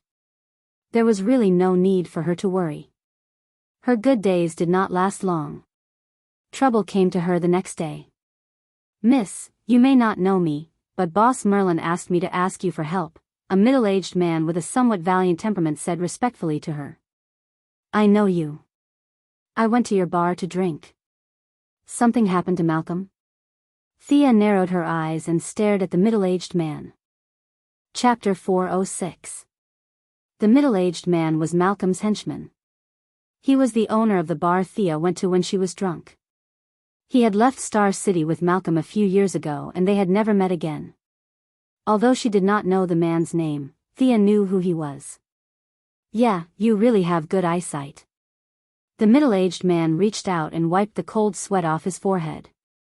He usually had the courage to fight with more than 10 people alone, but now he was completely defeated by Sia's scrutinizing gaze. He couldn't explain why, but it was fear. What the hell is going on? Malcolm asked as he wandered around the world in confusion. To be honest, Thea was a little worried about him. This world was too complicated. He was almost invincible in Star City, but he was not safe in the outside world. The middle-aged man did not dare to delay and told her everything he knew. Get to the point. Do you understand the point? Sia suppressed her impatience and listened to the middle-aged man talk for 5 minutes about what Malcolm had been through. He talked about how they had cut off the gangsters' fingers to get information, and how they had been chased all over the city by the local gangs. The middle-aged man rambled on for a long time but did not get to the point. We did not find anything important. Our boss did not contact me once every 7 days as we agreed. That's why I came to find you. The middle-aged man got to the point, and Thea breathed a sigh of relief. Malcolm's henchman was loyal, but his ability was not. You know about my relationship with your boss, right? Yes, you are father and daughter. That makes things easier. Do you know who Malcolm was in contact with in the end? The middle-aged man thought for a moment. I think he was looking for the leader of a brotherhood. Thea was speechless. There were many brotherhood groups in America, such as the Defias Brotherhood in the game and the Mutant Brotherhood in Marvel Next Door. The big ones could turn the world upside down, and the small ones were just a group of otakus. The Haitian Brotherhood. It's in a small bar in New York. The middle-aged man finally gave Thea a specific target. The Haitian Brotherhood? Is that where Midnight Daddy lives? Thea asked in confusion. Young Miss is wise. That's right, this is the place. The middle-aged man flattered. Father Midnight was a famous voodoo sorcerer in the dark world. He was both friend and foe to Constantine. He was not a good person, but he was not a bad person either. He was more like an information broker in the magic world. Thea had also spent a lot of effort to investigate the current mages, such as the infamous Constantine, Satana, the Grand Mages and Grand Alchemists of the Cold Flame Church, and naturally, this included Father Midnight. She had investigated them one by one. It had to be said that this was the end of the magic era. The glory of magic was far away, and technological products were everywhere. The amount of magic in the natural environment was extremely low, and magic had been reduced to an awkward state similar to martial arts. You don't need to accumulate, or rather, you can't accumulate at all. As long as you know the incantation, it's fine. Your spells aren't that powerful, and mine aren't that powerful either. There were powerful spells in the books, but not many people had the magic power to cast them. The most obvious example was Constantine. He drank, gambled, and smoked marijuana every day. He had never seriously meditated, but his spells were comparable to those of the grand mages of the Cold Flame Church. He was smart and quick-witted, but the other side was not much stronger than him. Thea had once peeped at Mr. E of the Cold Flame Church from a very long distance. This grand mage who never revealed his real name to prevent divination curses was 1,000 times more diligent than Constantine. He didn't eat in the morning. He changed his clothes and practiced tantric yoga. At noon, he practiced a kind of astral vision from the ancient Indian Sakti sect. At night, he even practiced the Taoists' 3 flowers at one's acupoint and 5 chi circulation. He practiced everything that was related to meditation. When Thea saw this scene, she burst out laughing. If it was in ancient times, practicing like this would definitely be suicidal. The speed of death was even faster than cutting one's throat with a knife. But in modern society, magic power was too scarce. Other than practicing until he became blind, the old man didn't have any great achievements. In the end, this diligent man was defeated by Constantine, who didn't practice magic. His soul was sealed in the sword, and he became a fake old man. From this point, it was not unreasonable to know that magic practitioners were rare in today's society. Every one of them practiced until they were exhausted. It was no exaggeration to say that in another 100 years, magic would completely enter the storybooks and become the existence of children's ravings. This was also the reason why Thea targeted Shah Zahn and Black Adam instead of these people. There were too many impurities in their magic power. Instead of absorbing their magic power and spending a lot of effort to convert it, it would be better to spend a few days in the sun and grow faster. As for the Midnight Daddy that the middle-aged man mentioned, Thea didn't care too much about him. Cold Flame and the others were still thinking about reviving the glory of ancient magic, but this guy was leading a group of street thugs to mark out a territory in the slums of New York to collect protection fees. Even if he had some hidden strength, it was limited. Under the middle-aged man's strange gaze, Thea's gaze left Star City and went straight to New York to search for this Midnight Daddy. After a little effort, Thea finally found this information dealer. At this time, Midnight Daddy was bare-chested, wearing a black trench coat full of bits and pieces, holding a cookery knife in his hand. His dark face was saying something to his subordinates. There was a bit of magic reaction. It was him. Thea set up a soundproof enchantment in her office, opened a blue portal, grabbed Midnight Daddy's collar, and pulled him from New York to Star City under the horrified gaze of his subordinates. Now that Thea's magic power had greatly increased, compared to the day when she rescued the former Minister of National Defense, her skills were also much more delicate. She no longer had the feeling of wanting to die after just one teleportation. Midnight Daddy's face suddenly changed. Although his face was extremely ugly, he still struggled to get up and waved his cookery knife fiercely, guarding against the enemy's attack.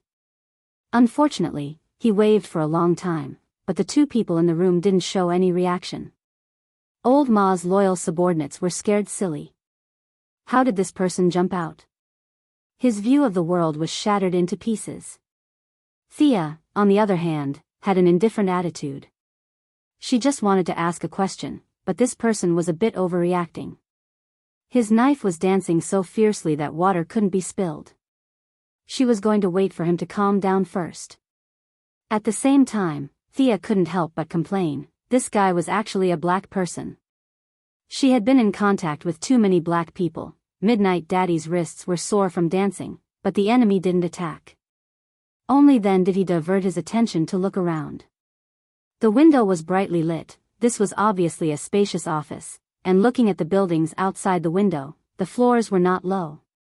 In the room, there was a middle-aged man with a demented appearance and a cool office beauty. Midnight Daddy's head was a bit dizzy. This environment was not in line with his world at all. Did he forget to take his medicine in the morning? Why did he come here? Chapter 407. When Midnight's father calmed down, he quickly found the problem. This woman was too calm.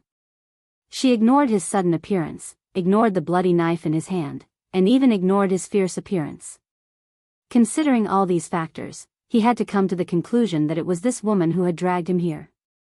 Just by looking at her with his eyes, he could only feel that this woman was extremely beautiful and had an outstanding temperament.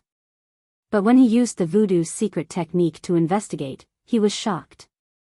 This person's magic power was so strong that it seemed fake. In this big environment, there was such a powerful spellcaster. Midnight's father suspected that the other party had used a camouflage. It was no wonder that he couldn't see through her. It was just like how humans couldn't see through gods. Although they both used magic power, Sia's life level was already higher than these spellcasters from Earth, not to mention her combat power when using magic. The transformation of divine power made her not leak a trace of magic power, and these spellcasters had mortal bodies. From the energy reaction, they were all like moving torches. Thin skin and big fillings, one shot to take them down. Today, Constantine despised this person who picked up the ring and mocked that person who took the cloak. In fact, he was envious in his heart.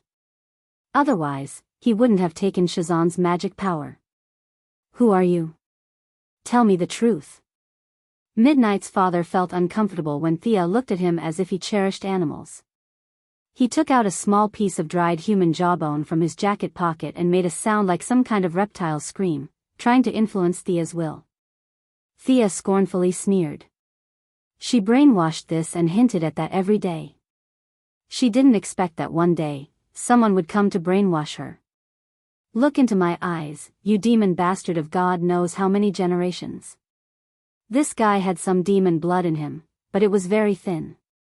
Thea didn't want to talk nonsense with him. She asked directly and threw him back. The Eye of Horus didn't add energy, but it was a complete emotional impact. The pale yellow eyes directly met Midnight's nervous eyes. The voodoo immediately lost its effect. Even a mixed demon could not withstand the strong emotional impact. No one was immune to fear. A large number of scenes that only appeared in nightmares surged into his heart. Father Midnight's willpower was quickly disintegrating. Just as Thea was about to ask, the trembling Midnight Papa took out a small charcoal figurine from his shirt. It was a simple action, but it took him half a minute to complete. Thea could have stopped him, but in order to see the magic of voodoo, she did not take any further action. Midnight wanted to crush the statue, but his entire body was trembling like a sieve. His hands had no strength at all. The veins on his forehead were bulging, and his white teeth were clenched so tightly that they made cracking sounds. His two hands gripped the statue tightly, and he had to use all his strength to break the statue. A light green breeze that mortals couldn't see swirled around his body. Sweating profusely, he finally escaped from the nightmare. However, due to the intense physical exhaustion, he couldn't stand up for a while. Good move. Thea's eyes lit up a little. The other party didn't eliminate it, nor did he resist it. Instead, it seemed like he had transferred his emotional energy away. Thinking of the many ways that voodoo and shamans had in common, Thea's mental impact was most likely transferred to places like the ancestral mausoleum. Others were deceiving their fathers, but this guy was deceiving his ancestors. Why are you looking for me? Midnight Papa was completely honest, especially after he used his trump card. He found that Thea was sitting on the high chair calmly. Her white jade-like fingers were still twirling the pen. She didn't take him seriously at all.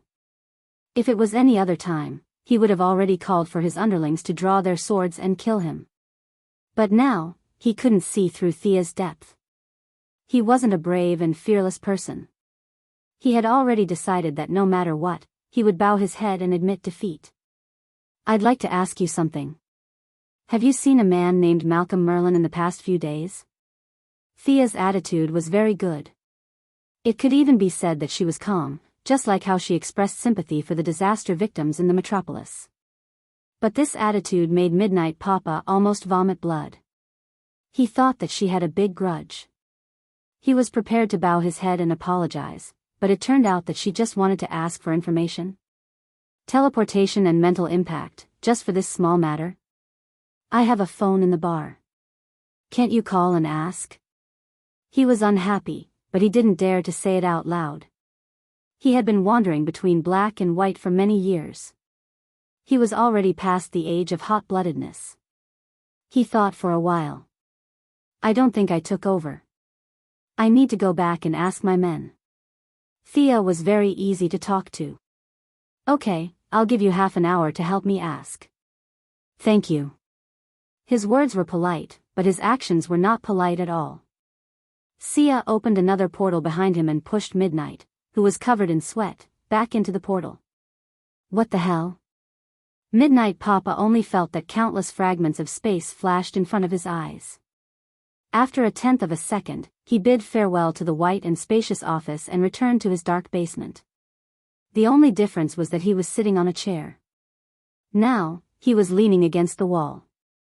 Papa, you. The hooligan who reported to him before didn't leave. He stared blankly at the invincible voodoo king in his heart. He disappeared with a whoosh and appeared again with a whoosh. Could it be that the boss had finally mastered his divine ability? His underling was dumbfounded. Midnight Papa was also stunned. After a while, he realized that he was back. He wanted to cry but had no tears. He felt that this basement that was full of the smell of blood and the howling of ghosts from time to time was really familiar. Fortunately, he himself was a magician. He didn't think that the previous scene was a dream. After thinking about it, he remembered that he had heard of Malcolm Merlin, but he had never seen him before. He woke his underlings up with two big mouths and asked them to immediately ask around. Whether this person had been here before, what he had said, the time, the place, the person's purpose, everything was clear. Midnight Papa worked in intelligence and had an excellent memory. He finally summarized the information of his underlings and thought back and forth about the benefits that today's matter could bring him. He sat alone in the basement and waited. When the agreed half hour was up, the dark blue energy door stood in front of him. Thea didn't violently pull him in this time, but made an inviting gesture. Midnight Papa took a deep breath and walked in calmly. When he returned to the office, the middle-aged man from before had already gone to rest. Only Thea sat there alone. The savior of the metropolis, Dr. Quinn? You're not as weak as the newspapers reported. You've deceived everyone. You're the most powerful spellcaster I've ever seen. Midnight Papa was in the intelligence business. Thea now appeared in newspapers and magazines every day. There were not many people who didn't know her. It was just that Midnight Papa didn't associate the two of them before. They were not on the same level at all. What president? This was too far from his world.